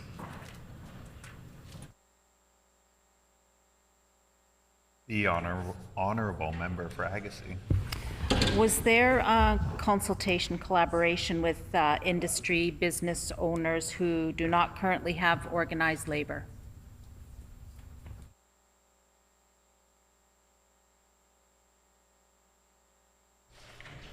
The Honourable Minister of Finance. Yeah, thank you so much, Chair. So as we said, the bill was developed with support from the Management Labour Committee, which had representatives from both management and business and labor. And we know these changes are a long time coming and very important. It was a long 7.5 years under the last government where we saw that they were unwilling to bargain with frontline workers. They used very heavy-handed legislation that was ultimately found to be unconstitutional, and that includes interfering with University of Manitoba's collective bargaining negotiations that ended up costing Manitoba $19 million. So we know that their Bill 28, the Public Services Sustainability Act, that was deemed unconstitutional, sought to freeze wages for workers, thousands of workers in Manitoba. They used the pandemic as an excuse, but I think Manitobans know better. They know that the previous government was not a supporter of workers in this province. They didn't believe that unions had an important role to play, not only in supporting workers, but in supporting the success of our businesses. We know that when workers do well, businesses do well. We know that there's an important sort of middle ground to be reached, and we believe that this schedule and the changes here that are being brought forward will help to ensure support for workers and help to support peace with businesses and ensure that all parties are able to continue to successfully move forward here in Manitoba.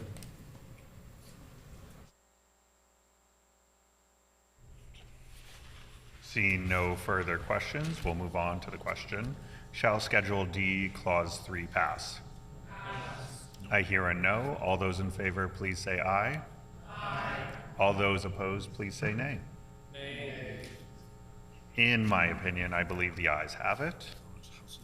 The opposition House Leader. On division. Schedule D, Clause 3 passes on division. Shall Schedule D, Clause 4 pass? No. The Honourable Minister of Finance. I move that Schedule D to the bill, the Labour Relations Amendment Act, be amended in Clause 4 by replacing the proposed subsection 89 bracket 3 with the following. Essential services must be addressed. 89 bracket 3. A union shall not declare or authorize a strike of employees. An employer shall not declare or cause a lockout of the employees, and employees in a unit shall not strike unless A, the bargaining agent for the employees and the employer have made a determination referred to in subsection 94.3 bracket 1.1 that an essential services agreement under subsection 94.3 bracket 2 is not required, and a copy of the determination has been filed with the board. B, the bargaining agent for the employees and the employer have entered into an essential services agreement under subsection 94.3 bracket 2, and a copy of the agreement has been filed with the board. Or C, if the parties have not entered into an essential services agreement under subsection 94.3 bracket 2, the bargaining agent and the employer are subject to a determination made by bracket 1, the board under subsection 94.3 bracket 6, or bracket 2, an arbitrator under subsection 94.3 bracket 10.2, and a copy of the determination has been filed with the board. Oh, thank It has been moved by the Minister of Finance that Schedule D to the bill, the Labor Relations Amendment Act, be amended in Clause 4 by replacing the proposed subsection 89 bracket 3 with the following. Essential services must be addressed. 89 bracket 3. A union shall not declare or authorize a strike of employees. An employer shall not declare or cause a lockout of the employees. And employees in a unit shall not strike unless, bracket A, the bargaining agent for the employees and the employer have made a determination referred to in subsection 94.3, bracket 1.1, that an essential services agreement under subsection 94.3, bracket 2 is not required, and a copy of the determination has been filed with the board. Bracket B, the bargaining agent for the employees and the employer have entered into an essential services agreement under subsection 94.3, bracket 2, and a copy of the agreement has been filed with the board. Or, bracket C, if the parties have not entered into an essential services agreement under subsection 94.3, bracket 2, the bargaining agent and the employer are subject to a determination made by, bracket 1, the board under subsection 94.3, bracket 6, or 2, an arbitrator under subsection 94.3, bracket 2, 10.2. And a copy of the determination has been filed with the board. The amendment is in order. The floor is open for questions. Would the minister want to speak to it? Sure. The Honourable Finance Minister. Thank you. These amendments would not allow employers to lock out their employees or unions to strike unless an essential service agreement is arrived at. Our government wants Manitobans to know that their jobs will be protected during a labor dispute. We support good jobs in a growing economy, and we want to ensure fairness for workers across our province. Thank you, Chair.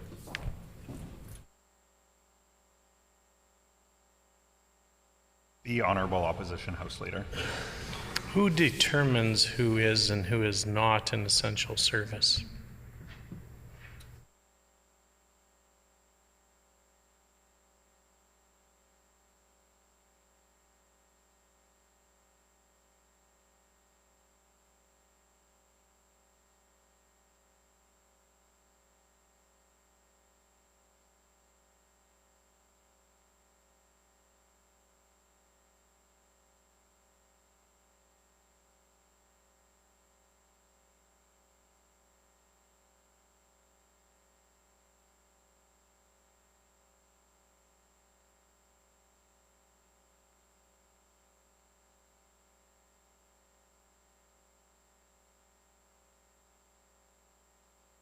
The Honourable Minister of Finance.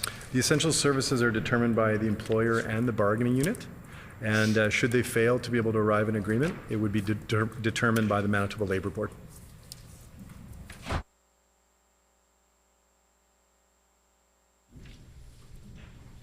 The Honourable Leader, or Opposition House Leader. So if they don't enter into an essential service agreement, it is determined by the Labour Board, who is guided by whom?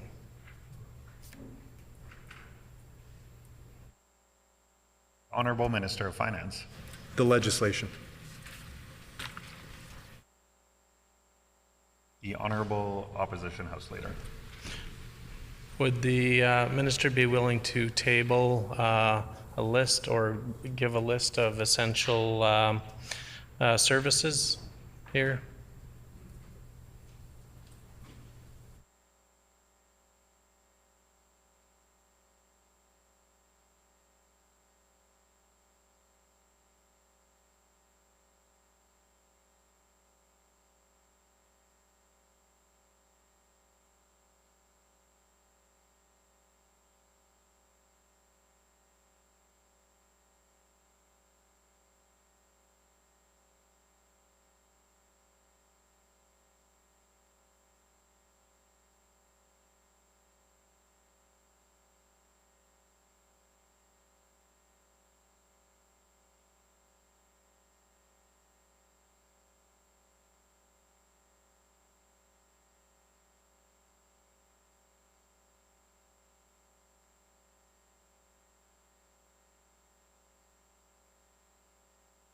The Honourable Finance Minister. On page 65 of the bill, I can point the member to a summary here that I think he's looking for. There is no longer a list, but that is replaced with these 3 conditions which outline where essential services are required. So firstly, that's to prevent a threat to the health, safety, or welfare of residents of Manitoba. B, to maintain the administration of justice, or C, to prevent a threat of serious environmental damage. The Honourable Opposition House Leader. Can you lead us through if one party believes it's an essential service but the other one does not, then what happens?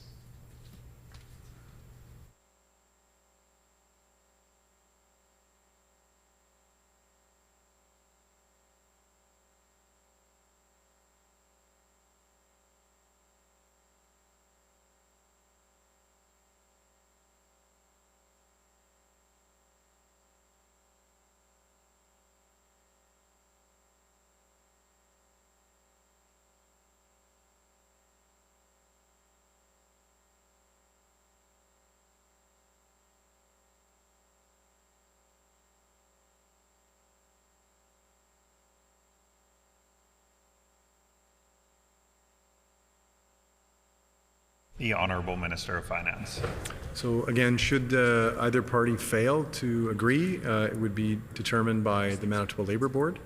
Either party has the ability to apply to the Labour Board to have them play that role developing the Essential Services Agreement. The Honourable Member for Agassiz. Would essential services also include like food and supply chain and industries like that? Would that be considered as an essential service?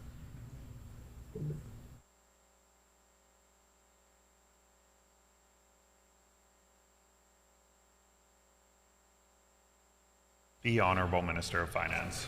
Again, I would just refer to the criteria that are outlined in the bill here, and these are criteria that are used in other jurisdictions. A, to prevent the threat to the health, safety, or welfare of residents of Manitoba. B, maintain the administration of justice. Or C, prevent a threat of serious environmental damage. The Honourable Member for Agassiz. Again, I think this speaks to the fact how quickly this was rushed and pushed through. And I guess my question now is, why was this not included in the original amendment that was brought forward, or the original act that was brought forward?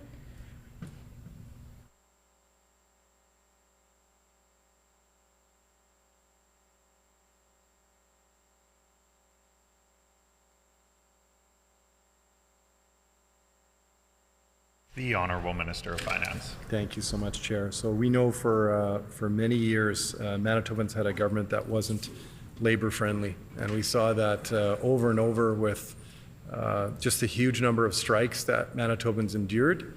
I think of just, our experience when we were on the other side, just the strike after strike that we saw impacting the well-being, the welfare of Manitobans.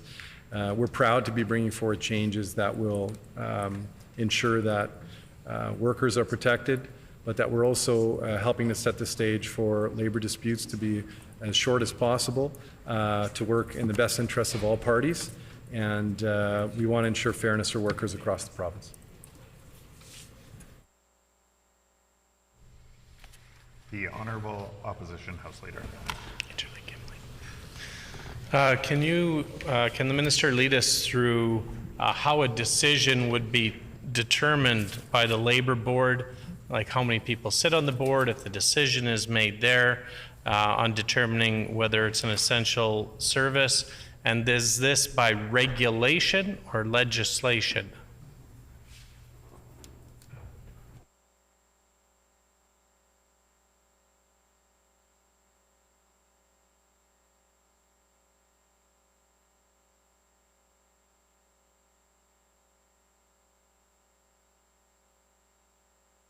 The Honourable Minister of Finance.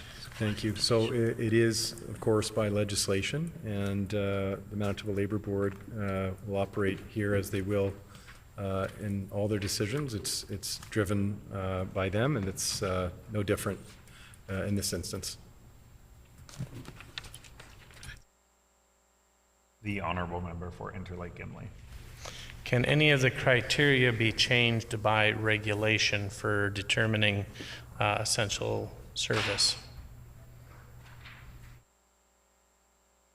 The Honourable Minister of Finance.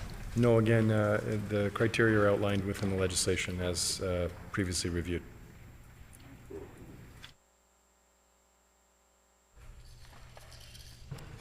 Seeing no further questions, is the committee ready for the question? Shall the amendment to Schedule D, Clause 4 pass? I hear a no. All those in favor, please say aye. Aye. All those opposed, please say nay. Nay. In my opinion, the ayes have it. The honourable member for Agassiz. Recorded vote. Recorded vote has been requested. Please call in the members.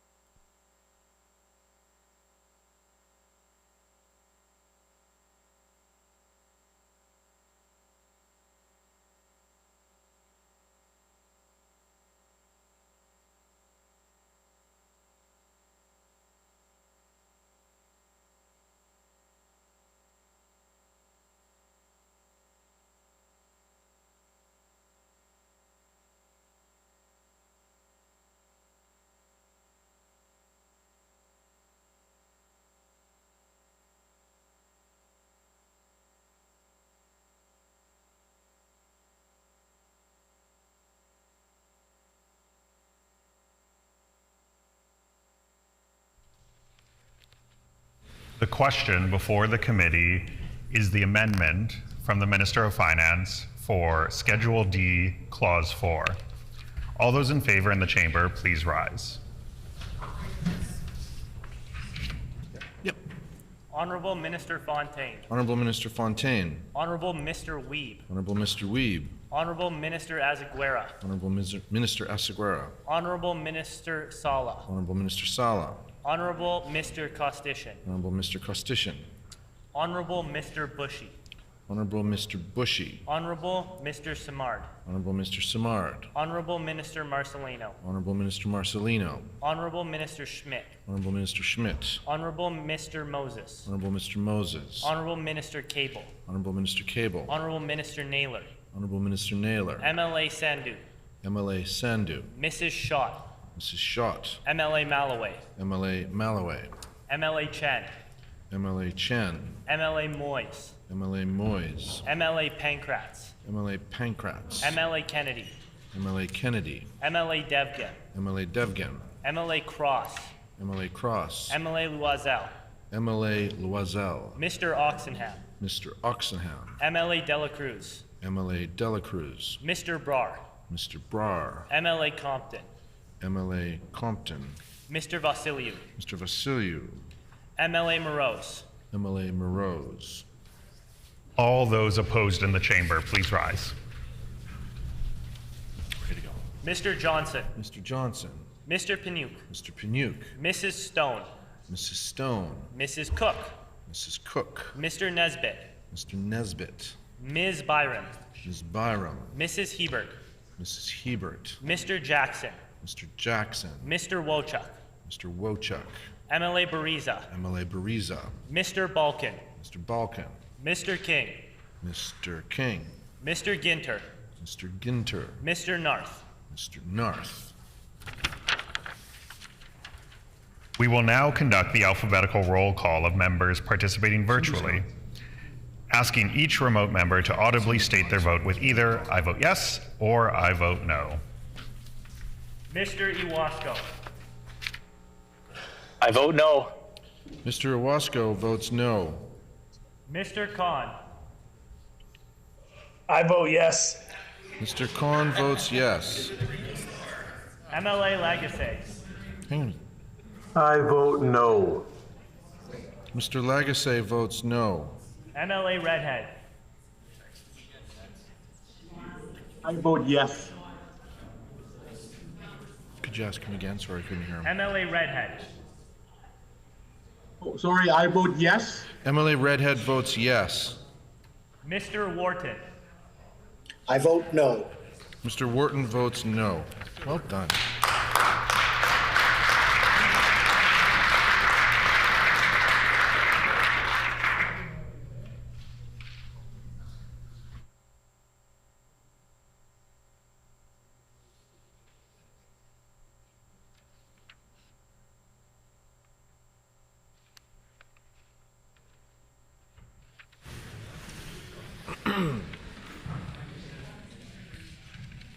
Ayes 30, nays 17. The amendment to Schedule D, Clause 4 is accordingly passed. Yep.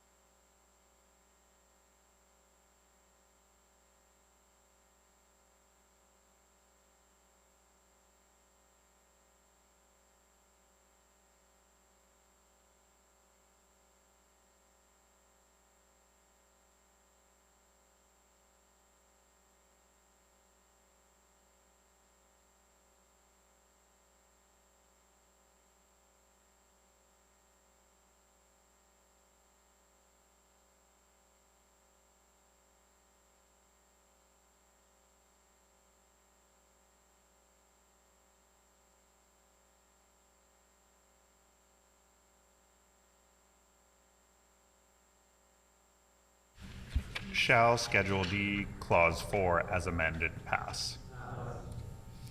I hear a no. All those in favor, please say aye. Aye. All those opposed, please say nay. Nay. In my opinion, the ayes have it. The Honorable Opposition House Leader. On division. On division, Schedule D, Clause 4 as amended passes. Okay. Clause 4. We're about to do Clause 4. Shall Schedule D, Clause 5 pass? No. The Honorable Minister of Finance. Good. The Honorable Minister of Finance. Thank you. I move that Schedule D to the bill, bracket the Labor Relations Amendment Act, be amended in Clause 5 in the proposed subsection 93.1, bracket 3, by adding under this section after new notice.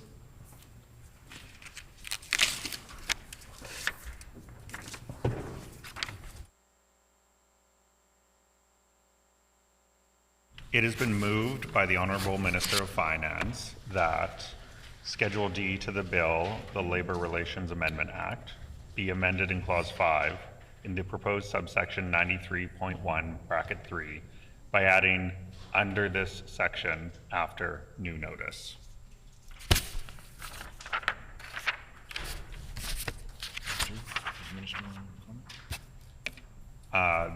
This amendment is in order. Would the minister like to comment? No. The floor is open for questions. Seeing no questions, shall the amendment pass? The amendment is accordingly passed. Shall Schedule D, Clause 5 pass as amended? No. I hear a no. All those in favor, please say aye. Aye. All those opposed, please say nay. Nay. I believe the ayes have it. The Honorable Opposition House Leader. On division.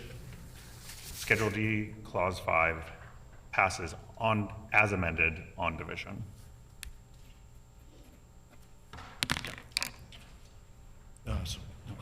Shall Schedule D, Clause 6 pass? No. The Honorable Minister of Finance. Amendments.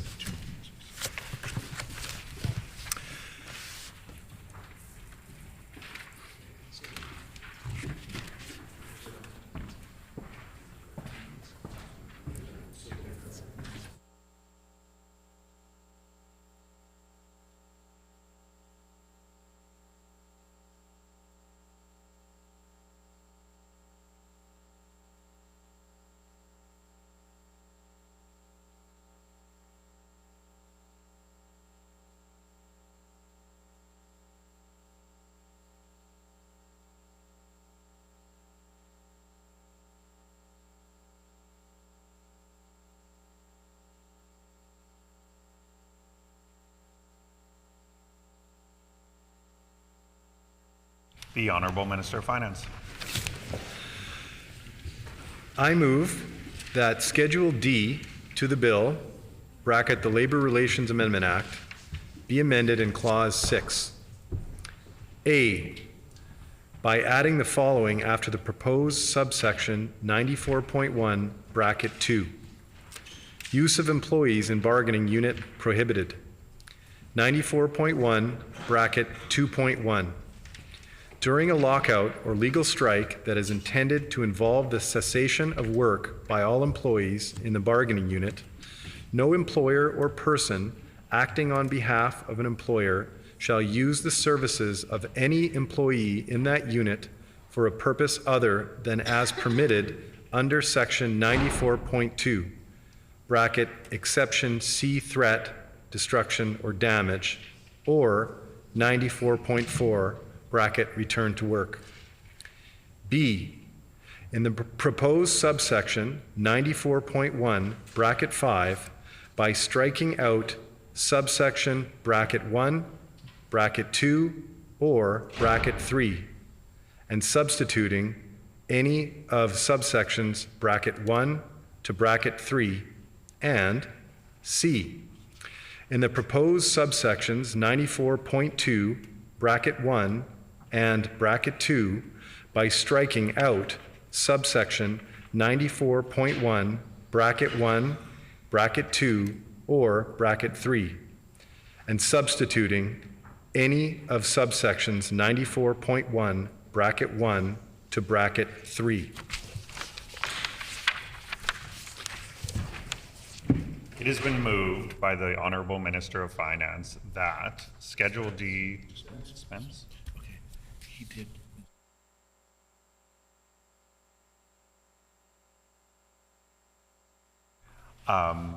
Could I ask leave from the committee to consider it as printed? Agreed. Thank you. The amendment is in order, and I'll let the committee know that the minister is bringing forward 2 amendments, so we will deal with them sequentially, one totally and then the next one. Would the minister like to speak to the amendment? No? Then the floor is open for questions. The honourable member for Interlake Gimli. Can the minister explain what this amendment does?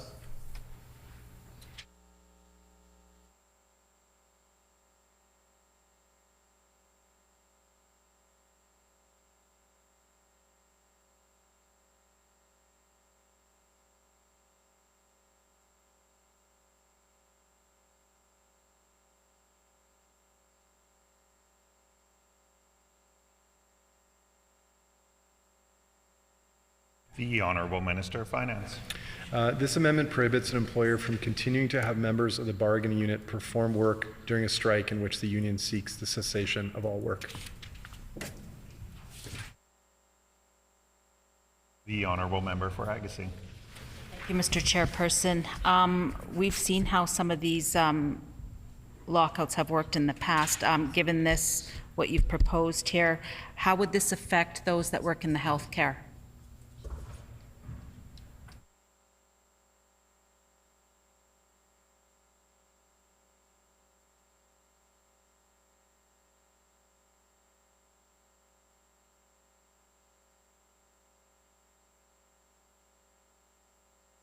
The Honourable Minister of Finance. Thank you, Chair. Healthcare will be subject to essential services agreements. The Honourable Member for Agassiz. In drafting this up, I'm just curious, who was it that you were consulting with when making these changes?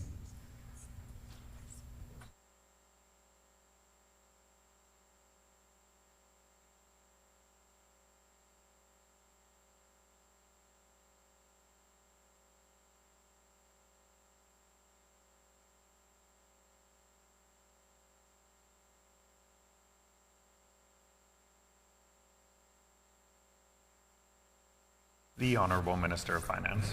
As I said earlier, the overall bill was developed with support from the Management Labour Committee, which has representatives from Labour and Management.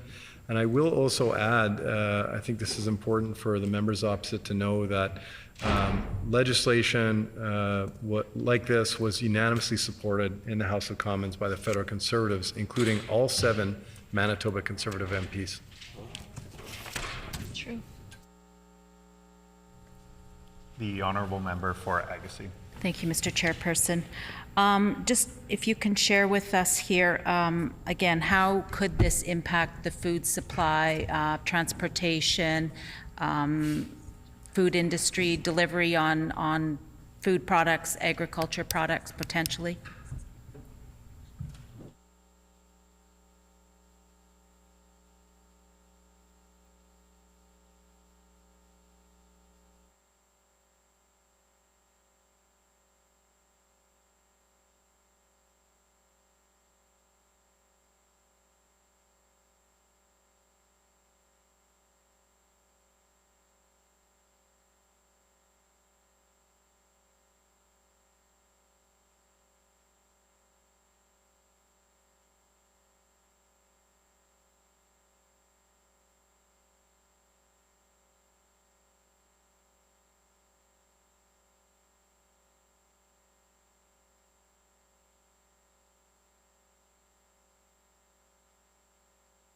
The Honourable Minister of Finance.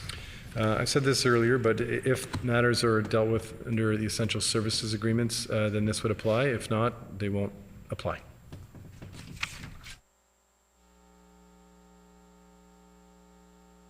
The honourable member for Interlake Gimli. Are rail line employees considered essential services?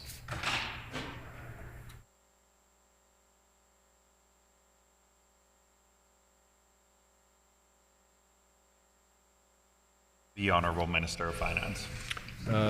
Rail lines are under federal jurisdiction, so provincial laws do not apply here.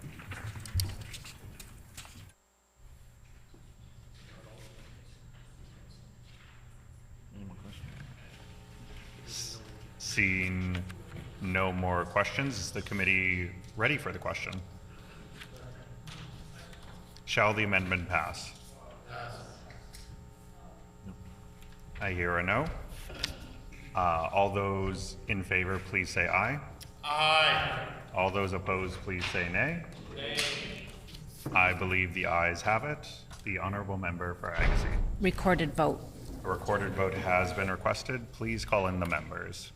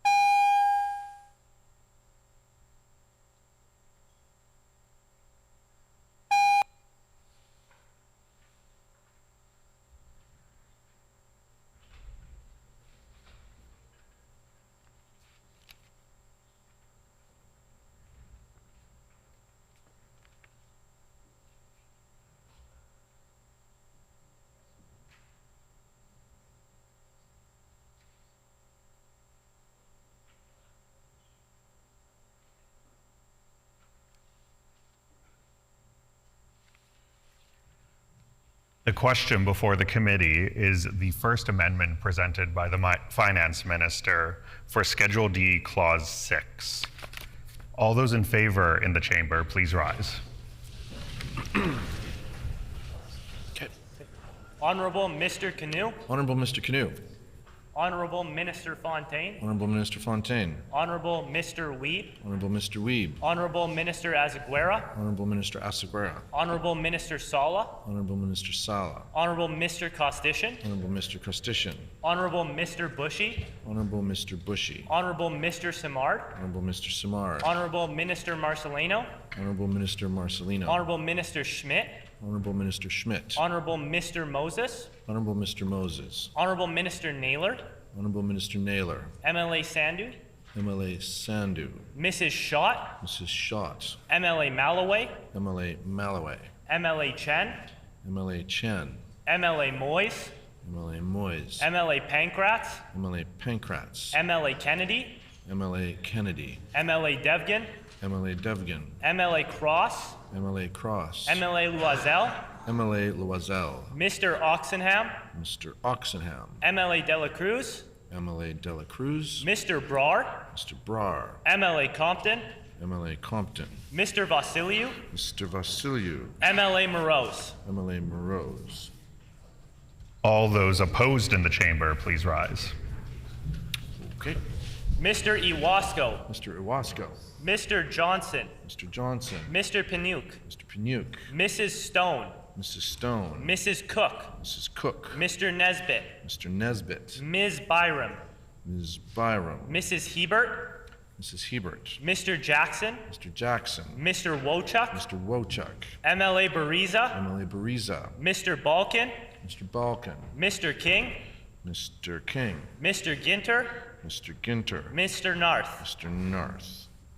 We will now conduct the alphabetical roll call of members participating virtually, asking each remote member to audibly state their vote with either I vote yes or I vote no. Mr. Khan. I vote no. Mr. Khan votes no. MLA Lagasse.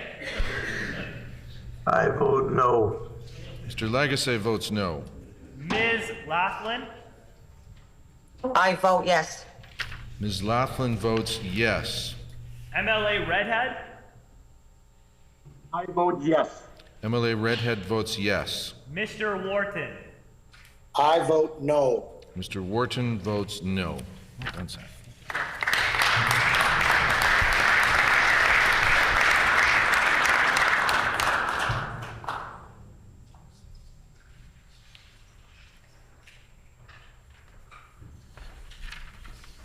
Okay.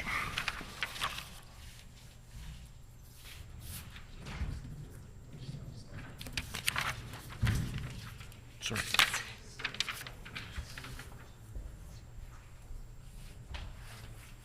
Ayes 30, nays 18.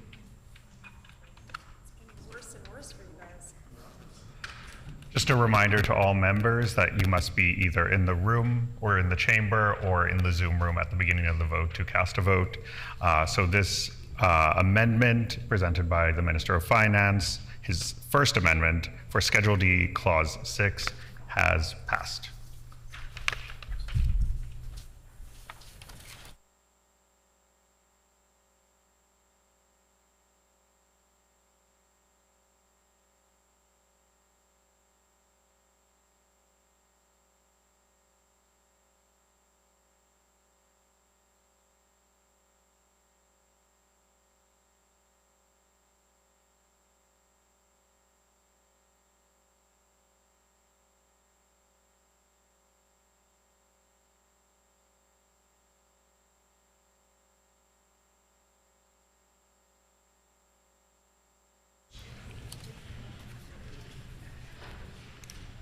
So we have Schedule D, Clause 6 with one amendment currently, with the Minister of Finance presenting another one.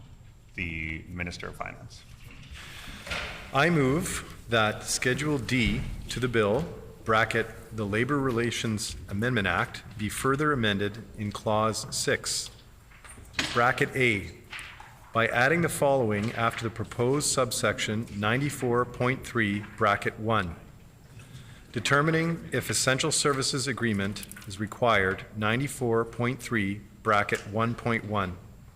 The parties to a collective agreement must, no later than 180 days before the expiry of that agreement, A, determine whether it is necessary in the event of a lockout or legal strike to continue the supply of services, operation of facilities, or production of goods to comply with subsection bracket 1. B, set out the determination in writing. C, file a copy of the determination with the board. And D, provide a copy of the determination to the minister if requested to do so by the minister. The filed copy of the determination has the same effect as an order of the board. Guideline 94.3 bracket 1.2.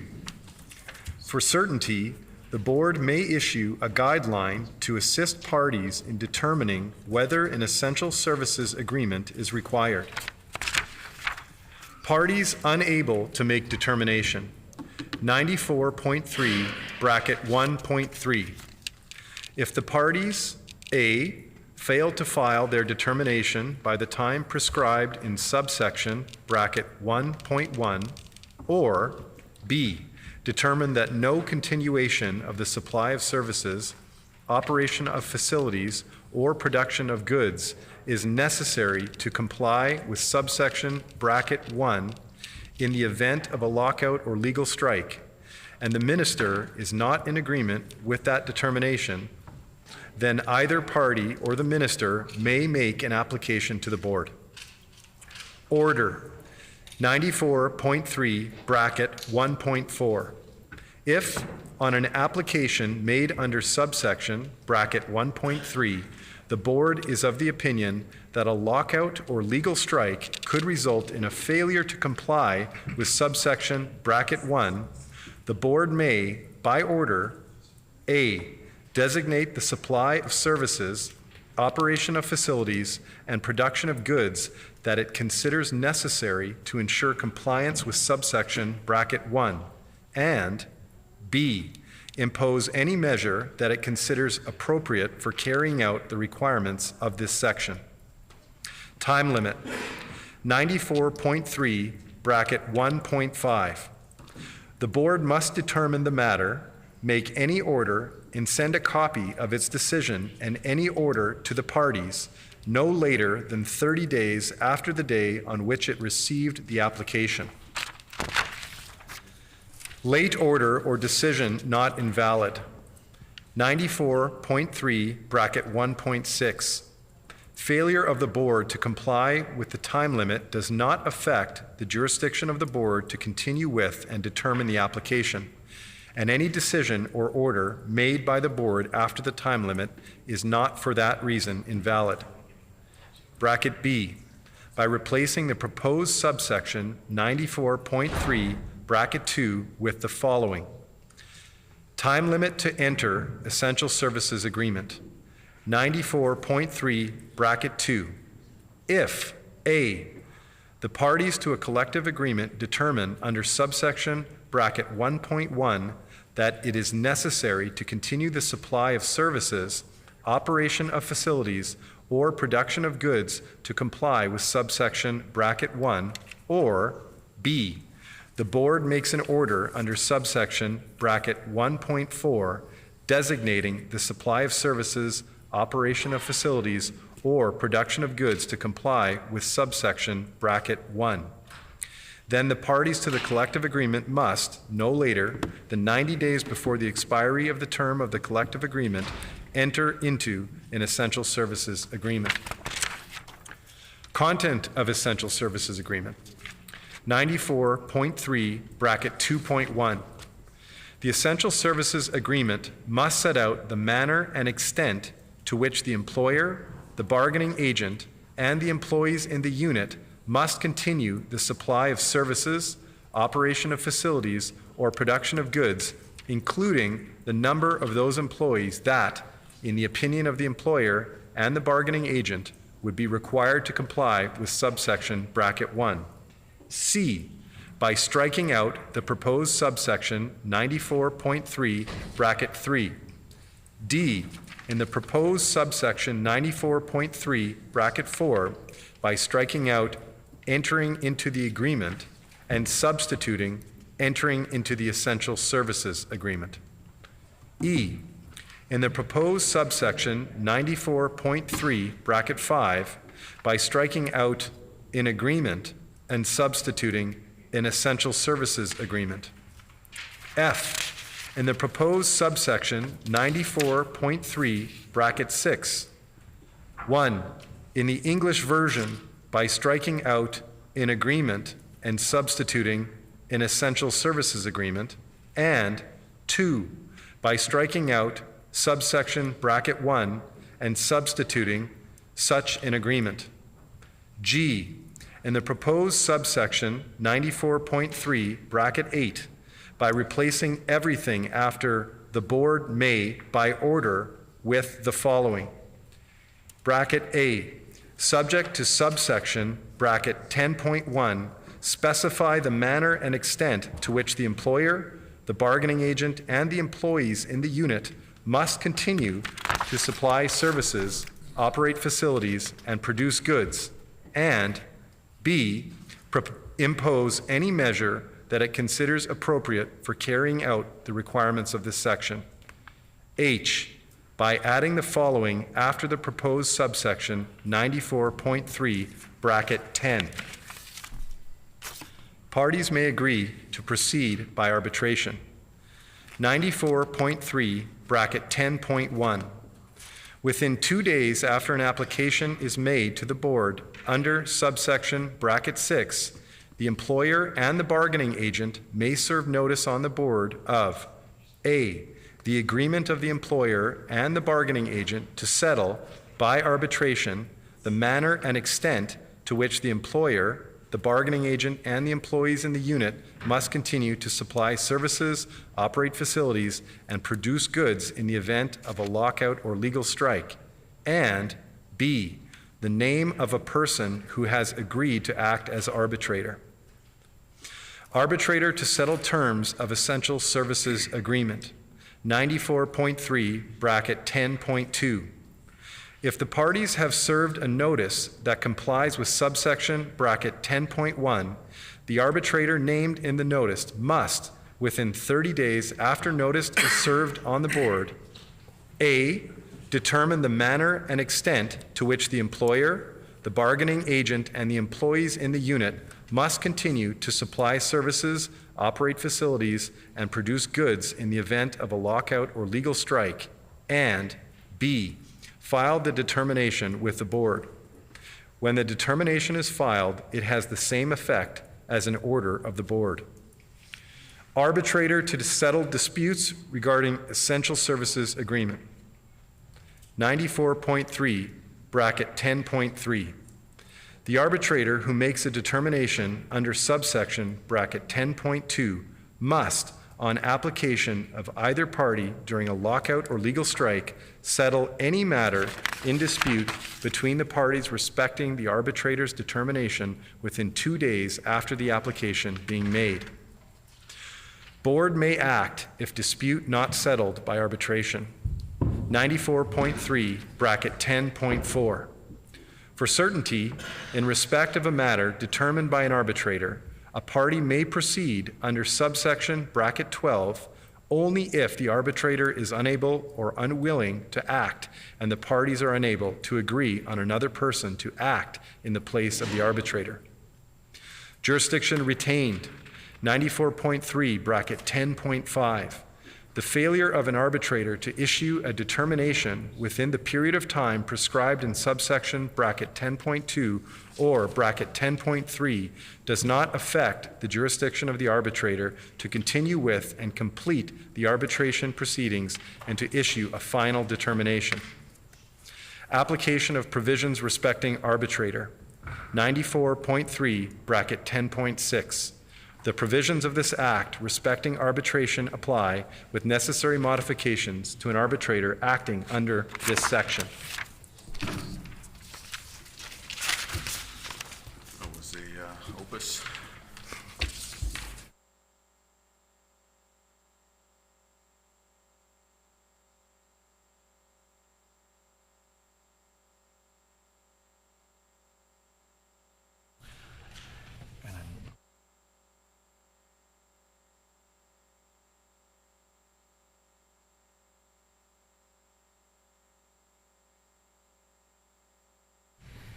It has been moved by the Honourable Minister of Finance that Schedule D to the bill, the Labour Relations, the motion, the motion is in order, and I'll just request leave to consider the amendment as written. Agreed. Would the Minister like to speak to it? No? Then the floor is open for questions. The Honourable Member for Agassiz. Well, looking at these number of amendments that this government has brought forward pertaining to the labor portion of this, I think speaks to how quickly it was pushed through and perhaps without, well, actually without consultation. It just raises a lot of questions. The impact this is going to have and how Manitobans feel about all these changes to labor legislation without having any public consultation and having this gone to committee.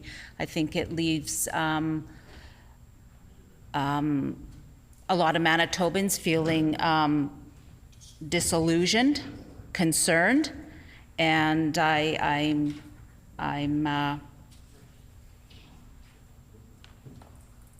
I think it's kind of probably concerning that this has been put through as like it has. There was no, like I said, no public consultation. This is going to leave a lot of Manitobans questioning why it happened this way and the lack of transparency in doing so. And who was really consulted in this? Who did they speak to? And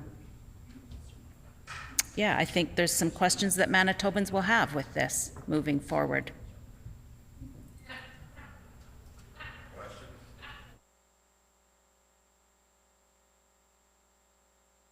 The Honourable Member for Interlake Gimli. Yeah, I was just wondering if the minister was going to answer the question, who did the minister consult with on this amendment?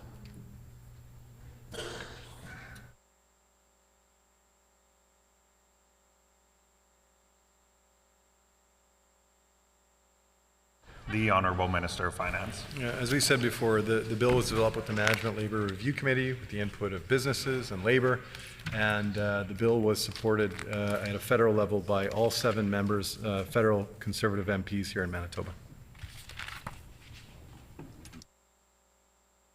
The Honourable Member for Interlake Gimli.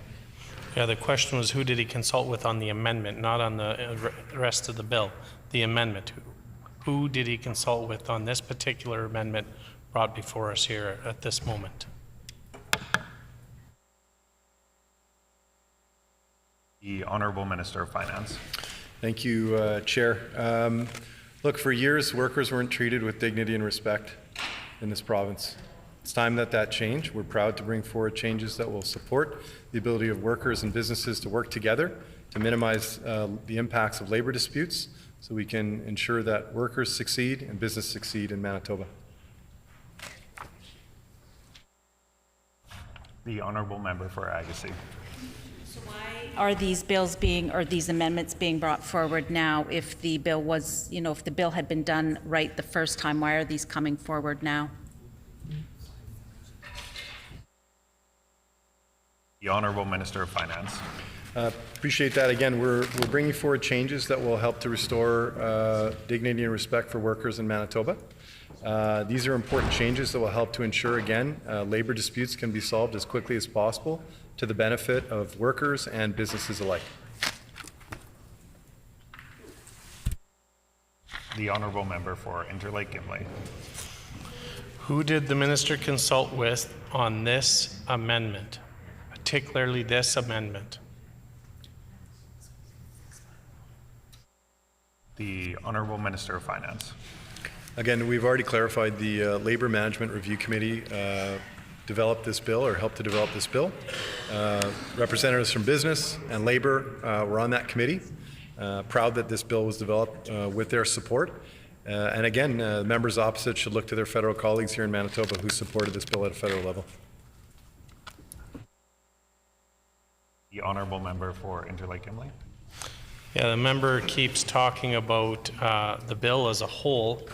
I find it hard to believe they consulted on bits. If this was a standalone bill, they would have potentially been able to come and present at committee. So that's one of the failings, one of the many failings of this government on this bill. But the minister still isn't answering. Who did he consult with on this amendment? He keeps referring to the bill. Who did he consult with on this amendment? The Honourable Minister of Finance. What's that? Yeah, this particular amendment was a joint.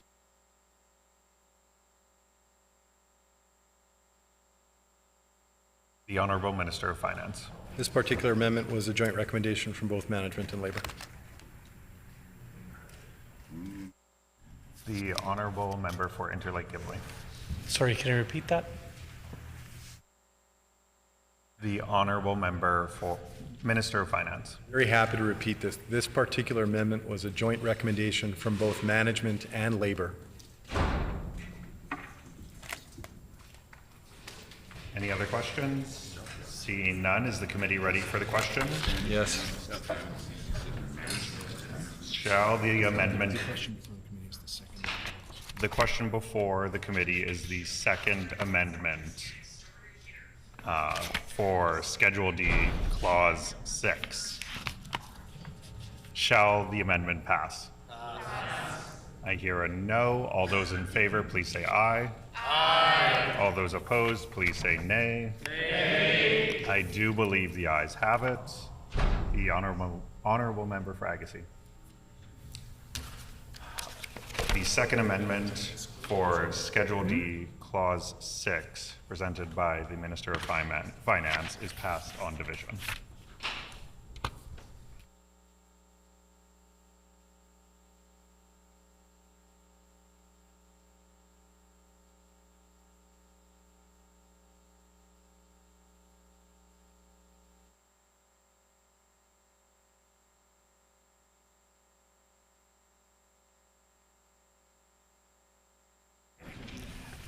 Shall Schedule D, Clause 6, pass as amended?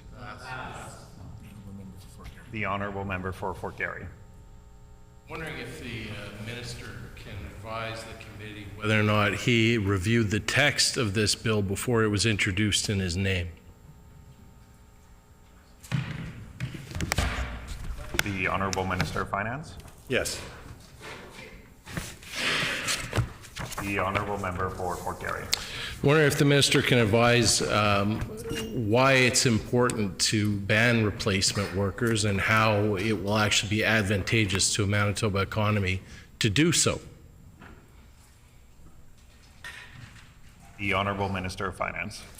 We know that the use of replacement workers can create a disincentive for employers to get to the table, and we know that the best deals are struck at the bargaining table.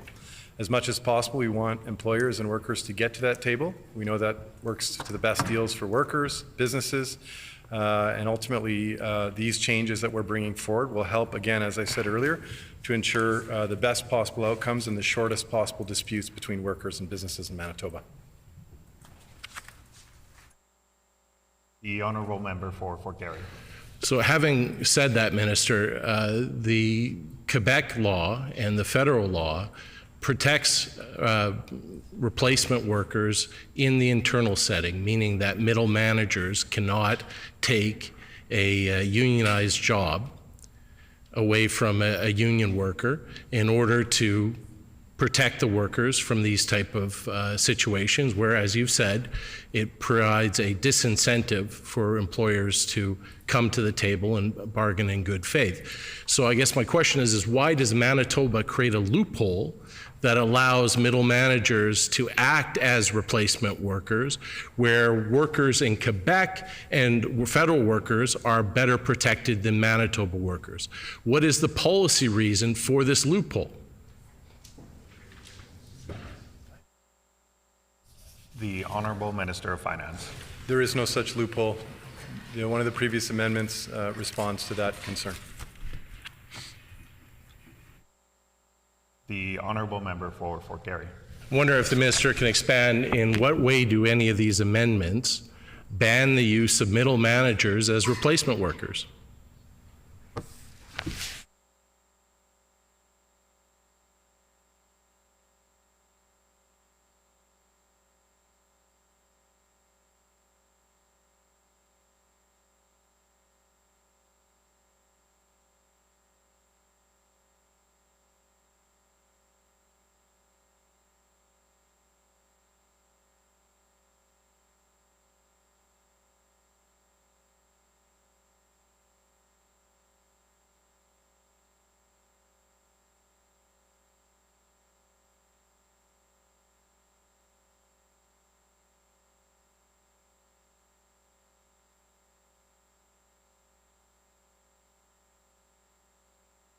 The Honourable Minister of Finance. Yeah, appreciate the question. Again, we're proud to bring forward these provisions that will help to prevent the use of replacement workers. We know that's important because that can prolong strikes unnecessarily. These provisions will help to ensure that a deal is struck as quickly as possible at the bargaining table. That's where we know we have the greatest success of a deal being struck to the benefit of workers and businesses, and that's exactly what we're trying to achieve here with these changes.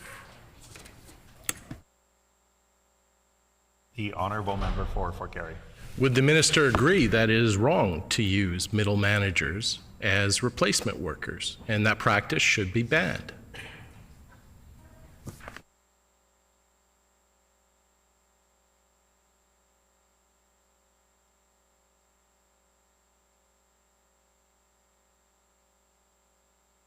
The Honourable Minister of Finance.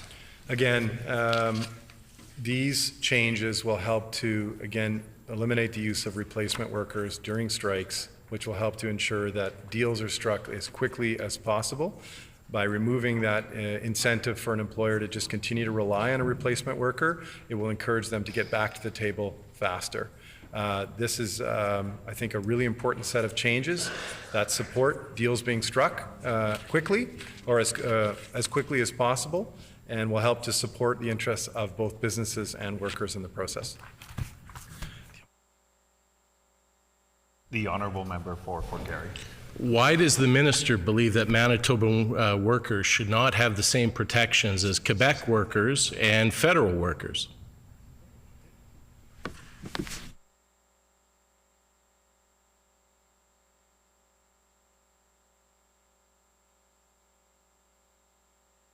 The Honourable Minister of Finance. What I can say to the member opposite is that we are moving forward with changes that are going to help ensure that labor disputes are as short as possible. We're proud of these changes. These are very important changes that, again, are supported by both labor and management here in Manitoba. They go the distance to help ensure that disputes are minimized and we create the best possible outcome for workers and businesses here in Manitoba. The Honourable Member for Fort Garry. I have an amendment. I move that Schedule D to the Bill Labor Relations Amendment Act be amended in Clause 6 in the proposed Clause 94.1 sub 2 sub A by striking out who performs management functions primarily or.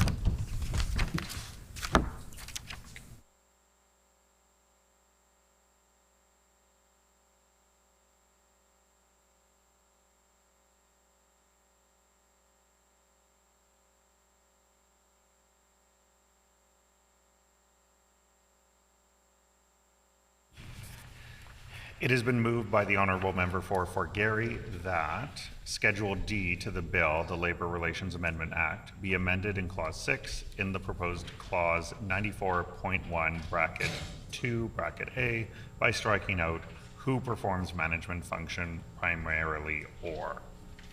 This amendment is in order. Does the member want to speak to the amendment? No. The floor is open. The Honourable Member for Fort Garry. So what this amendment does for the minister's benefit, it actually closes the loophole that the government put in this bill and would prevent middle managers from acting as replacement workers in the case of a strike or a lockout, and would bring this legislation up to the protection levels of Quebec and the federal government. So I look forward to the minister supporting it.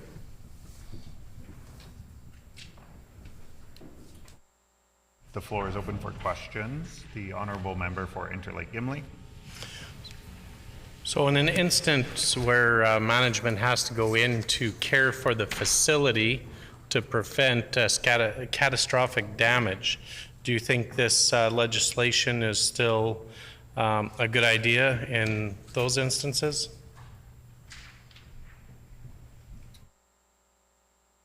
The Honourable Member for Fort Garry. We've had a couple of amendments tonight. One of them deals with sort of emergency situations like this and is actually covered off by an earlier amendment. So I think the MLA from Gimli Interlake's concerns have already been addressed by the government.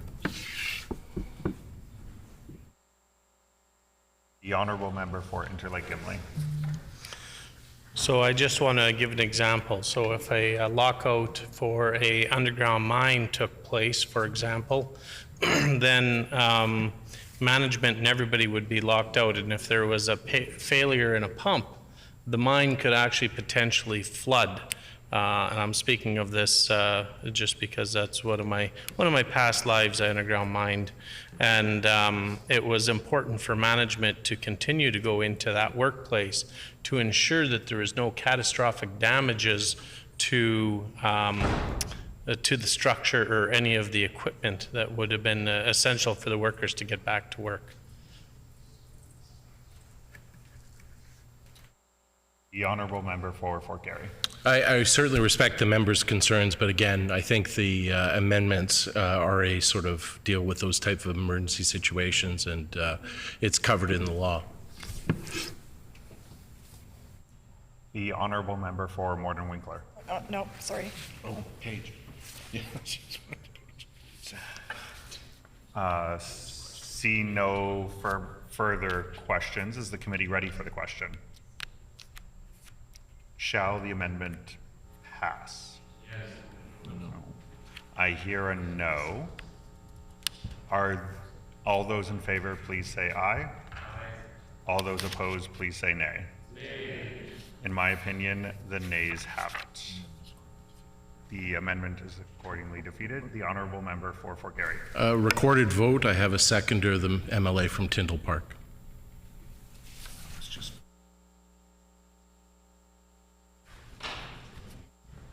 Does the member for Tyndall Park support the request for a recorded vote? Member for Tyndall Park. The member for Tyndall Park. Yes, I support the request for a recorded vote. A recorded vote has been requested. Call in the members.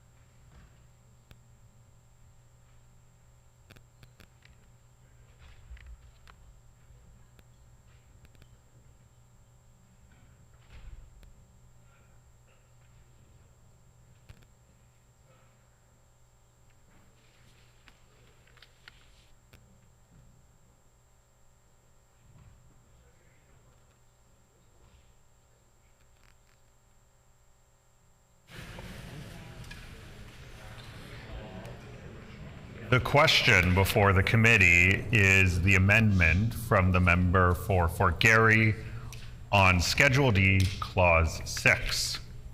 All those in favor in the chamber, please rise. Mr. Vasiliou? Mr. Vasiliou. All those opposed in the chamber, please rise. So we can start here, go back here, and back. Order. Okay. Honorable Minister Fontaine. Honorable Minister Fontaine. Honorable Mr. Weeb. Honorable Mr. Weeb. Honorable Minister Azaguera. Honorable Minister Asaguera. Honorable Minister Sala. Honorable Mr. Sala. Honorable Mr. Costician. Honorable Mr. Costician. Mr. Iwasko. Mr. Iwasko. Mr. Johnson. Mr. Johnson. Mr. Pinouk. Mr. Pinouk. Mrs. Cook. Mrs. Cook. Mr. Nesbitt. Mr. Nesbitt. Honorable Mr. Bushy. Honorable Mr. Bushy. Honorable Mr. Samard. Honorable Mr. Samard. Honorable Minister Marcelino. Honorable Minister Marcelino. Honorable Minister Schmidt. Honorable Minister Schmidt. Honorable Mr. Moses. Honorable Mr. Moses. Honorable Minister Naylor. Honorable Minister Naylor. MLA Sandu. MLA Sandu. Mrs. Schott. Mrs. Schott. Ms. Byram. Ms. Byram. Mrs. Hebert. Mrs. Hebert. Mr. Jackson. Mr. Jackson. Mr. Wochuk. Mr. Wochuk. MLA Bariza. MLA Bariza. Mr. Balkin. Mr. Balkin. MLA Malloway. MLA Malloway. MLA Chen. MLA Chen. MLA Moyes. MLA Moyes. MLA Pankratz. MLA Pankratz. MLA Kennedy. MLA Kennedy. MLA Devgan. MLA Devgan. MLA Cross. MLA Cross. MLA Loisel. MLA Loisel. Mr. Oxenham. Mr. Oxenham. MLA De La Cruz. MLA De La Cruz. Mr. Brar. Mr. Brar. MLA Compton. MLA Compton. Mr. King. Mr. King. Mr. Ginter. Mr. Ginter. Mr. Narth. Mr. Narth. Oh, sorry. MLA Morose. MLA Morose. Sorry about that. Okay. We will now conduct the alphabetical roll call of members participating virtually, asking each remote member to audibly state their vote with either I vote yes or I vote no. Honorable Minister Cable. I vote no. Honorable Minister Cable votes no. MLA Legacy. I vote no. Pardon? One more time, please. MLA Legacy. I vote no. MLA Legacy votes no. Ms. Laughlin.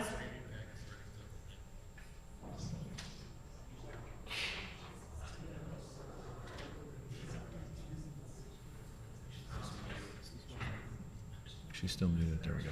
I vote no. Ms. Laughlin votes no. MLA Redhead. I vote no. MLA Redhead votes no. Mr. Wharton. I vote no. Mr. Wharton votes no. Well done, Seth. Thanks.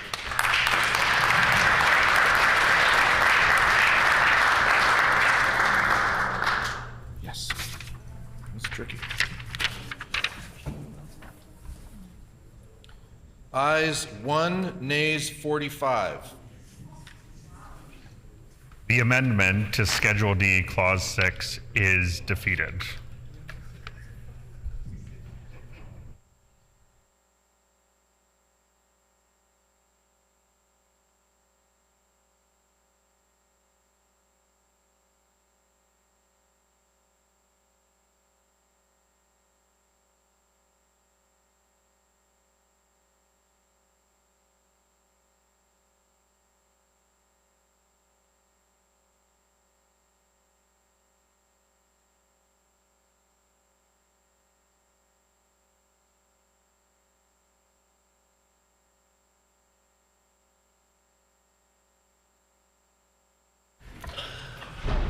shall Schedule D, Clause 6, pass as amended?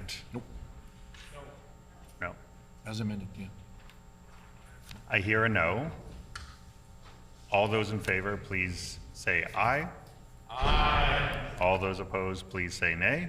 Nay. In my opinion, the ayes have it. The honourable member for Agassiz. Recorded vote. A recorded vote has been requested. Please call in the members.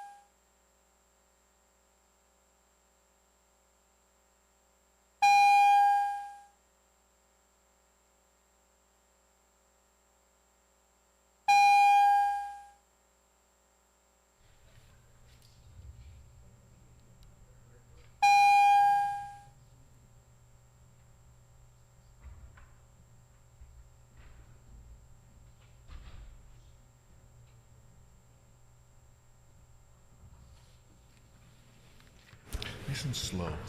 Sorry. You were rushing me a little bit. The question before the committee is Schedule D, Clause 6 as amended. All those in favor in the chamber, please rise.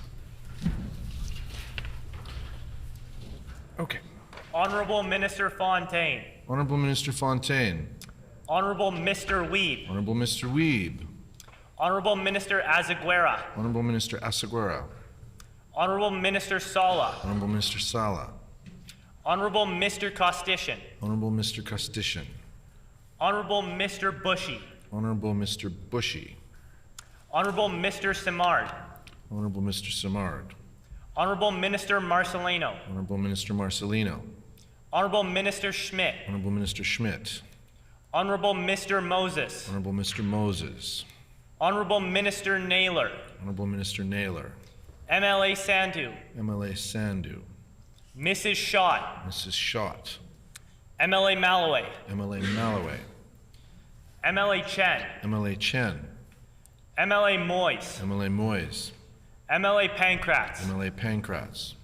MLA Kennedy. MLA Kennedy. MLA Devgan. MLA Devgan. MLA Cross. MLA Cross. MLA Loisel. MLA Loisel. Mr. Oxenham. Mr. Oxenham. MLA Dela Cruz. MLA Dela Cruz. Mr. Brar. Mr. Brar. MLA Compton. MLA Compton. MLA Morose. MLA Morose. All those opposed in the chamber, please rise. Okay. Mr. Iwasco. Mr. Owasco. Mr. Johnson. Mr. Johnson. Mr. Piniuk. Mr. Piniuk. Mrs. Cook. Mrs. Cook. Mr. Nesbitt. Mr. Nesbitt. Ms. Byram. Ms. Byram. Mrs. Hebert. Mrs. Hebert. Mr. Jackson. Mr. Jackson. Mr. Wochuk. Mr. Wochuk. MLA Bariza. MLA Bariza. Mr. Balkin. Mr. Balkin. Mr. King. Mr. King. Mr. Ginter. Mr. Ginter. Mr. Narth. Mr. Narth. We will now conduct the alphabetical roll call of members participating virtually, asking each remote member to audibly state their vote with either I vote yes or I vote no. Okay, so we don't count this stuff. Honorable Minister Cable. I vote yes. Honorable Minister Cable votes yes. Mr. Khan. I vote no. Mr. Khan votes no. MLA Lagasse. I vote no. MLA Lagasse votes no. Ms. Laughlin. I vote yes. Ms. Laughlin votes yes. MLA Redhead. I vote yes. MLA Redhead votes yes. Mr. Wharton. I vote no. Mr. Wharton votes no. Well done, sir.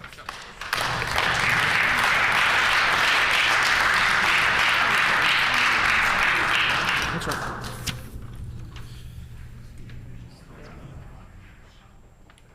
Ayes 29, nays 17. Schedule D, Clause 6 is accordingly passed as amended.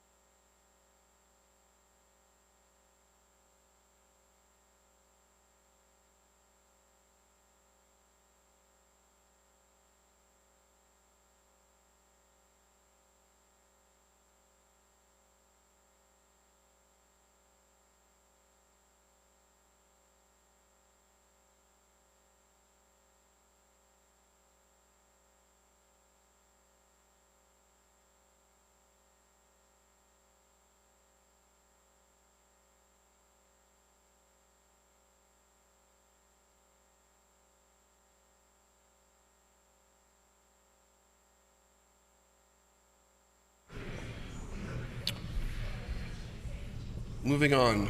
Shall Schedule D, Clause 7 pass? Schedule D, Clause 7 is, I hear a no. All those in favor? Please say aye. Pardon me? Yes. Well, so do you have a question or we just... Okay, so we're just going to put the question. So, shall all those in favor of passing clause, yes, Schedule D, Clause 7, please say aye. So all those in favor of passing Schedule D, Clause 7, say aye. Aye. All those opposed? Say nay. In my opinion, Schedule D, Clause 7 is accordingly... Member for Agassiz. Sorry? Member for Agassiz. Member for Agassiz. On division? On so, division. just read that according to passed on division. Schedule D, Clause 7 is accordingly passed on division. Yes. All right. Schedule D, Clause 8 and 9. Shall pass? No, just read. Shall Schedule D, Clause 8 and 9 pass? No. So do Clause 8. Shall Schedule D, Clause 8 pass? Shall Schedule D, Clause 8 pass? No. The Honourable Minister of Finance. The Honourable Minister of Finance. I move that Schedule D to the bill, the Labor Relations Amendment Act, be amended in Clause 8 by adding the following after Clause 8, Bracket 2. Transitional C time periods. 8, Bracket 3. If, on the coming into force of this section, a time period for applying to the board in respect of an essential services agreement under Section 94.3 of the Labor Relations Act, as enacted by Section 6 of this Act, has already expired, a party to a collective agreement may proceed immediately to make an application to the board.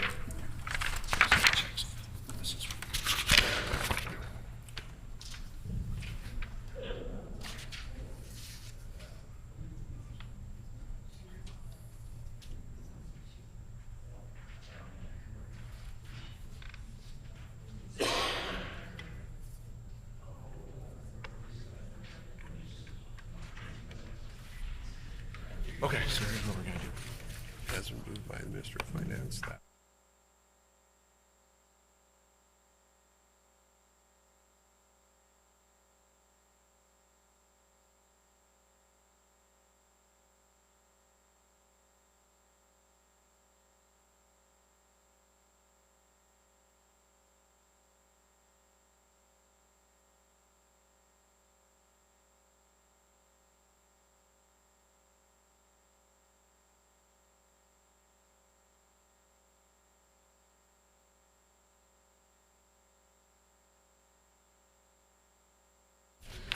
It has been moved by the Minister of Finance that Schedule D to the bill, the Labor Relations Amendment Act, be amended in Clause 8 by adding the following after Clause 8. Dispense. The amendment is in order.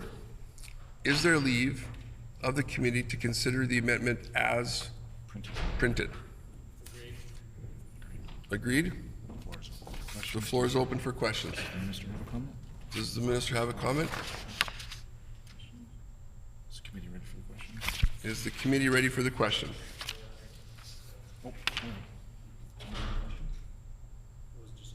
Yep.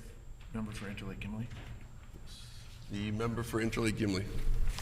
Yeah, can the minister explain what this amendment does, please? The Honourable Minister of Finance.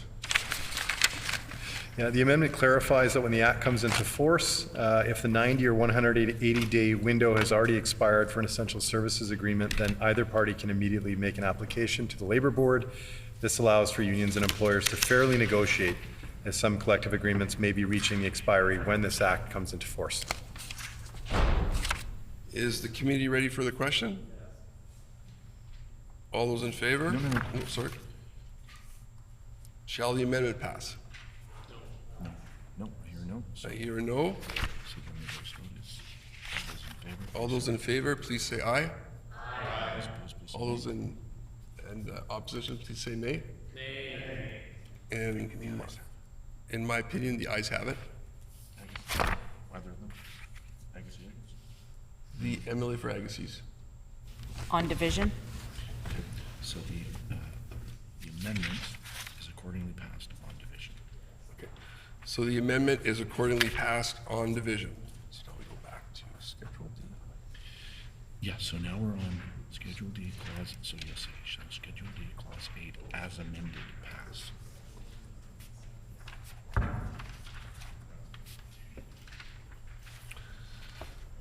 So shall Schedule D, Clause 8 as amended pass? No, right, so all those in favor. All those in favor, please say aye. Those opposed, please say nay. All those opposed, please say nay. Nay. In my opinion, the ayes have it. MLA for Agassiz. On division? So the amendment is accordingly passed, pardon me, clause, Schedule D, clause 8 as amended is accordingly passed on division. So Schedule D, Clause 8 as amended is passed on division. Yes. All right. So now we're going to Clause 9, yeah. Shall Schedule D, Clause 9 pass? Schedule D, clause 9 is correct. So Schedule D, Clause 9 is as accordingly passed. Correct. Okay. Yeah, now we're moving on to Schedule E. Shall Schedule E, Clause 1 pass? Nope. I hear a no. All those in favor say aye. Do you have a question? Yeah, hang on, so, Member for Interlake Gimli. Interlake Gimli?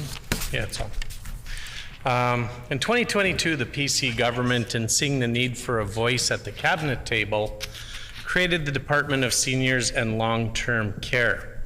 This move was applauded by seniors, caregivers, seniors serving organizations, and Manitobans in general. The newly appointed minister immediately got to work. The minister, along with the department and staff and community partners, engaged in a wide range listening tour. There were 13 individual communities were visited, including northern and rural communities. 61 focus groups were held with all stakeholders. Community partners engaged with 900 Manitobans. Over 10,000 responses were received to the Engage MB survey, and that's building a better plan with Manitoba seniors. All of this outreach and hard work resulted in the release of the groundbreaking document by the PC government called Manitoba, A Great Place to Age, Provincial Senior Strategy in February of 2023, which, like the creation of the Department of Seniors and Long-Term Care, was deemed a success by all. Seniors, caregivers, and family members were given a voice and a say in drafting the policies that were going to impact them the most, unlike this legislation that has been slid into the back of BITSA. The group on this side of the House are incredibly proud of the senior strategy and the 7-point framework that it laid out for advancing and improving respect, inclusion, and quality of life for Manitoba seniors. This bill shows lack of investigative powers. Unlike the Advocate for Children and Youth, the Seniors Advocate does not provide the Seniors Advocate with investigating powers. Seniors and their families want to see real protections for themselves and their loved ones. Advocate for Children and Youth, Section 11(1)(c) gives the advocate the power to review, investigate, and report on serious injuries and death of children and young adults, but the Seniors Advocate will lack that power. There are so many parallels between vulnerable children and youth and the seniors and persons in long-term care. The latter should be afforded all the same protections. Will this minister ensure the Seniors Advocate will get investigating powers?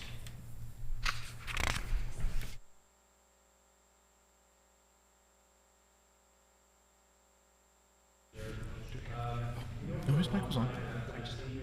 Diverse families, community organizations have advocated for the creation of an independent seniors advocate, and the fact that we're bringing this forward here shows that our government is listening. We will be appointing this role for a 5-year term. And to the question that was asked, one of the important roles of the seniors advocate will be to identify systemic issues that seniors in Manitoba are facing. That's incredibly important to ensure that as a government we're able to identify and respond to concerns that seniors have faced and continue to face in Manitoba, with the goal of improving life and responding to concerns that they're facing on a day-to-day basis. For those types of perhaps more individualized concerns, the seniors advocate will be equipped to be able to identify those issues and then refer concerns to any number of organizations to ensure that individual issues are responded to and dealt with accordingly. The MLA for Interlake Gimli. Yes, I just want to talk a little bit about the role of protection of persons in care office versus the seniors advocate.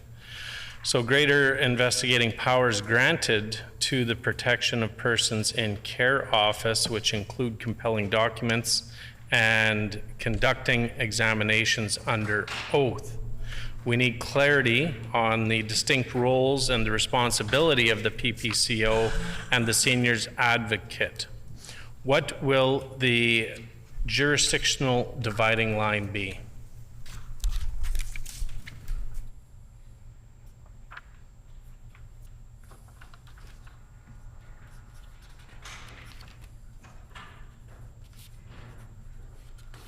The Honourable Minister of Finance. I appreciate that, Chair.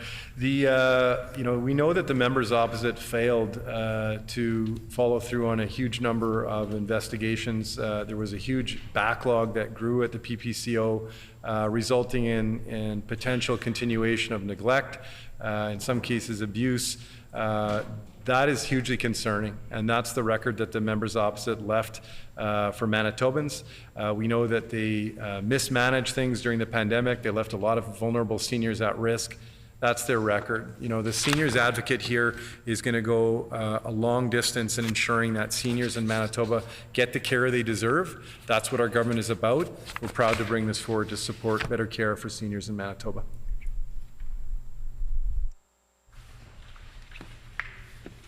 The MLA for Interlake Gimli. What is the jurisdictional dividing line between the two?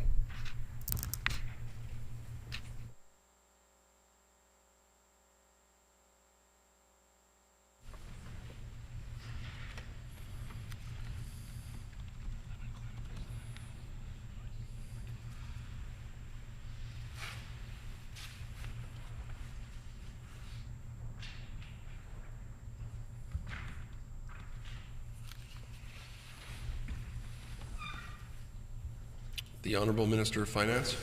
Thank you, Chair. The PPCO will continue to be responsible for investigations. Again, that's something that we knew, we saw a huge backlog grow under the last government, but we do know they play an important role. But we have cleared that investigation backlog, which they allowed to grow to concerning length, because we know how important it is that allegations of abuse and neglect be properly attended to. We're proud to have cleared that backlog, and we're also proud to have brought forward, and to be bringing forward rather, this seniors advocate position to ensure that we can respond to systemic concerns that are identified by seniors in Manitoba. The MLA for Interlake Gimli. So far, the minister's only listed investigations. Is that the only role of the protection of persons in care office after this legislation moves forward?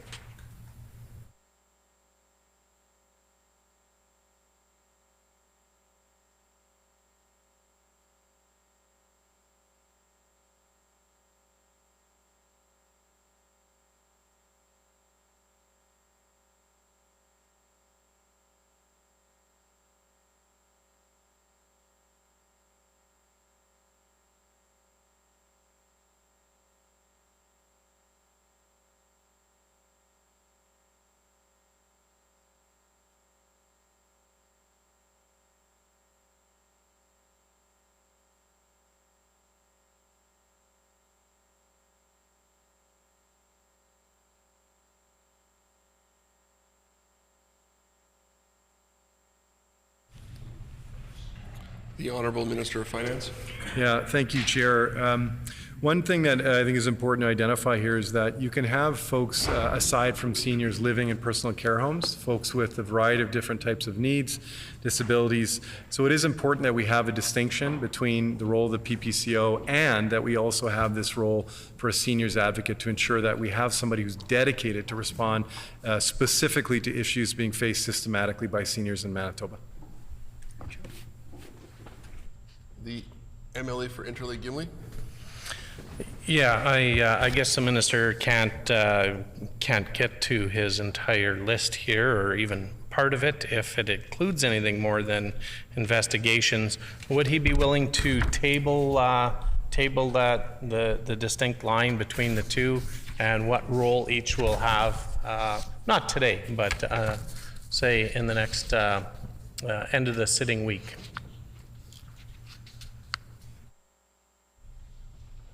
The Honourable Minister of Finance. We're excited to get this office established, and we know that doing so will ensure that seniors in Manitoba and their issues are attended to. It was a long 7.5 years, Mr. Chair, under the previous government for seniors in this province. We did see them develop a department with very little to show for it. And I know that frustrated a lot of folks, seniors in my own community, that saw that many of the issues they were facing were not being attended to. We're doing things differently. Manitobans can count on us to respond to the concerns that they're seeing and that they're identifying as impacting seniors in our province. We think this is the right next step. It's an important step, and this will help to ensure seniors get the care and supports they need here in our province. The MLA for Interlake Gimli. So maybe the minister can share what enforcement powers the senior advocate will have.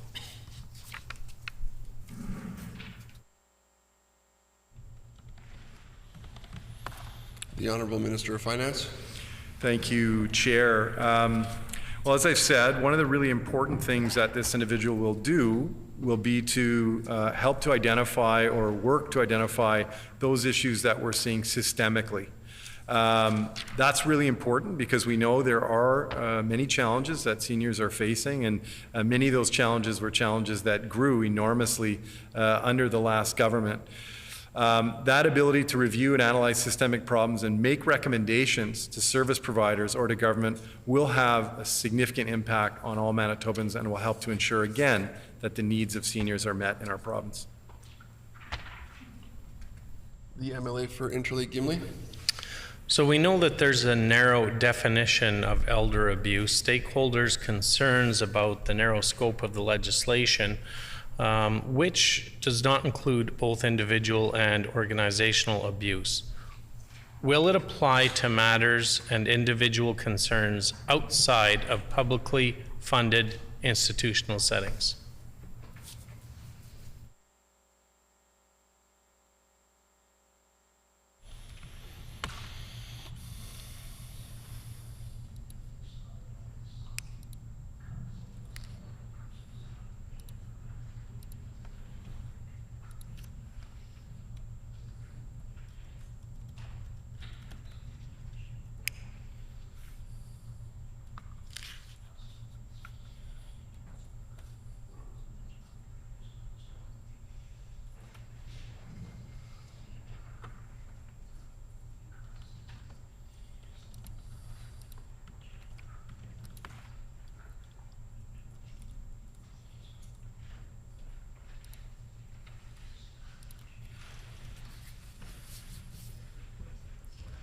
The Honourable Minister of Finance. Thank you so much, Chair. We did bring forward a new definition of neglect and abuse that we proclaimed that was failed to be supported by the members opposite, that would make it easier to report those types of instances where seniors are being impacted through abusive behavior or neglect. We know the importance of that. We need to make it easier so that these types of instances can be reported. Members opposite didn't support that. We're bringing that forward to make sure that in those instances that they are reported accordingly.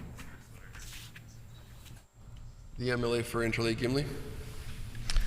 Let me rephrase that. Local stakeholders have taken to writing opinion pieces in the Winnipeg Free Press because this government did not properly consult or introduce this bill in a way that would have allowed public feedback at committee. The local experts suggest that the definition included in the legislation is too narrow. Why does the definition in this legislation not include both individual and organizational elder abuse?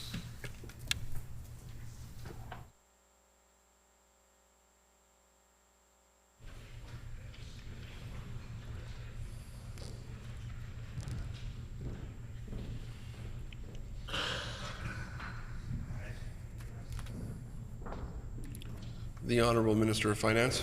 The new definition of abuse and neglect that we brought forward, which we attempted to proclaim, but which was not proclaimed by the members opposite, will allow for cases or incidences of neglect or abuse to be more easily investigated, and I do encourage the members opposite to support that definition. The MLA for Interlake Gimli. Stakeholders have described this legislation as toothless. In its current state, it adds another layer of bureaucracy and does not provide the authority or powers necessary to investigate cases of abuse.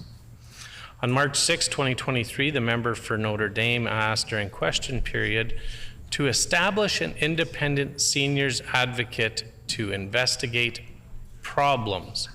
Yet this government has brought forward an omnibus bill that does not include the necessary authority or investigative powers to investigate problems. Can the minister explain why this was excluded from the bill?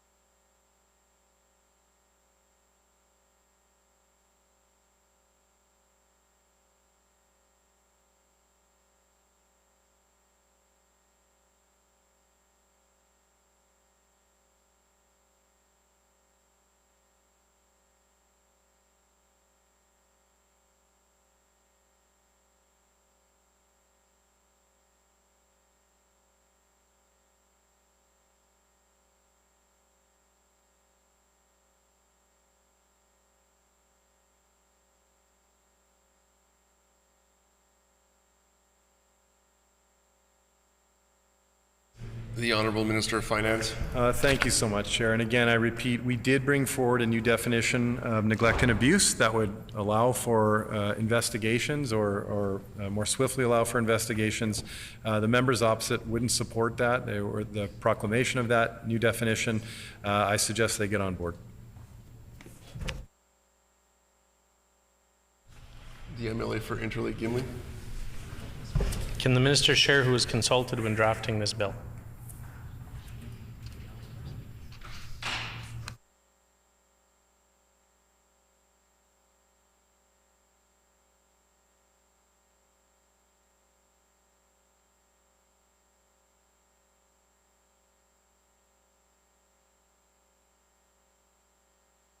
The Honourable Minister of Finance. This was developed with support from many, many seniors organizations here in Manitoba.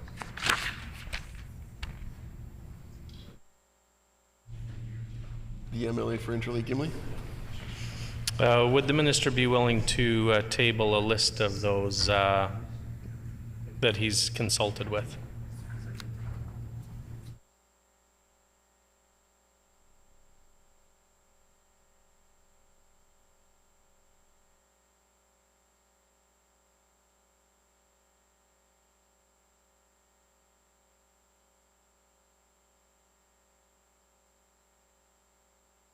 The Honourable Minister of Finance. Sure.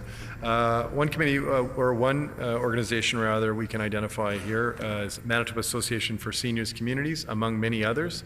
But again, a number of those that we consulted with were here present on the day that the members opposite refused to support the bill.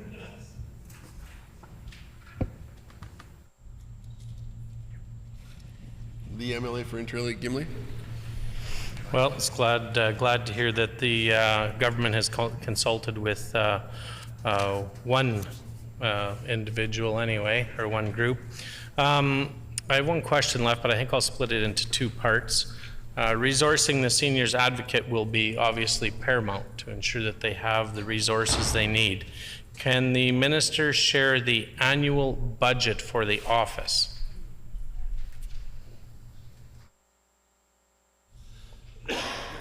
The Honourable Minister of Finance.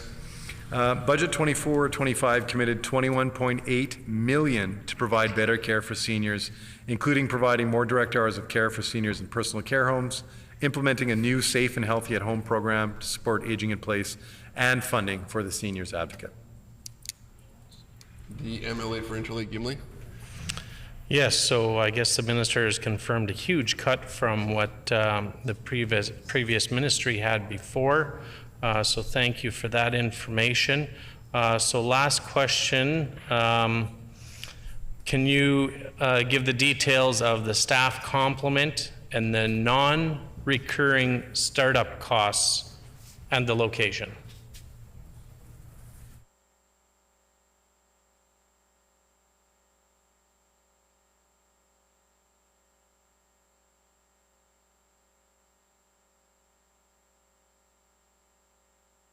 The Honourable Minister of Finance. Thank you so much, Chair. Look, the goal of this legislation is to allow us to stand up a seniors advocate office, something members opposite didn't do.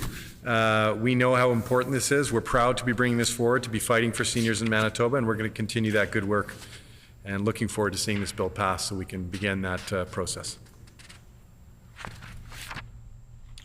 The MLA for Interlake Gimli. Yeah, I just think it's important that we define the startup costs and where it's going to be. We've already defined that it's going to be a massive cut down to $21.8 million, but can you define what the non-recurring startup costs will be and where it will be located? The Honourable Minister of Finance. Yeah, so, you know, regardless of how many times the member repeats that doesn't make it true, unfortunately for him. I will say that we're proud of this legislation. We're proud to be bringing forward a seniors advocate to support seniors in Manitoba.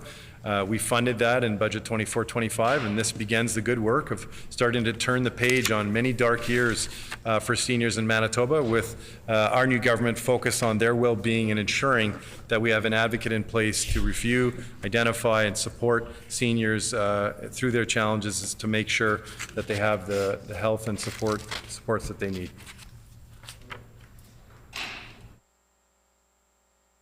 Is the committee ready for the question? Shall Schedule E Clause 1 pass? Schedule E Clause 1 is accordingly passed. Shall Schedule E Clause 2 and 3 pass? Schedule E Clause 2 and 3 are accordingly passed. Shall Schedule E Clause 4 through 7 pass? Schedule E Clause 4 through 7 are accordingly passed. Shall Schedule E Clause 8 pass? Schedule E Clause 8 is accordingly passed. Shall Schedule E Clause 9 pass? Schedule E Clause 9 is accordingly passed. Shall Schedule E Clause 10 pass? Schedule E Clause 10 is accordingly passed. Shall Schedule E Clause 11 pass? Schedule E Clause 11 is accordingly passed. Shall Schedule E Clause 12 and 13 pass? Schedule E Clause 12 and 13 are accordingly passed. Shall Schedule E Clause 14 pass? Schedule E Clause 14 is accordingly passed. Shall Schedule E Clause 15 and 16 pass? Schedule E Clause 15 and 16 are accordingly passed. Shall Schedule E Clause 17 through 19 pass? Schedule E Clause 17 through 19 are accordingly passed. Shall Schedule E Clause 20 and 21 pass? Schedule E Clause 20 and 21 are accordingly passed. Shall Schedule E Clause 22 through 25 pass? Schedule E Clause 22 through 25 are accordingly passed. Schedule E, clause 26 through 28. Shall, my apologies. Shall Schedule E, clause 26 through 28 pass. Schedule E, clauses 26 through 28 are accordingly passed. Shall Schedule E, clause 29 and 30 pass. Schedule E, clauses 29 and 30 are accordingly passed. Shall the enacting clause contained within clause 73 pass? The enacting clause contained within clause 73 is accordingly passed. Shall the enacting clause contained within clause 74 pass? The enacting clause contained within clause 74 is accordingly passed. Shall the enacting clause contained within clause 75 pass?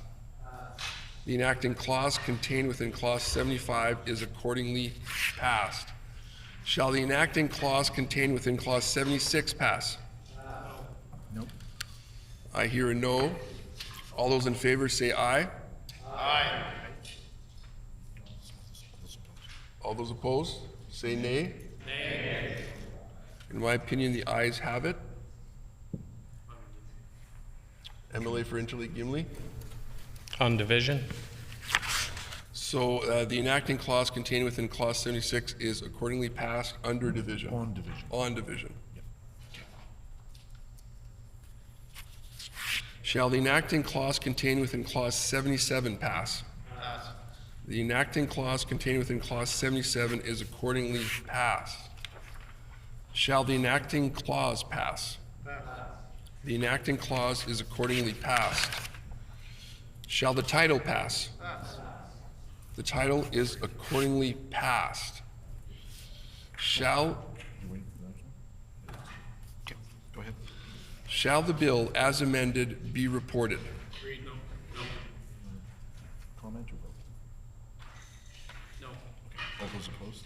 Oh, pardon. All those in, all those in favor? All those in favor, Please say aye. please say aye. Aye. All those opposed? Please say nay. Nay. In my opinion, the ayes have it. Official opposition. Official opposition. House Leader. Official opposition House Leader. Recorded vote, please.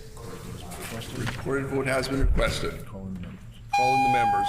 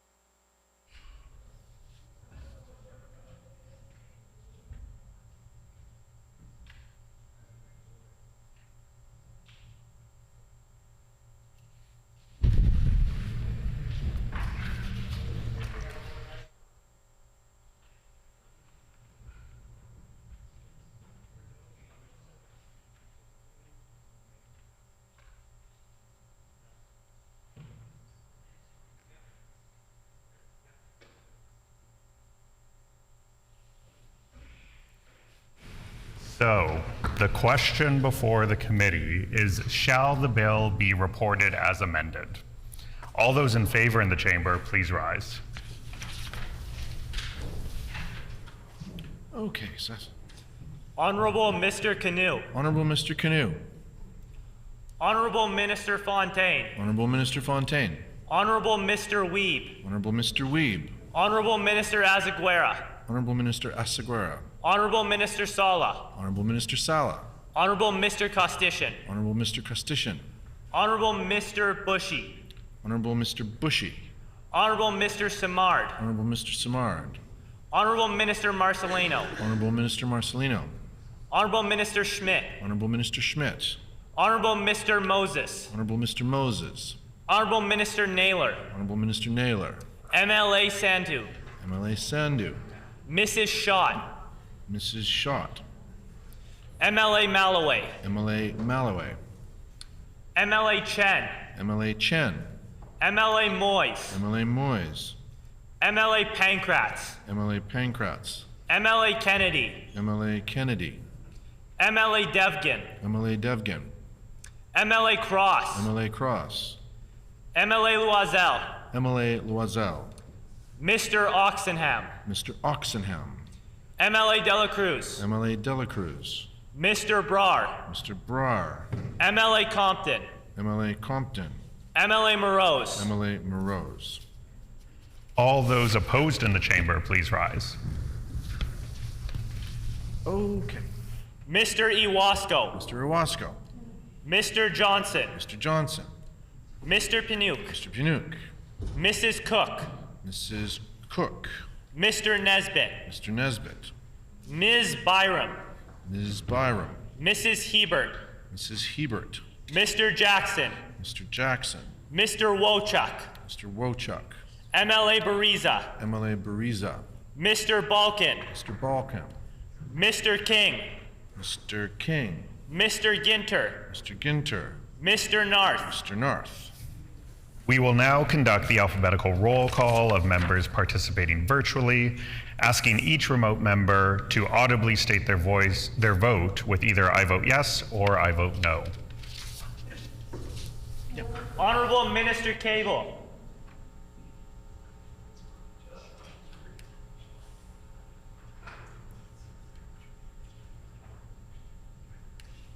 One more time. Honorable Minister Cable. I vote yes. Honorable Minister Cable votes yes. Mr. Khan. I vote no. Mr. Khan votes no. MLA Lagasse. I vote no. MLA Lagasse votes no. MLA Lamoureux. I vote no. MLA Lamoureux votes no. Ms. Laughlin. I vote yes. Ms. Laughlin votes yes. MLA Redhead. I vote yes. MLA Redhead votes yes. Mrs. Stone. I vote no. Mrs. Stone votes no. Well done all night, sir.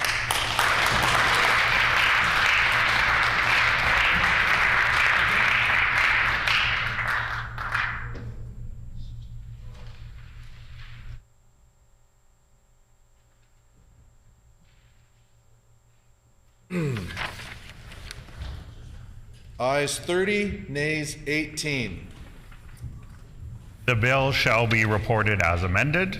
This concludes the business before the committee. Committee rise and call in the speaker.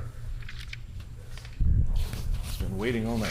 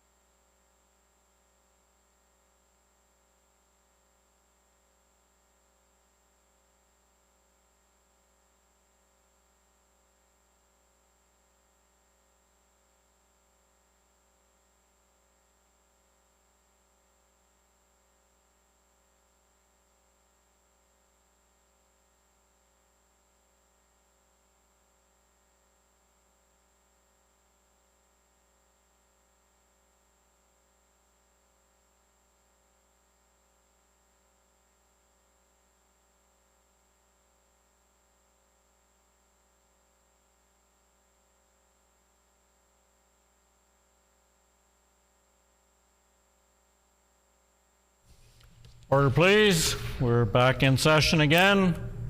The Honourable Member for Lodge-Modier. Honourable Speaker, the Committee of the Whole has considered the following. Bill number 37, the Budget Implementation and Tax Statutes Amendment Act 2024, and reports the same with amendments. I move, seconded by the Honourable Member for St. Boniface, that the report of the committee be received.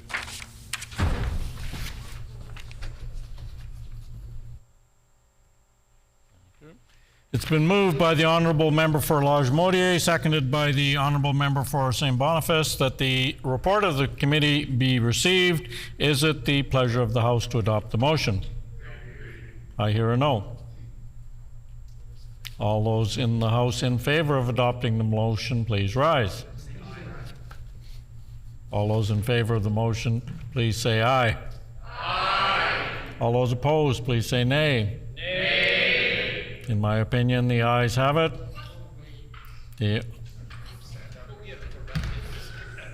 The Honourable Opposition House Leader. On division, Honourable Speaker. The report of the committee is passed on division.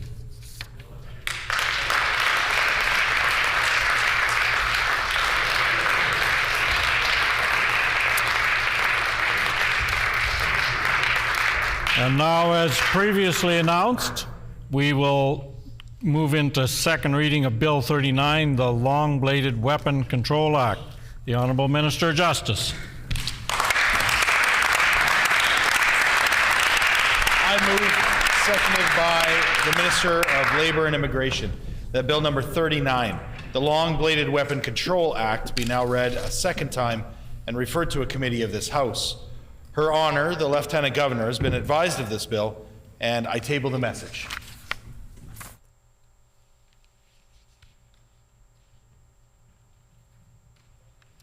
Been moved by the Honourable Minister of Justice, seconded by the Honourable Minister of Labour and Immigration, that Bill number 39, the Long-Bladed Weapon Control Act, be now read a second time and be referred to a committee of the House. Her Honour, the Lieutenant Governor, has been advised, and the bill is tabled. The message is tabled.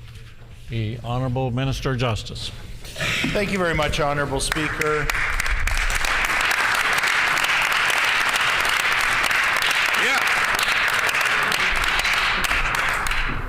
I'm pleased to rise in the House this evening for the second reading of Bill number 39, the Long-Bladed Weapon Control Act.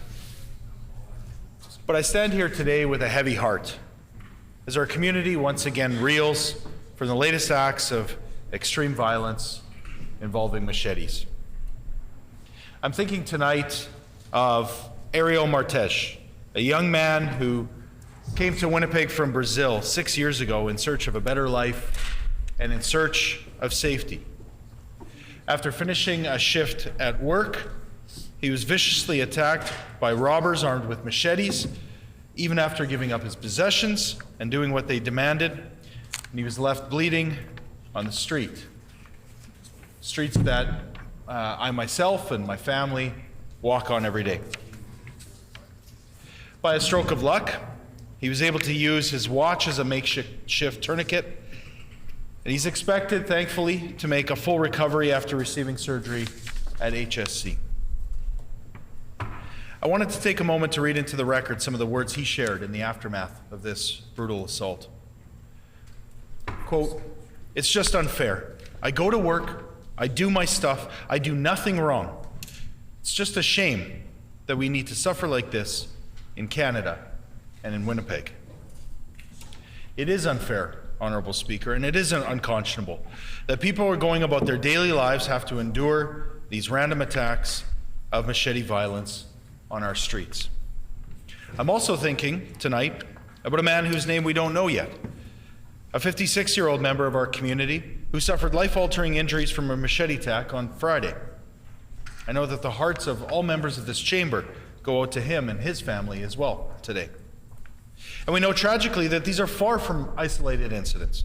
We have all witnessed a disturbing increase in violent crimes, and especially those crimes involving machetes, knives, or other bladed weapons.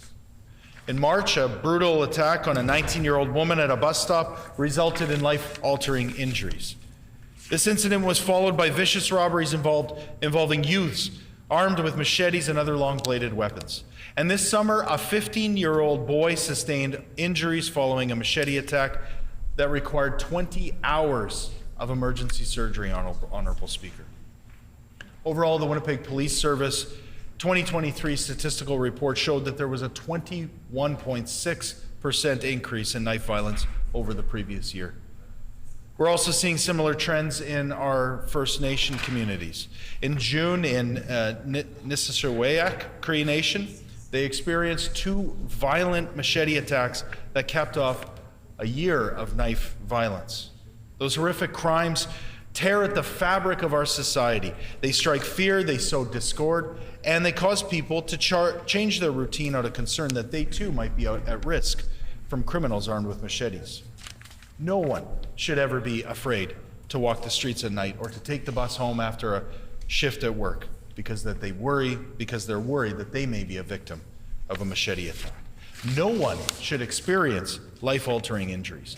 No one should have to live with trauma and emotional distress caused by these heinous crimes. Not in our city, not anywhere in our province, Honorable Speaker. Hear, hear. This is not normal. We're not going to let it become the new normal. Our government will not stand idly by in the face of these kinds of unspeakable acts. Every one of these incidents involves a victim who will never be the same again. My message to every victim who has suffered at the hands of machete violence is this: we stand with you, and we, Honorable Speaker, we will act. Bill 39, Honorable Speaker, is an important milestone in the history of our province. This legislation will make Manitoba the first province in Canada to regulate the retail sale of machetes and other long-bladed weapons, helping to get them off the streets and out of the hands of criminals. Bill 39 creates much-needed restrictions on the availability of these dangerous weapons in our province. First, it controls the access to these weapons, requiring retailers to store prescribed machetes, knives, and swords and other edged weapons in a manner that prevents the public from directly accessing them. This will reduce theft and will keep weapons away from criminals intending to harm others. Second, the legislation limits the sale of machetes and other dangerous edged weapons to Manitobans over the age of 18 and requires all purchasers to provide photo identification. This will keep these weapons away from youth and deter the purchase of edged weapons for dangerous purposes. Third, Bill 39 requires all retailers to retain sales records for a minimum of 2 years, ensuring that criminals will think twice before purchasing an edged weapon with the intent to harm others. And fourth and finally, Honorable Speaker, the legislation establishes an inspection framework and penalties for non-compliance that will send a strong message about the importance of restricting access to these weapons to retailers. Bill 39 is modeled after Manitoba's successful regulation of bear spray, with retailers now required to keep bear spray in a place where the public cannot access it, obtain photo identification, and request a declaration from the purchaser that they will only use the bear spray for its intended purpose. Thanks in large part to these regulations, the Winnipeg Police Service has reported a nearly 25% reduction in crimes involving bear spray in the last year. Restricting access works. The introduction of Bill 39 is just the beginning of our fight against machete and edged weapon violence. We will consult with retailers, Indigenous communities, law enforcement, and get the regulations right that prescribe the most dangerous edged weapons that we wish to target as a province. We will also work with major online retailers to ensure that they are creating the age verification requirements as part of their retailing and shipping processes. And we will ask the federal government to outright prohibit some of the most dangerous machetes, knives, and swords under the criminal code, weapons that are only used for harm on our streets. Honorable Speaker, our government is getting tough on knife violence in Manitoba. And I believed, perhaps naively, that this was going to be a nonpartisan issue, that all Manitobans stood behind this legislation. I mused today in question period about whether the PC opposition would support this bill. And, you know, I tend to look for the best in people, and I thought that they would see the importance of this bill. But I heard further comments this afternoon, Honorable Speaker, from the members opposite, calling this legislation window dressing, suggesting, Honorable Speaker, that this was some kind of burden on retailers who wouldn't be able to meet these requirements. And I find that, quite frankly, disrespectful, Honorable Speaker. It's disrespectful to the community activists like Sel Burrows, who has talked about passing this or asking for this legislation for years, asked the previous government, met with the minister, met with ministers on the other side, asking for the Stephenson government to pass it to protect his community and so many communities that are at risk.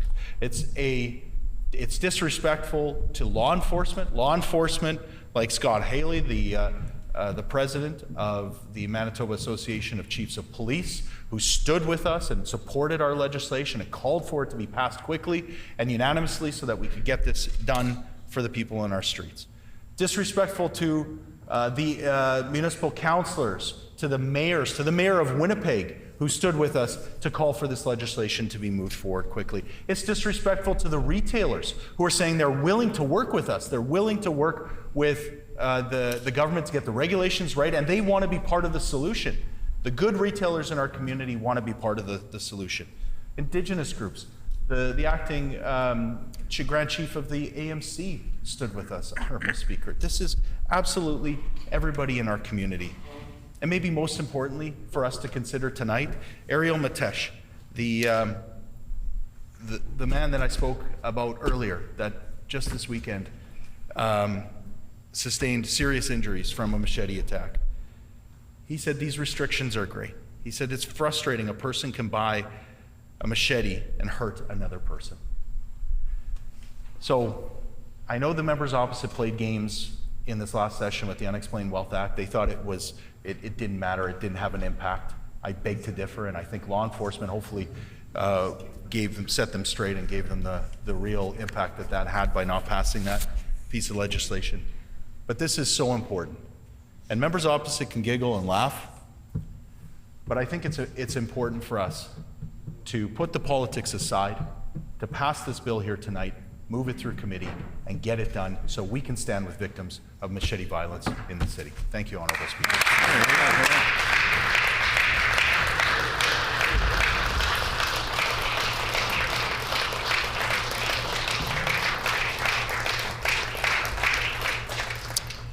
A question period of up to 15 minutes will be held. Questions may be addressed to the minister by any opposition or independent member in the following sequence.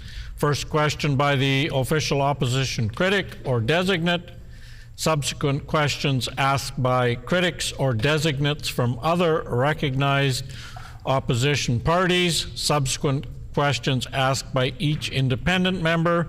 Remaining questions asked by any opposition member, and no question or answer shall exceed 45 seconds. The floor is now open for questions.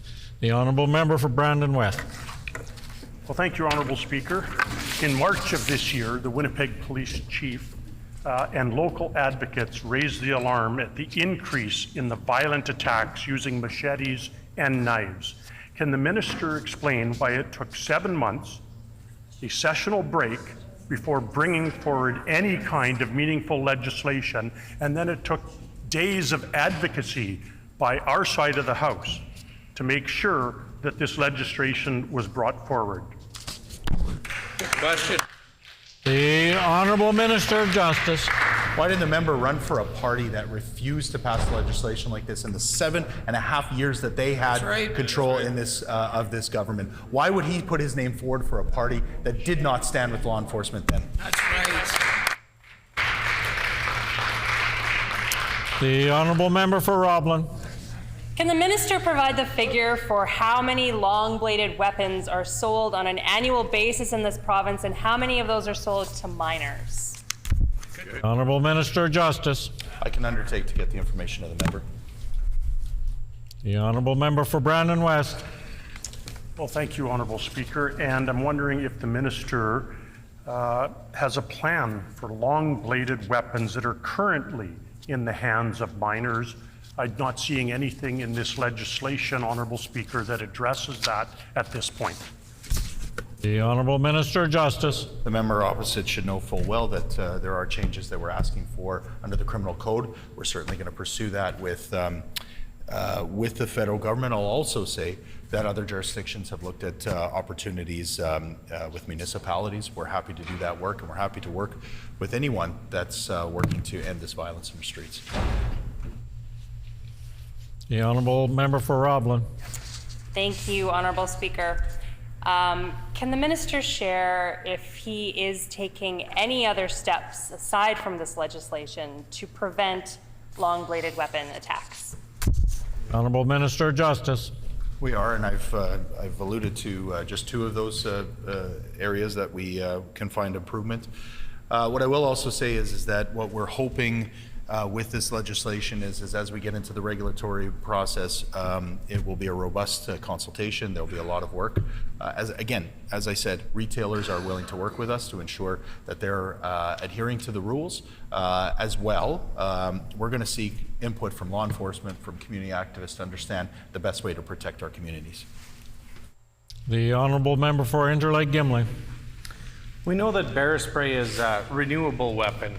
By that, they use it and then they need to purchase a new canister or a new weapon. Knowing that there's a reduction of 25% in bear spray attacks from a successful PC initiative and the member from Steinbach, does the minister feel their legislation will be as successful knowing that a criminal can reuse the weapon over and over again without having to purchase a new weapon? What is the minister expecting for a success rate? The Honourable Minister of Justice. Law enforcement believes so. Community activists like Sal Burrows believe so. Mayors, Reeves, councillors from across this province believe so. Retailers believe so. Indigenous organizations like AMC believe so. We agree with them. The Honourable Member for Brandon West.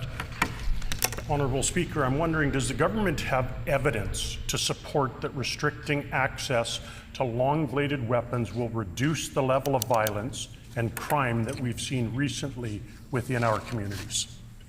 Honourable Minister of Justice. As I said, I'm confused, Honourable Speaker. I hoped that the member opposite would be in support of this legislation.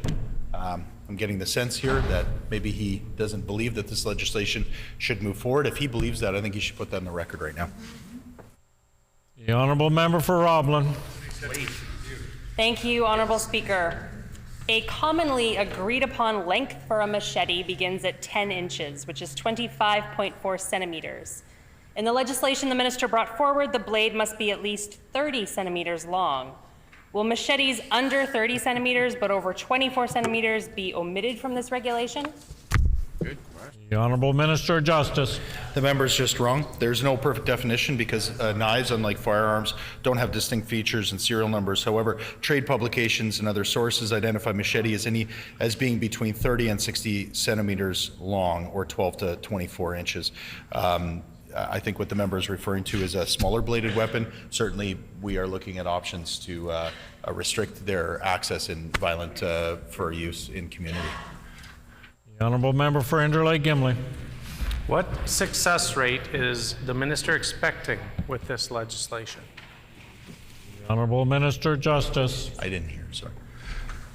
Sorry, Honourable Speaker, I didn't hear the question from the member opposite. I'd ask if he could repeat it. Honourable Member for Interlake Gimli. What success rate is the minister expecting with this legislation for reduction in crime? The Honourable Minister of Justice. Well, as I've said many times, we concede no ground on violent crime in our communities, and we're looking at every opportunity to eliminate violent crime in our communities. And if this is one step in that direction, this is a bill that's before the legislature. We can act today to pass it. The Honourable Member for Brandon West. Well, thank you, Honourable Speaker. I've read through the legislation a few times and asked the minister this, but I'm just wondering what sort of enforcement authority has the Attorney General given law enforcement when it comes to this act? They're the ones that will be engaging with individuals that possess long-bladed weapons and machetes, and I'm wondering what alternative they have other than phoning the government to say, how can you help us? The Honourable Minister of Justice. Well, it's a good question, Honourable Speaker, because really what we're talking about here is a concerted effort and an effort across law enforcement, the Department of Justice, and essentially our regulators or our inspectors that will be doing a lot of this work. What we found is that when community is engaged, when they are identifying these problem spaces, they're often working with community groups, Bear Clan, with Sabe Peace Walkers and others who are understanding where the problem is coming from. They're working then with law enforcement, and then law enforcement under this bill would then be able to work with our justice folks. Retailers that are doing this are not doing this in good faith. The ones that are willing to work with us on regulations. Honourable Member for Roblin. Which retailers has the minister consulted with? The Honourable Minister of Justice. Well, we've done some consultation in terms of the basics of the bill, and some of the larger retailers we've had an opportunity to talk to. Obviously, we had the Retail Crime Summit, over 400 folks in a room, including the Retail Council of Canada. They were very supportive and very eager to hear about this. The member from Brandon West will, I'm sure, be able to tell the member about how supportive they were in that room. But ultimately, we are going to be working through the regulations, and we're going to make sure that we get it right with retailers of all sizes, making sure the small, medium, and large retailers are working with us. The Honourable Member for Interlake Gimli. Does the minister expect an increase in crimes, including hatchets, for example, with a 10 to 15 centimeter sharp edge? The Honourable Minister of Justice.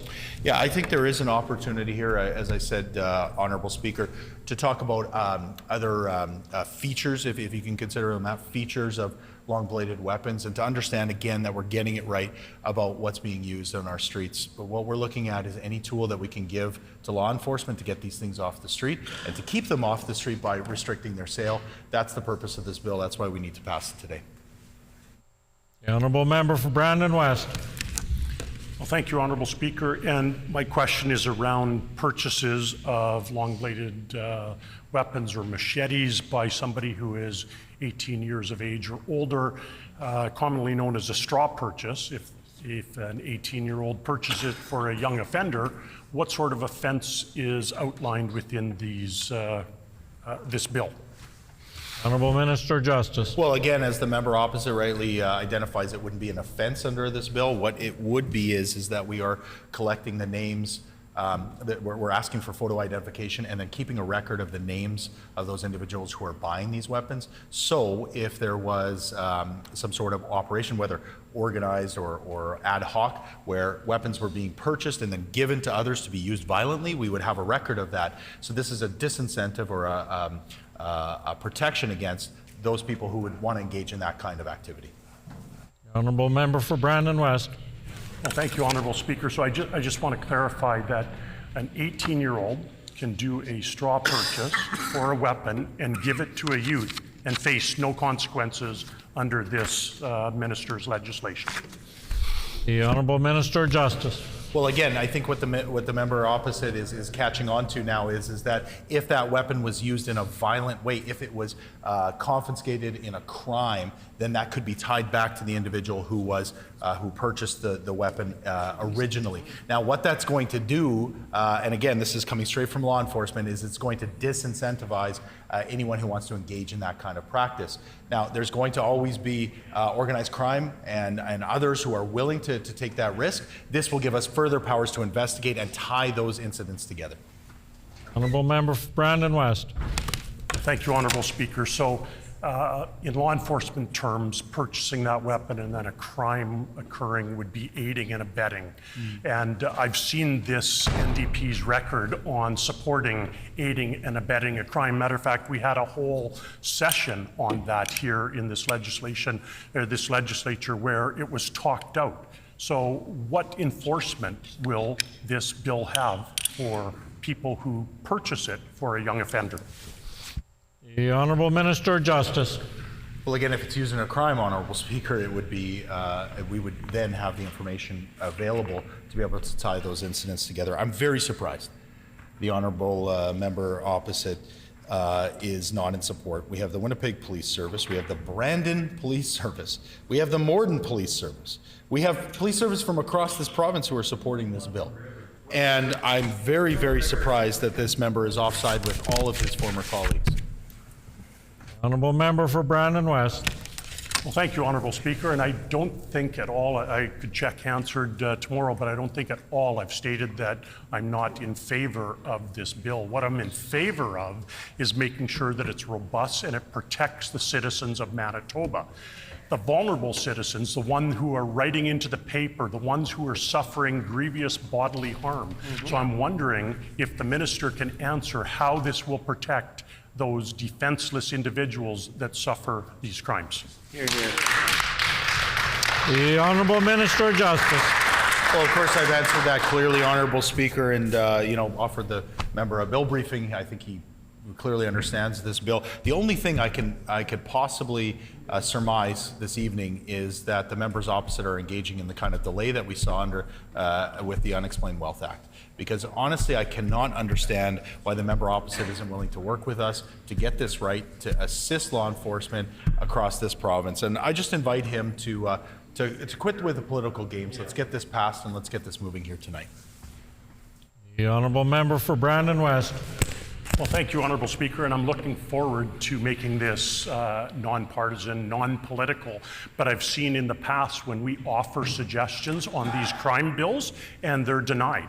And so simply what we're doing today is offering suggestions, ways to build a bill that will actually be representative of the safety that Manitobans deserve. Will the minister work with our party to make sure that all of these suggestions end up in the bill for safety of Manitobans? Here, here. The Honourable Minister of Justice. Again, the member opposite is continually confused about what we have jurisdiction over here in the province of Manitoba and what is a Criminal Code Act. We continue to communicate to the federal ministers and to the federal government about our intent to go further on this. I hope the member opposite will stay tuned because we've got more to say with regards to long-bladed weapons. But what frustrates me here, Honourable Speaker, is the member opposite isn't giving real suggestions here. He's simply trying to delay once again, like he did with the Unexplained Wealth Act. He went out in the media, Honourable Speaker, and he said that this was window dressing. That's shameful, Honourable Speaker. The Honourable Member for Interlake Gimli. Does the minister expect to restrict hatchets or sharp edges that are, say, 10 to 15 centimeters in the future?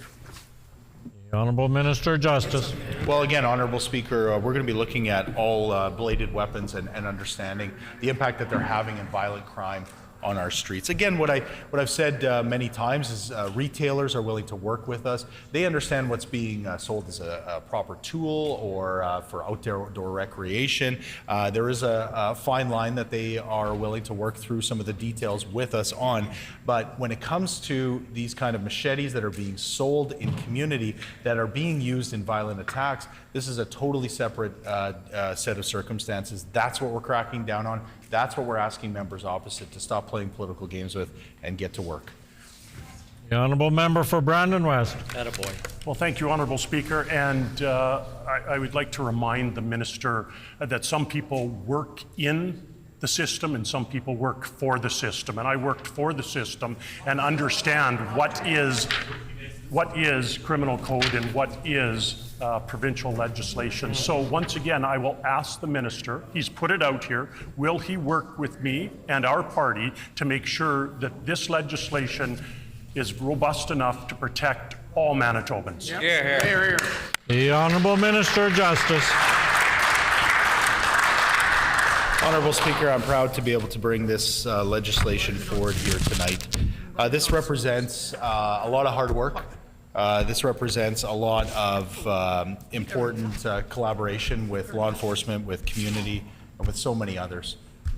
This goes beyond politics. This goes beyond any kind of games or strategy in the political sense. This is really about keeping our community safe, and it's a small piece of what we can do right now. And that's why we're so eager to get this passed. I hope that all members will see the light, support us in this legislation, and get to work. Thank you, Honourable Speaker. Great job. The time for questions has expired. The floor is now open for debate. The honourable member for Brandon West.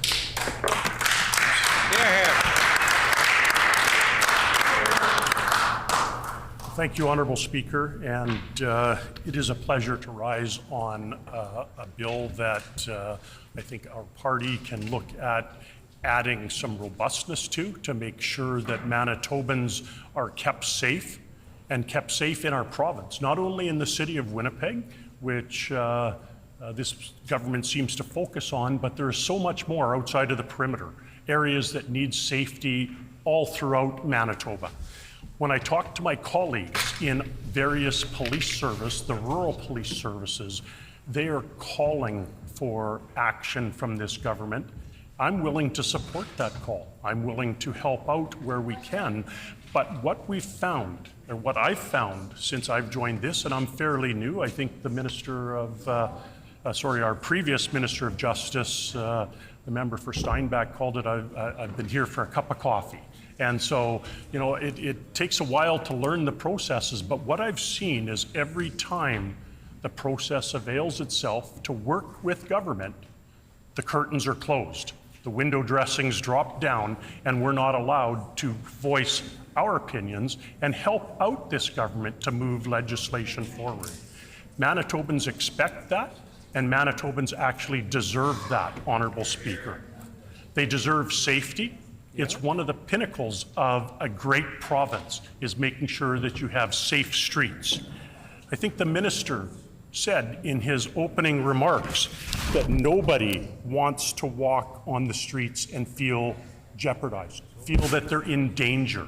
Nobody wants to walk on the streets here or anywhere in rural Manitoba or anywhere in this great province and feel danger. The issue that we have with this legislation, and I was the first one in this chamber when I was asking questions and imploring this minister to bring this legislation forward after sitting for months and months of doing nothing. I was the one that asked him in question period many times, please bring this forward, bring a robust legislation forward. And instead, we got a legislation that restricts the sales at a retail level. That is new weapons, knives, machetes, long blades, however you want to name it. That's all it's restricting. There is no prohibitions for adults buying these for youth.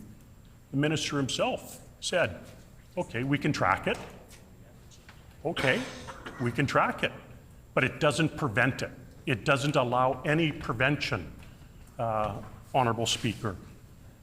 The safety of Manitobans are in the hands of government, and it is imperative that they write legislation that will fulfill the needs of Manitobans. This includes the retailers, and it includes the police officers and emergency services that will be dealing with this on the street. They're the ones that face this on a daily basis. Never mind the victims that are seeing this almost daily throughout our province. If you open the Winnipeg papers, you read about machete attacks. And I know when I read the Brandon Police Service reports and the RCMP reports, sorry if I was upsetting you, if you read any of these reports, then you will see that machete attacks are on the rise. And they've continued to rise under this minister's watch. And so he quickly scribbled on a napkin, talked to legislative services and said, let's put this together, and came up with a bill that reflects the sales only. Well, what I can say is that in most sheds, in most outbuildings, and in most garages, there are long-bladed weapons, there are machetes, there are filleting knives, there are a plethora of weapons or available instruments that would meet this legislation. Cheers. So how do we control those getting into the hands of individuals? That's right. I've got 3 The seconds. very, very successful the very successful bear spray legislation that was brought in, Honorable Speaker, by this PC government was brought in because it was a consumable commodity. It was something that had an expiration date, and the active ingredients, oleoresin capsicum, inside of pepper spray or bear spray has an expiration. And after a while, it's not as effective as it was 2 years previous or 3 years previous. So they're all marked for ready identification, and they're all serial marked, so it's easy to track. The minister talked about being able to track blades, but all you're going to be able to say is a 22-inch blade or a 23-inch blade on a filleting knife. So I've had people ask me in fear, if I'm out fishing, am I going to get stopped? Am I going to get harassed because I'm carrying a fishing knife to go and clean the fish that I've just caught? So there's real concern with people within society that are worried about this, Honorable Speaker. So we must act quickly. I've said it in this House many times. Justice delayed is justice denied. And this has been delayed for 9 months since the alarm bells were rung with this rising crime since this government has taken power and this Minister of Justice has assumed his role. We've seen an exponential increase in violent crime, using knives, using machetes, using any long-bladed weapon. We've seen that increase.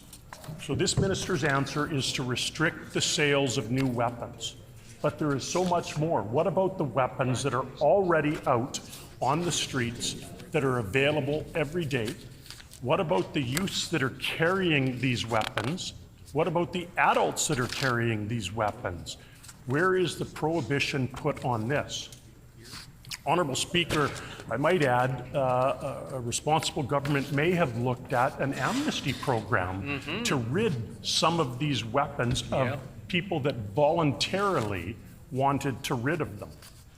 They could make some sort of a program, some sort of a social program to help individuals out who want to bring these, who are in difficult and dire situations, that are committing robberies, that are committing the thefts and the violent offenses. Turn in your machetes and get a certificate so you can get some groceries, so you can get some food. That may be something that we could do on a long-bladed weapon bill such as this. In March of this year, nearly 9 months ago, as I previously stated, the Winnipeg police chief called on the government to take action to reduce violent crime being committed with machetes and long-bladed weapons. 9 months. And I'm just wondering how many victims have suffered, how many people have been attacked, how many people have been the subject of a violent interaction because of the delay in this bill, because of a government not putting a bill forward to protect individuals. I will reiterate that I'm in support of any legislation that will help individuals and help the safety of our province. And I know law enforcement, security, frontline services are all in support of that sort of area. But what they're not in support of is just window dressing thrown up to make sure that they can have a piece of legislation put forward. What they want is a real piece of legislation that will help individuals move forward for the safety of not only their community, but all of Manitoba.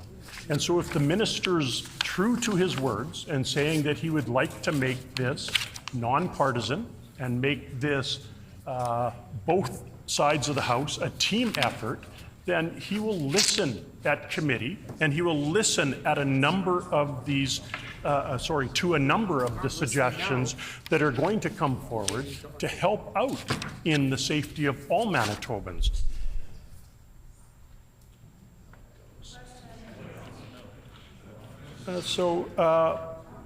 For under $40, a 12.5-inch machete can be purchased on Amazon and delivered to your door in a matter of a few days. doing internet purchases, how is that controlled by this legislation? There is more online shopping than retail shopping, as according to a number of polls. So if you're ordering on the internet, how is that going to be stopped within Manitoba? Honorable Speaker, there is just so many questions that need to be answered. Again, I will support any legislation. I know our team will support any legislation that helps the safety of Manitobans. This misses the mark, but we can move it forward collectively to make sure that it helps all Manitobans. Thank you, Honorable Speaker.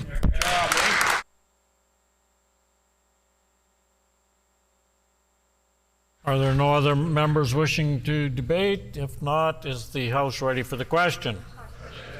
The question before the House is second reading of Bill number 39, the Long-Bladed Weapon Control Act. Is it the pleasure of the House to adopt the motion? Agreed and so ordered. I declare the motion carried. The Honorable Official Government House Leader. Okay. Miigwech, Honorable Speaker. I would like to announce that in addition to the bills previously referred, Bill 39, the Long-Bladed Weapon Control Act, will also be considered at the October 30th, 2024 meeting of the Standing Committee on Social and Economic Development. It has been announced that in addition to the bills previously referred, Bill 39, the Long-Bladed Weapon Control Act, will also be considered at the October 30th, 2024 meeting of the Standing Committee on Social and Economic Development. The Honorable Official... Oh. Yeah. The hour now being somewhat past 5 o'clock, this House is adjourned and stands adjourned until 10 a.m. tomorrow.